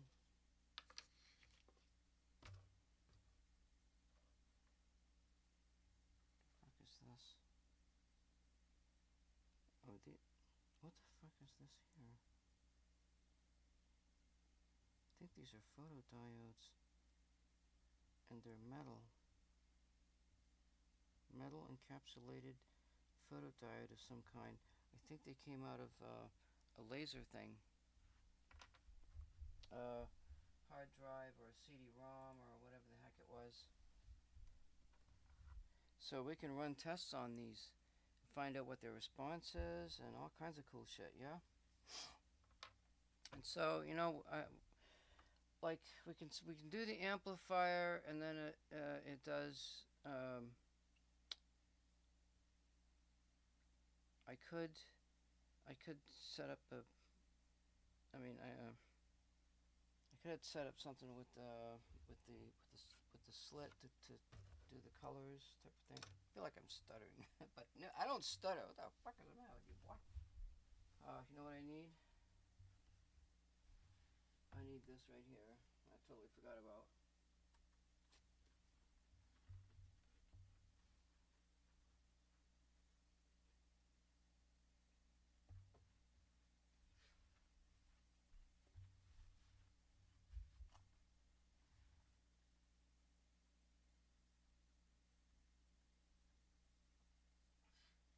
Oh boy.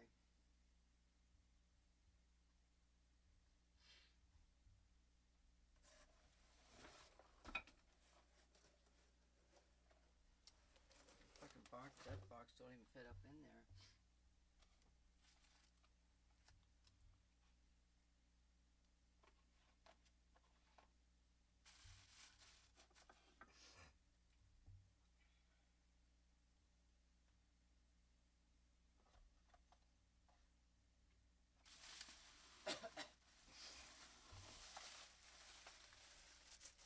Look at this shit right here.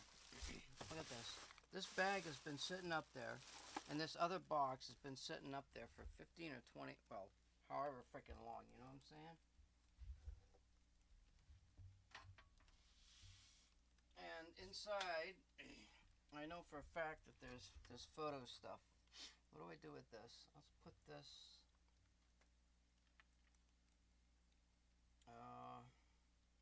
Fucking hell, do I put this? Oh, I know. I could put it. I could jam it in between here, maybe. Let's just shove it in here, I think. That way it'll be protected.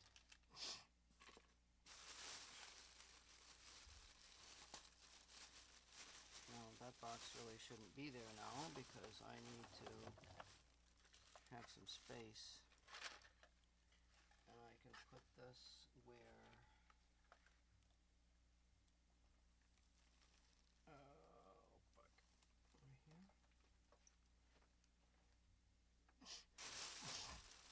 Oh, alien.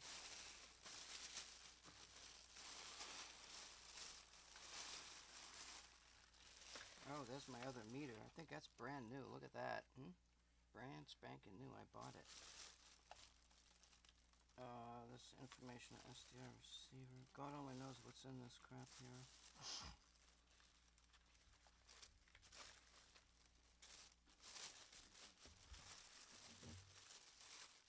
Oh, there's a nice meter. Oh, this is all fucked up too, ain't it? It's got the little screen is messed up. Does it got a battery in it?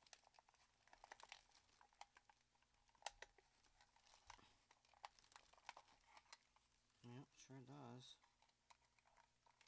I don't imagine that comes on. The battery's probably dead. You shouldn't have batteries in equipment when you're not using them.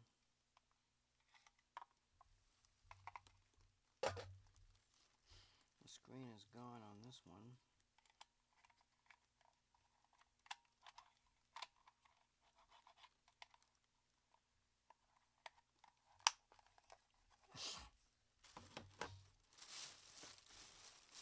Here's another remote. We've been looking for remotes all day long. And we could probably leave this out so we can do some comparative readings. There's a soldering iron in there. There's more connector stuff. There's... I wonder if there's something that I can use is a question. There's this here.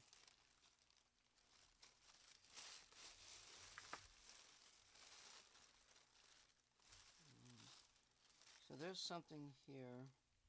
There's microphones. There's an inductive coil pickup.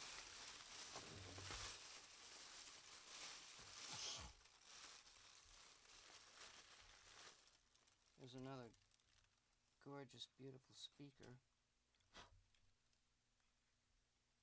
which needs to be put in that speaker box, which is where? Up there.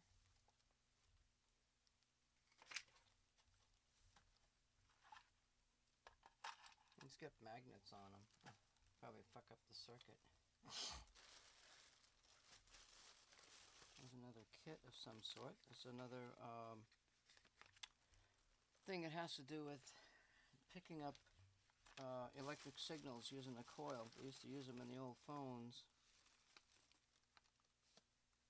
There's some stuff here. I have no idea what the fuck this shit is. We'll find out soon enough. Oh, there's my my box of LED displays. Got a bunch of those. You know, like if I want to make a generator or something like that, you know. There's another remote. I got so many remotes, I swear to God. There's a bag of goodies. I probably got these at a Hamfest or something. I need those clip leads. Fuse in there, coils, inductors. Yeah, okay. Another remote. God only knows what it goes to. Has it got a battery in it? Yep.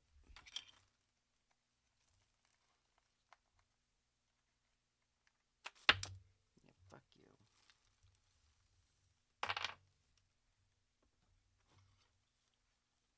Pardon my French, shit happens. There's 3 remotes. That's a cute little one.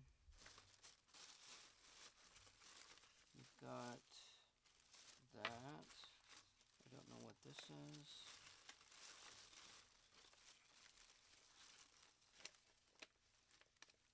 What the holy fuck is this?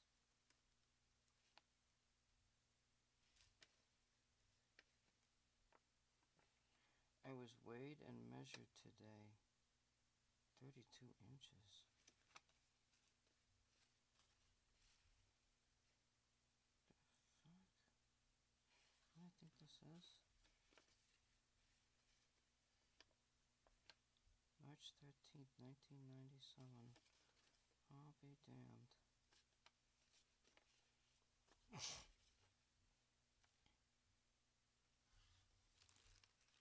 Monitor.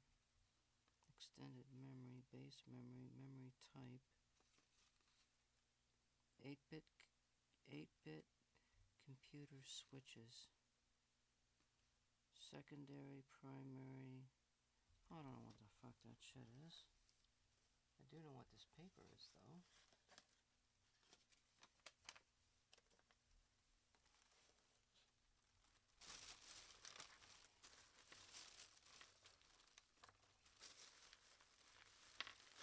Ooh, there's bags of stuff in here. There's another kit here of some sort. Wow, look at that, huh? I've got generator kits. And I've got the soldering iron and stuff, and maybe I build the kits or something, you know. Here's a power transistor. That is a positive voltage regulator. That's a 12 volt voltage regulator, is what that is. particularly need that, but it shouldn't be in there.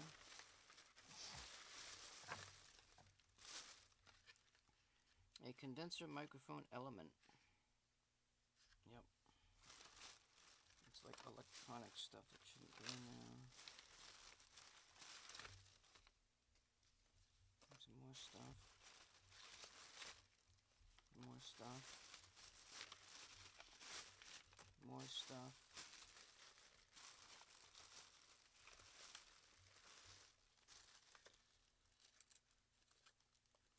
Whatever that is absolutely gorgeous.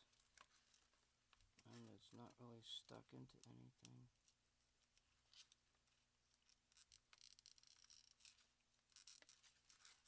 What the fuck is that anyway? There's two of them. There's one missing.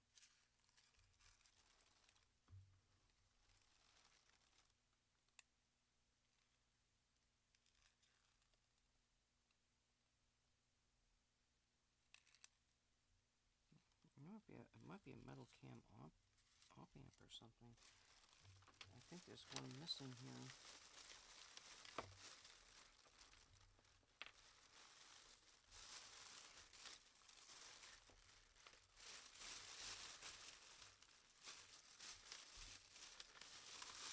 There's some interesting junk in there. Which I can't really do anything with.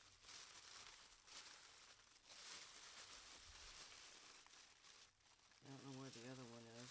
Let's see if we can see it. So I'm assuming I've got everything out of this thing that I need. For now, put this back up here in a pile. There's some goody stuff here. That's gonna go back up there. Don't know what that is.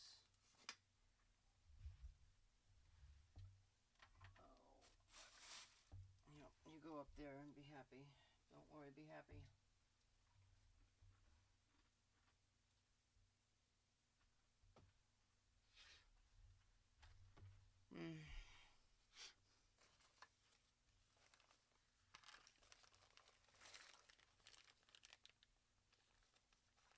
This has got to be a frequency generator.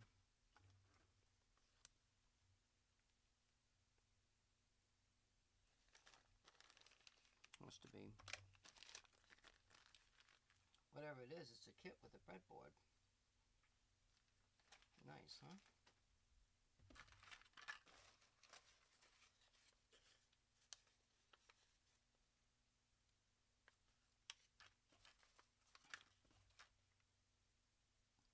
What the fuck are these things?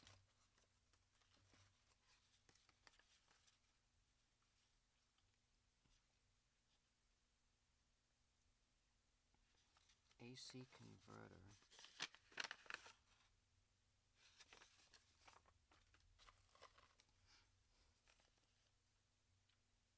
I've got some PNPs, brand new.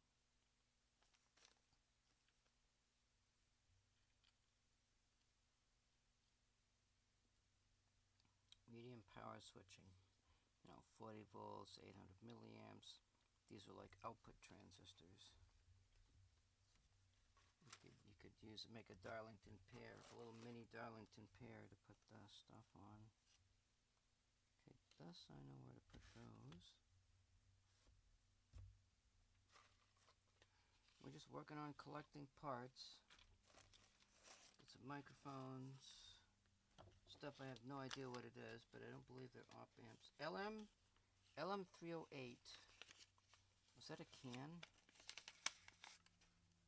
Oh, I got two of them. Let's see what that is.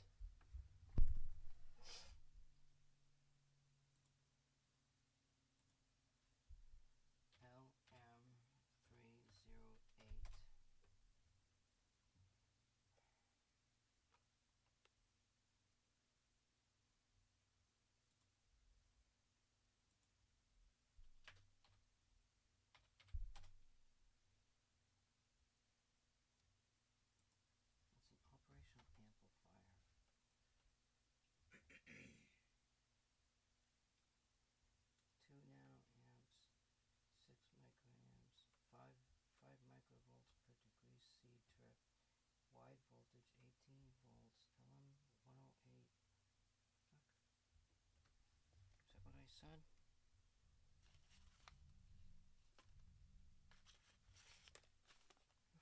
do with it?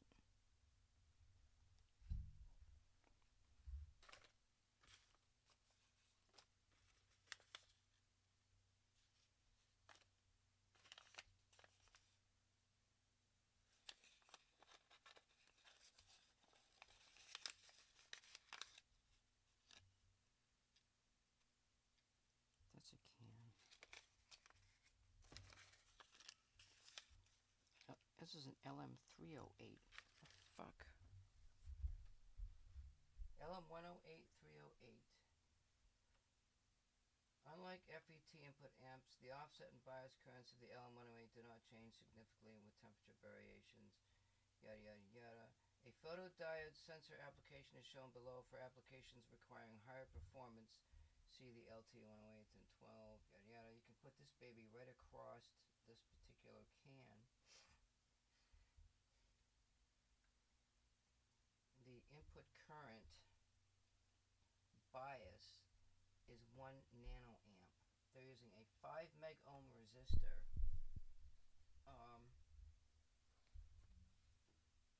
A 5 meg ohm resistor on the feedback loop. It's a very simple circuit. It's putting out 10 volts per microamp. What the hell? Are you serious?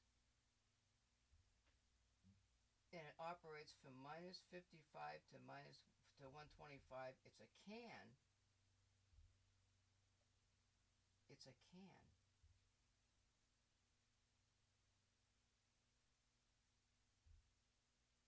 And I can put the heatsink right on the can. Are you seriously? Can it really be this simple? I mean, come on, you know? What about the noise? Like the noise, it says input current, temperature, down to minus 35 degrees, an input current of less than 0.1 nanoamps.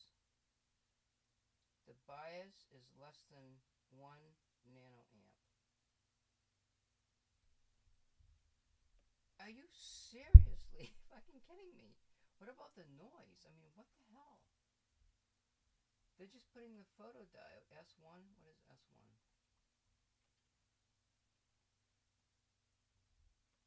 I'm assuming S1 is a photodiode. Let me save this file. Save as.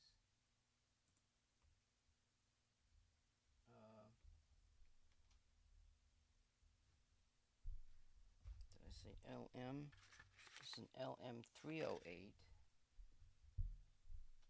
LM308 PDIO amp. I mean, it would be nice if it was that simple, you know?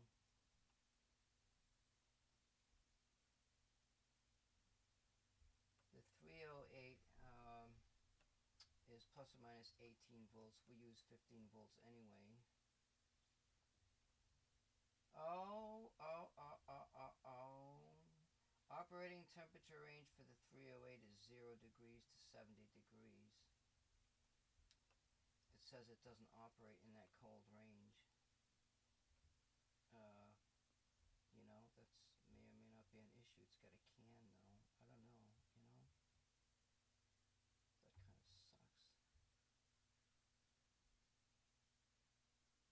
That kind of sucks. I mean, that really sucks because we need large signal frequency response.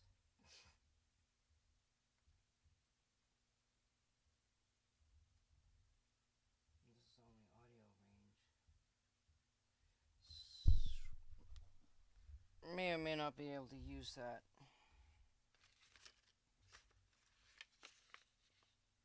UA710C. UA710C.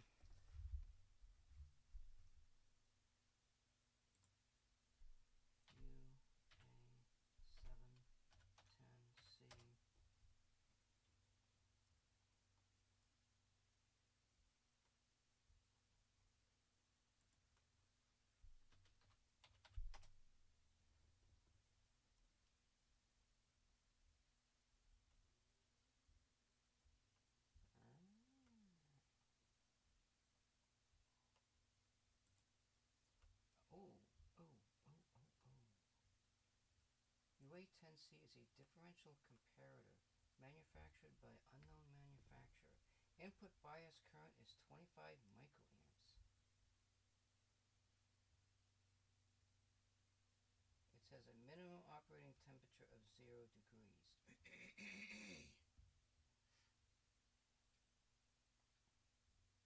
0 degrees C is 32 degrees Fahrenheit. That's freezing.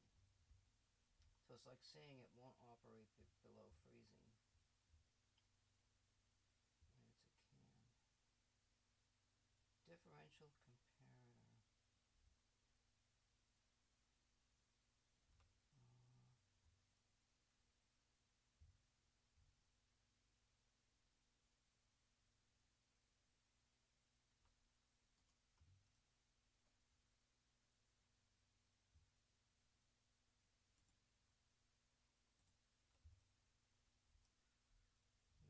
Is this all Japanese crap?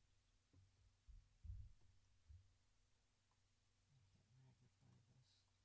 Save image as UA710C. And then we go to electronic programs.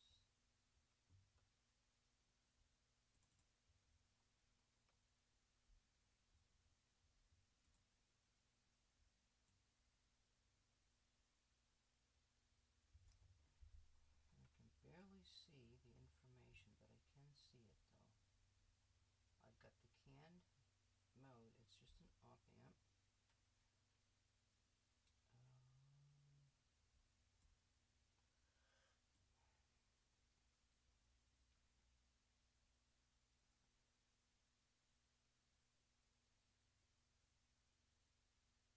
Minus 55 to plus 125.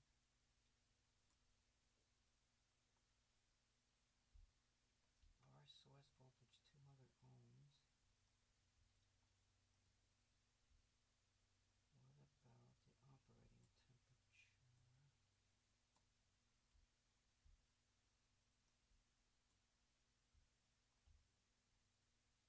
Plus or minus 5 volts. Minus 55. It looks like it's plus or minus 5 volts. It doesn't. Oh, wait a minute now. Oh, I see. That's V plus. Those are ground, and that's V minus. It has no compensation for that output bias type of thing, so you have to manually compensate for that.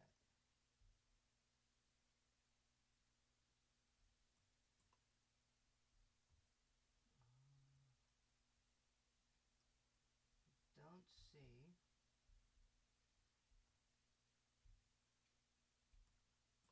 It doesn't really give you a lot of information.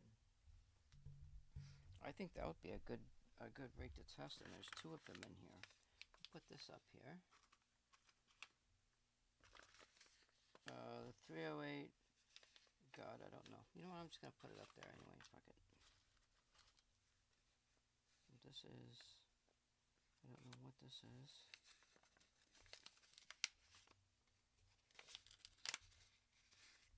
Whatever it is, it's gone. And I don't need a 12-volt voltage regulator, microphone, and stuff here. I can put back. I can put that in the bag. What is this bag? Thank God in heaven. I'm gonna have to empty this right out.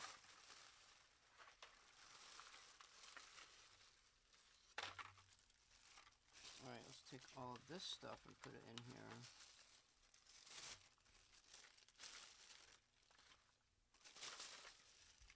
Oh, look at all the treasures.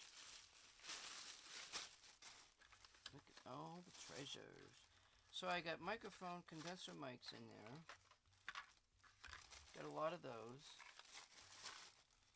I got a regular store. There's some cadmium photocells. Those are brand new. We could leave them out. There's some more photocells. What the hell is this here? 1657.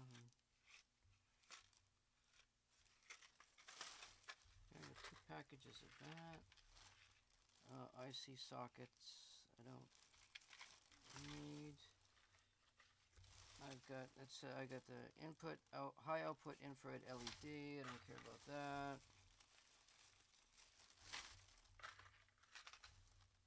More photocells.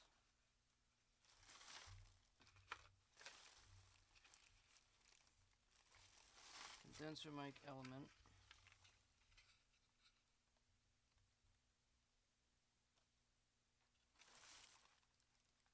A BiFET op amp.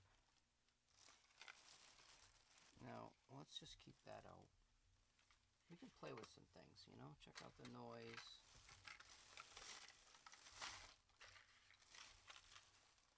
Infrared photo transistor. Ooh. Yeah, I should probably leave it out, but I'm probably not going to use it, though. Emitter and detector. But I don't know. I knew I had these.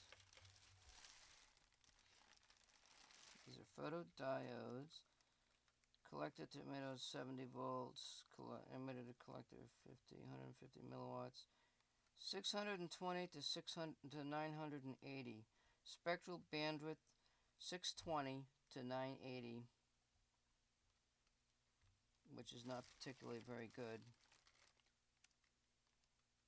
Because I really need to be down in that low range. That's why I got those other ones. But, okay, so we got something to play with here. I'll put that up there.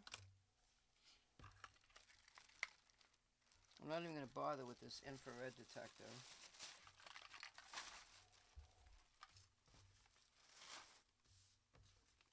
Now what have we got here? Oh, baby, I knew what I was doing. 410 nanometers UV. Yes, baby. I knew what I was doing back in the day. We're talking a long time ago. This is white diffused, 580 to 590. That's a narrow bandwidth. Well, that's an IR 850. I don't know what those are. Well, there's a bunch of them in there. We can play with those. White LED with some spectral information. Infrared photo transistor.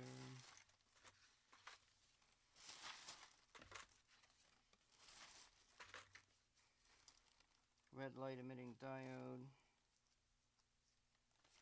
And that. LM386 audio amp. I'll leave that out because we're going to build an amp for that. Condenser microphone. Photocells. I got a bunch of photocells.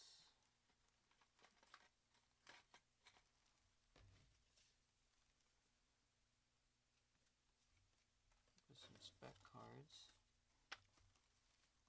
Throw that up there. With these dudes. Throw that up there.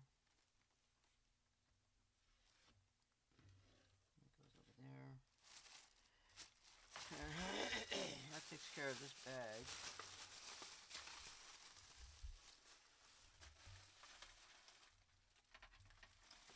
Mamacita.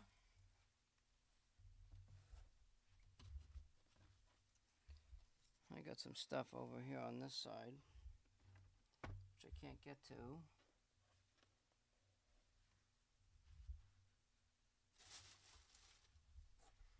And now, the box.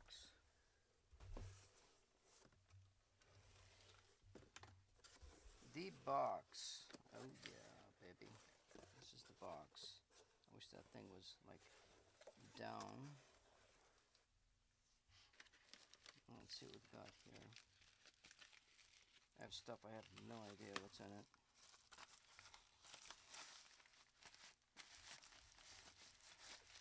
I'm looking for photo transistors, would be nice.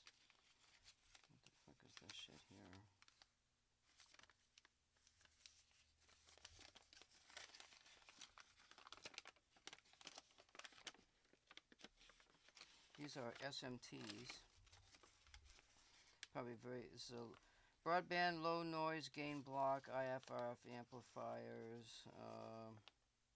DC to 6,000 megahertz. DC to 6 gigahertz.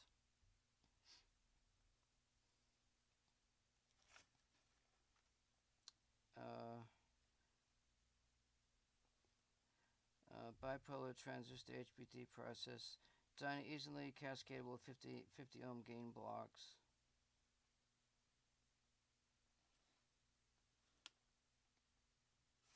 These are SMT 6 gigahertz amplifiers. So they could be used at some point in life.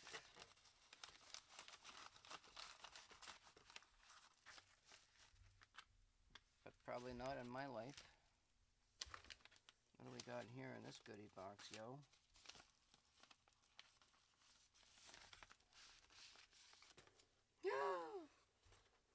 Fuck. There's a fucking glass plate here. Oh my god.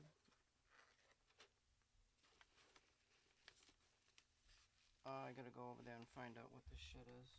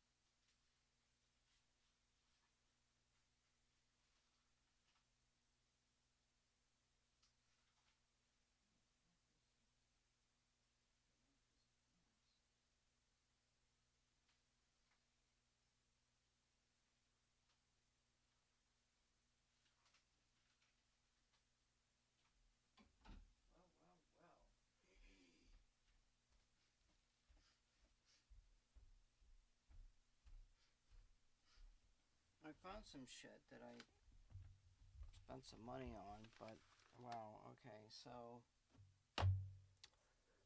but they're really small. They're beam splitters. Oh shit. They're beam splitters and front surface mirrors, like I was talking about at some point in life. And they're like this small, right? Okay. So I think I have 4 front surface mirrors, but they're small. And I've got what I really need is I need the big square, the square stuff. I got 2 of those. And I think I need 2 more. And the beam splitter things I'm getting, they're only like 24 bucks a piece or something. So I got 1 filter, 4 front surface mirrors, and 2 beam splitters, small.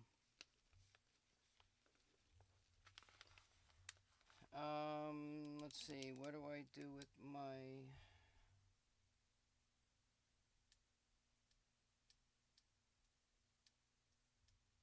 Oh, this is supposed to go in the jewelry box thing.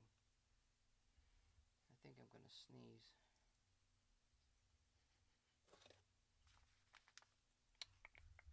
What's this bag of stuff? I forgot what the hell was in here. Oh, that's that gigahertz amplifier shit, ain't it? Which I don't need. This is a not needable item. Fuck. Well, I found my stuff that I ordered. Just put it there. Fuck it. Now what do we got here? Fast IR LEDs, which I don't need.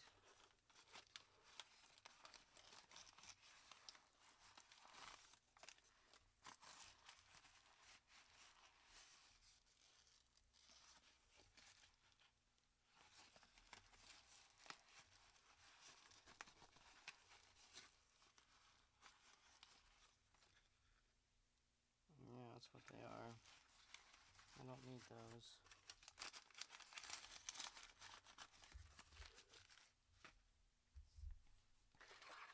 That's my test wire that I use to cut things up with. I should probably use this wire. There's a circuit board thing, which I don't need. FET's PF102. This was supposed to be the music board. I didn't solder that crap on there. These are all brand new.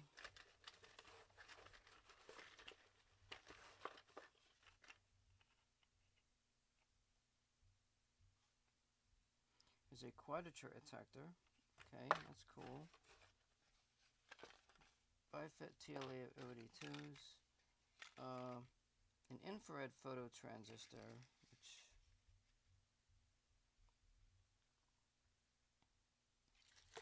I really don't want. Decade counter. A phase lock loop tone decoder.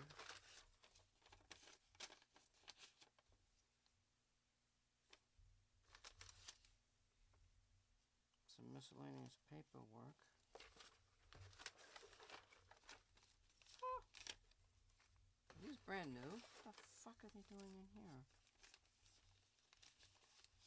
These can't be brand new.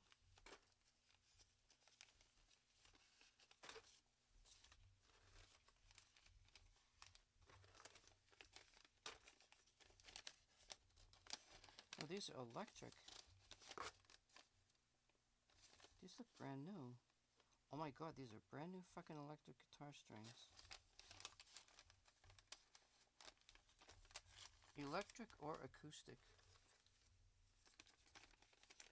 Huh. Kiss my ass. What the hell are you doing in here? What of them's missing too. It tells me the gauge. These are brand new. I found some guitar strings.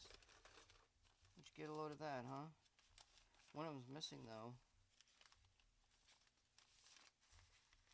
Let's put that over here. That goes over there. Not dealing with that. This is my monstrous pile of shit here. A circuit decade counter. Low profile sockets. A piezo speaker element, which would have been nice to have.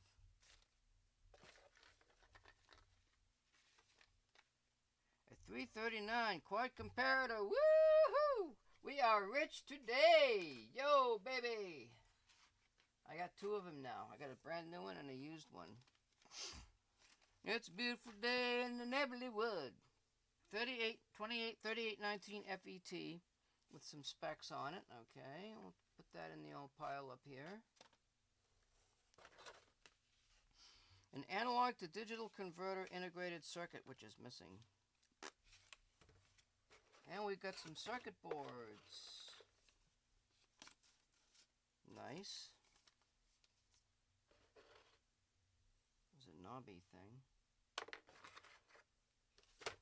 There's a nice, a very cool, beautiful looking rectifier. Look at that baby right there, huh? Isn't that cool? I'm going to play with that at some point because I do want to make power supplies. Oh, baby, is that another one? Yeah, I got two of them. I got two brand new LM339s. Nice. Sweet Jesus. There's a 3053. We'll keep that one out. That could be used as a final output amp. And it's a can, so we could even freeze that if we wanted to. Very nice. And another one! Yay, baby! I am just overjoyed with joy. We'll take this MPF 102 out and play with that. And that's it.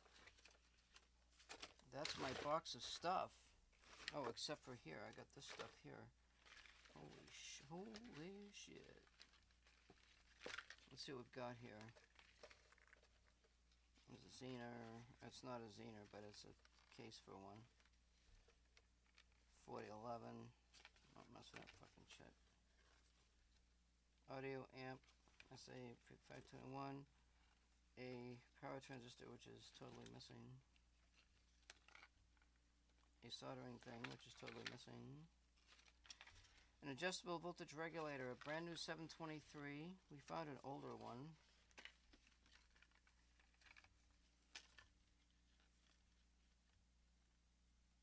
Diodes.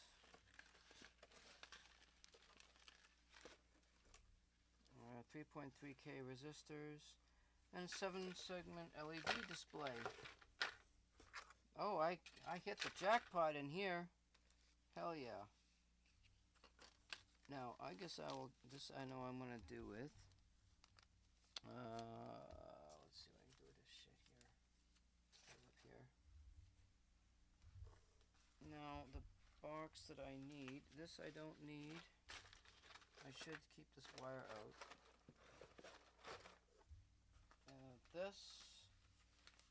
This is my beam splitter stuff.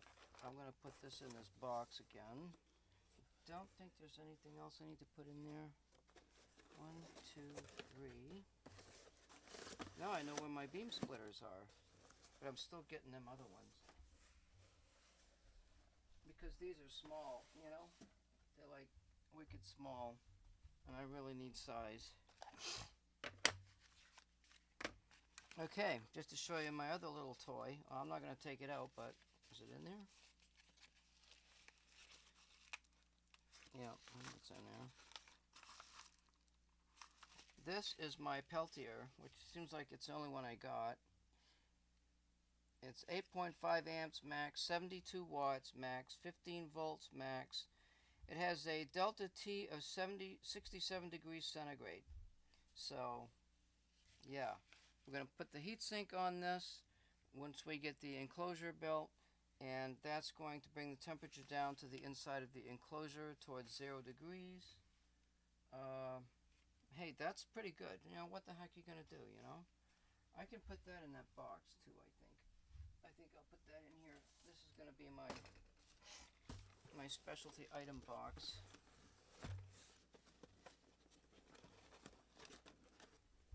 Now what else we got kicking up here?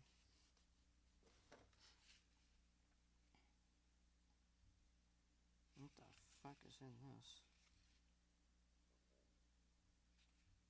Electronic devices.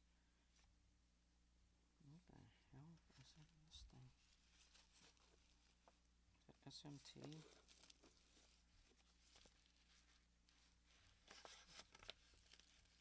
I think that might be a high gain SMT device. I got a crap load of SMT shit. I don't know what to do with it all.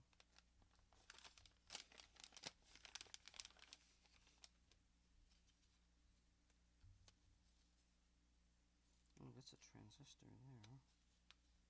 What are these?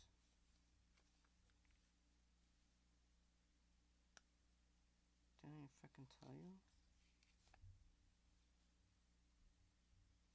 LM 2931Z. The fuck is that? LM 2931Z.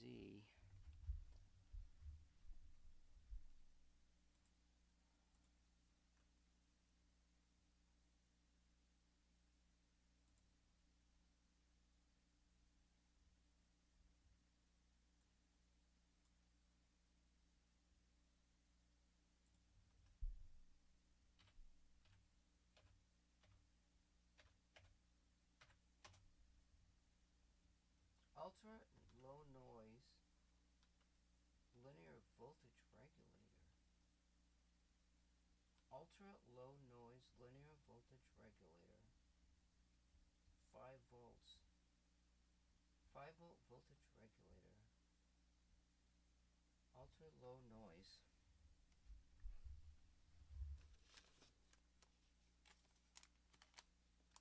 It says 5 on the end, so these are, I guess they're 5 volt. Voltage regulator.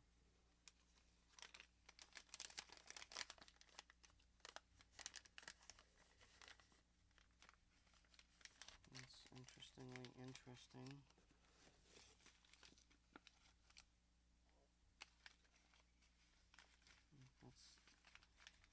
That's fuck.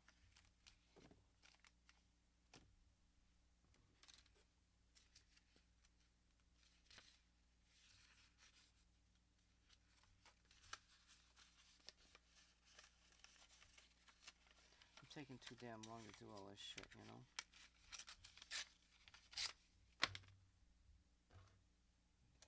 I'm not gonna have a chance to do anything. I gotta go to the store. I gotta go to the store really quick at some point in life, and then I lost the damn mouse. Yeah, I gotta run to the store.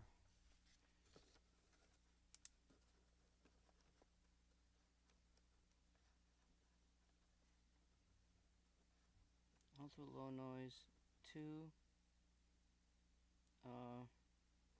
5 volt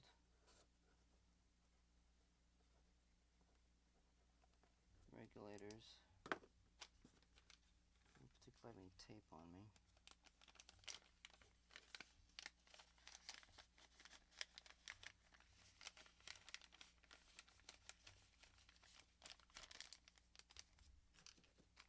So you can go in there and do whatever the hell you want, I guess. This is just papers, none of which I probably need.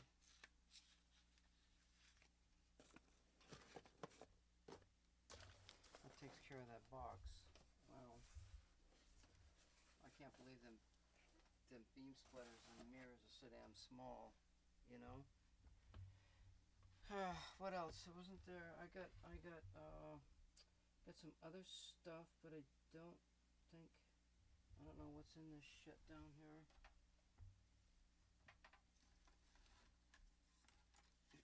So this little dude here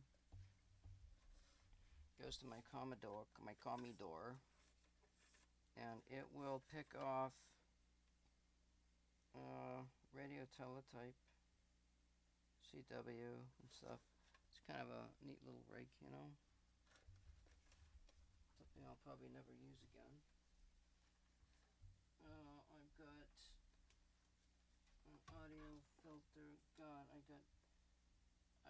think I want to get to that bag. I don't have the time. I do have a box here.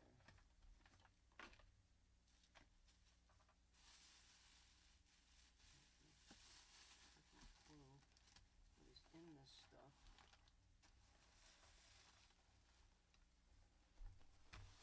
Another goodie box. Those are books. That's heavy duty stuff down in there. It may have cables and something. It may have a meter. I got books. I'll have to deal with that later. That's my mechanical stuff. All of that. There's my resistors. I got a bunch of crap over here with the resistors, the capacitors. I got those up top. I've got a box with some stuff in it, but I don't think there's anything. I don't think there's any circuit stuff in that. We got the LM339s. We got the 3819s. So we got the FET. We got the comparators to do the noise. We've got some 741s. We got some LT1028s. Somewhere like we figure out where to put this stuff in, and we have to do this noise analysis stuff. And I'll show you something else that I have a lot of right here. Check this out, okay? Now, unfortunately, with this wire here,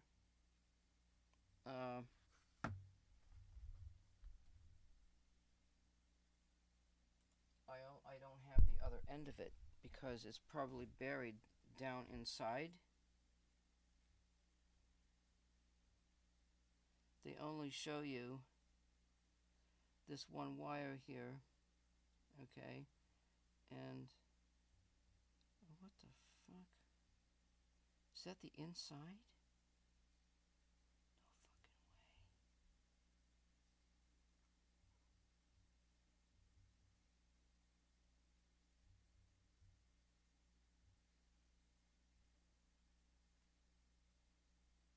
That might actually be the inside right there. Because, oh no, it's not. It's wrapped around the screw.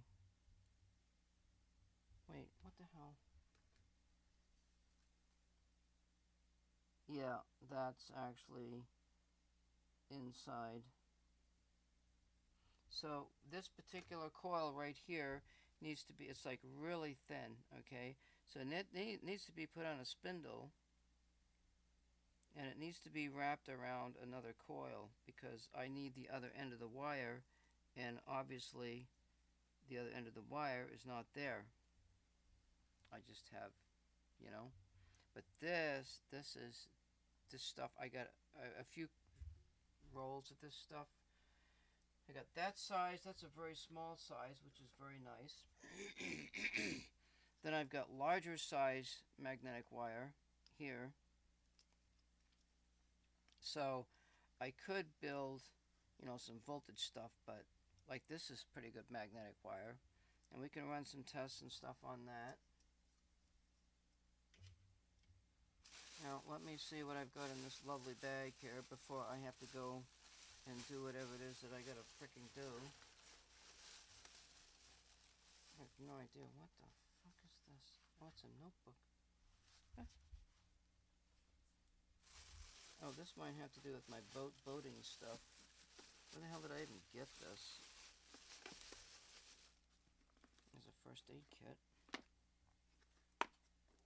Ow, I hurt myself opening the first aid kit. Damn it. I'm just kidding. Huh? Oh, really? Yeah, I did. Let's see what's in here. Oh, look at that. All kinds of Band-Aids. We've got Band-Aids in case I get electrocuted. We've got Equate Antibiotic Cream, which is 100 years old. That's good. We've got some tape. We've got some gauze. We've got some more Band-Aids. We've got a plastic box. We've got a set of matches, so we can put everything. We can light everything up and see if it's good. Non-aspirin. We got non-aspirin, aspirin, and we got matches, and we've got an empty plastic box to put things in to blow them up with static electricity. Well, that probably shouldn't be in there, but. And this is just a bunch of paper and shit here. Oh my god, what the hell did I find? There's a CD-ROM. God knows what is on that. You won't believe what I'm looking at right in here.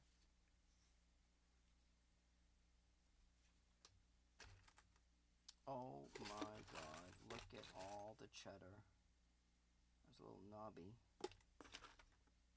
Another pen, which probably didn't fit in there. There's a pencil. Get access to lead now. Nail. What the hell has batteries? Oh, there's some other nails in there. There's really not much in here, but hey. This is what's in the box right here. Check it out, check it out. I'm a rich man. Na na na na na na na. Oh, really? Hell yeah, I'm a rich man. Where'd that box come from? Alright, that shit gotta go back down there. No wonder that's so heavy. I feel like I'm missing something. What the hell am I missing? We got 386. We got a 386. Oh, God in heaven. Alright, so I'm done. I gotta go to the store. And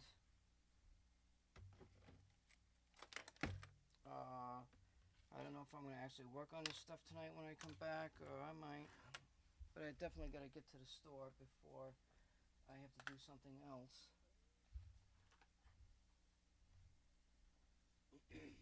Then we found some photodiodes.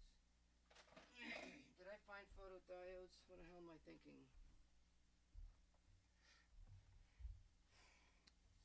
I did, didn't I? Yeah, we found some photodiodes. Damn. We gotta be really careful with them because I only got 5 of them.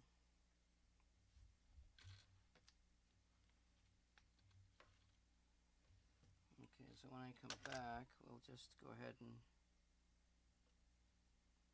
plop all this stuff down here. I want to see what I've got. I want to look for, there's a 339, 555s, 741.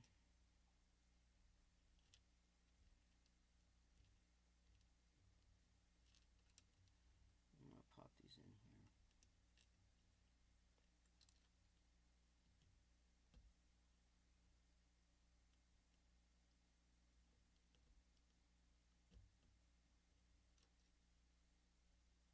Fuck you.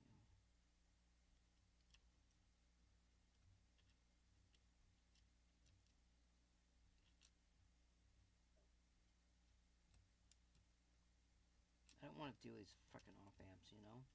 2 transistors and I'm good.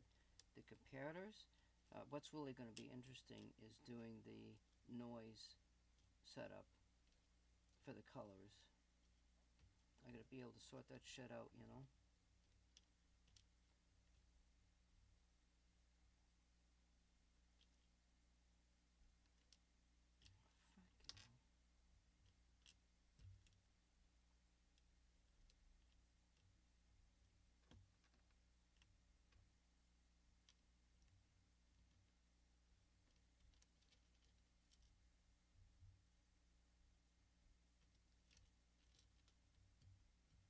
There's a diode in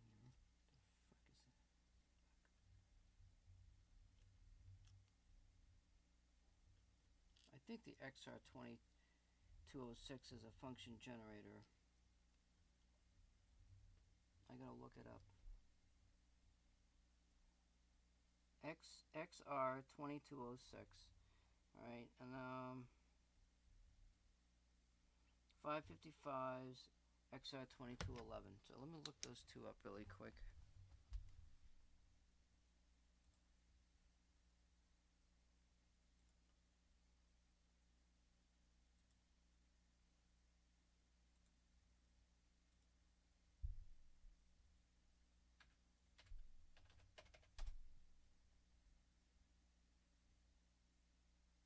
That's a phase lock loop, the 2211.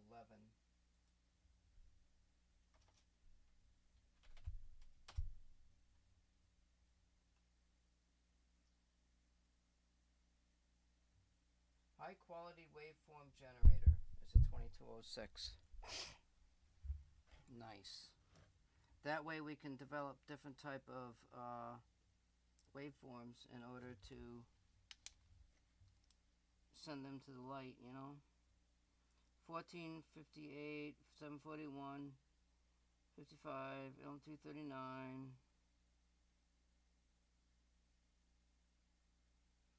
TL082, 1458 are dual op amps, but this one I don't need. I'm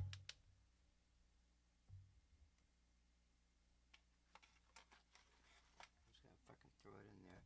I'm looking for the 386. Yep, there's the 386 right there. It's a 4402. There's a tin can of something.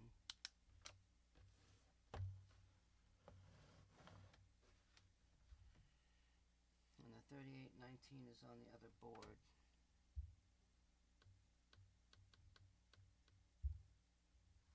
And then what I have here, down here in the doldrums, which you really can't see because I don't know what the fuck's going on with it. I've got a plus and minus 15 volt source that I've looked at before, and the computer, the thing says it's really clean. So hopefully we can use that as our voltage source to test things. I just hate using anything from the AC line, you know. So I got the stuff together. It's all in that little pile up there. I'm done streaming, and I may or may not be back tonight. We'll see what happens.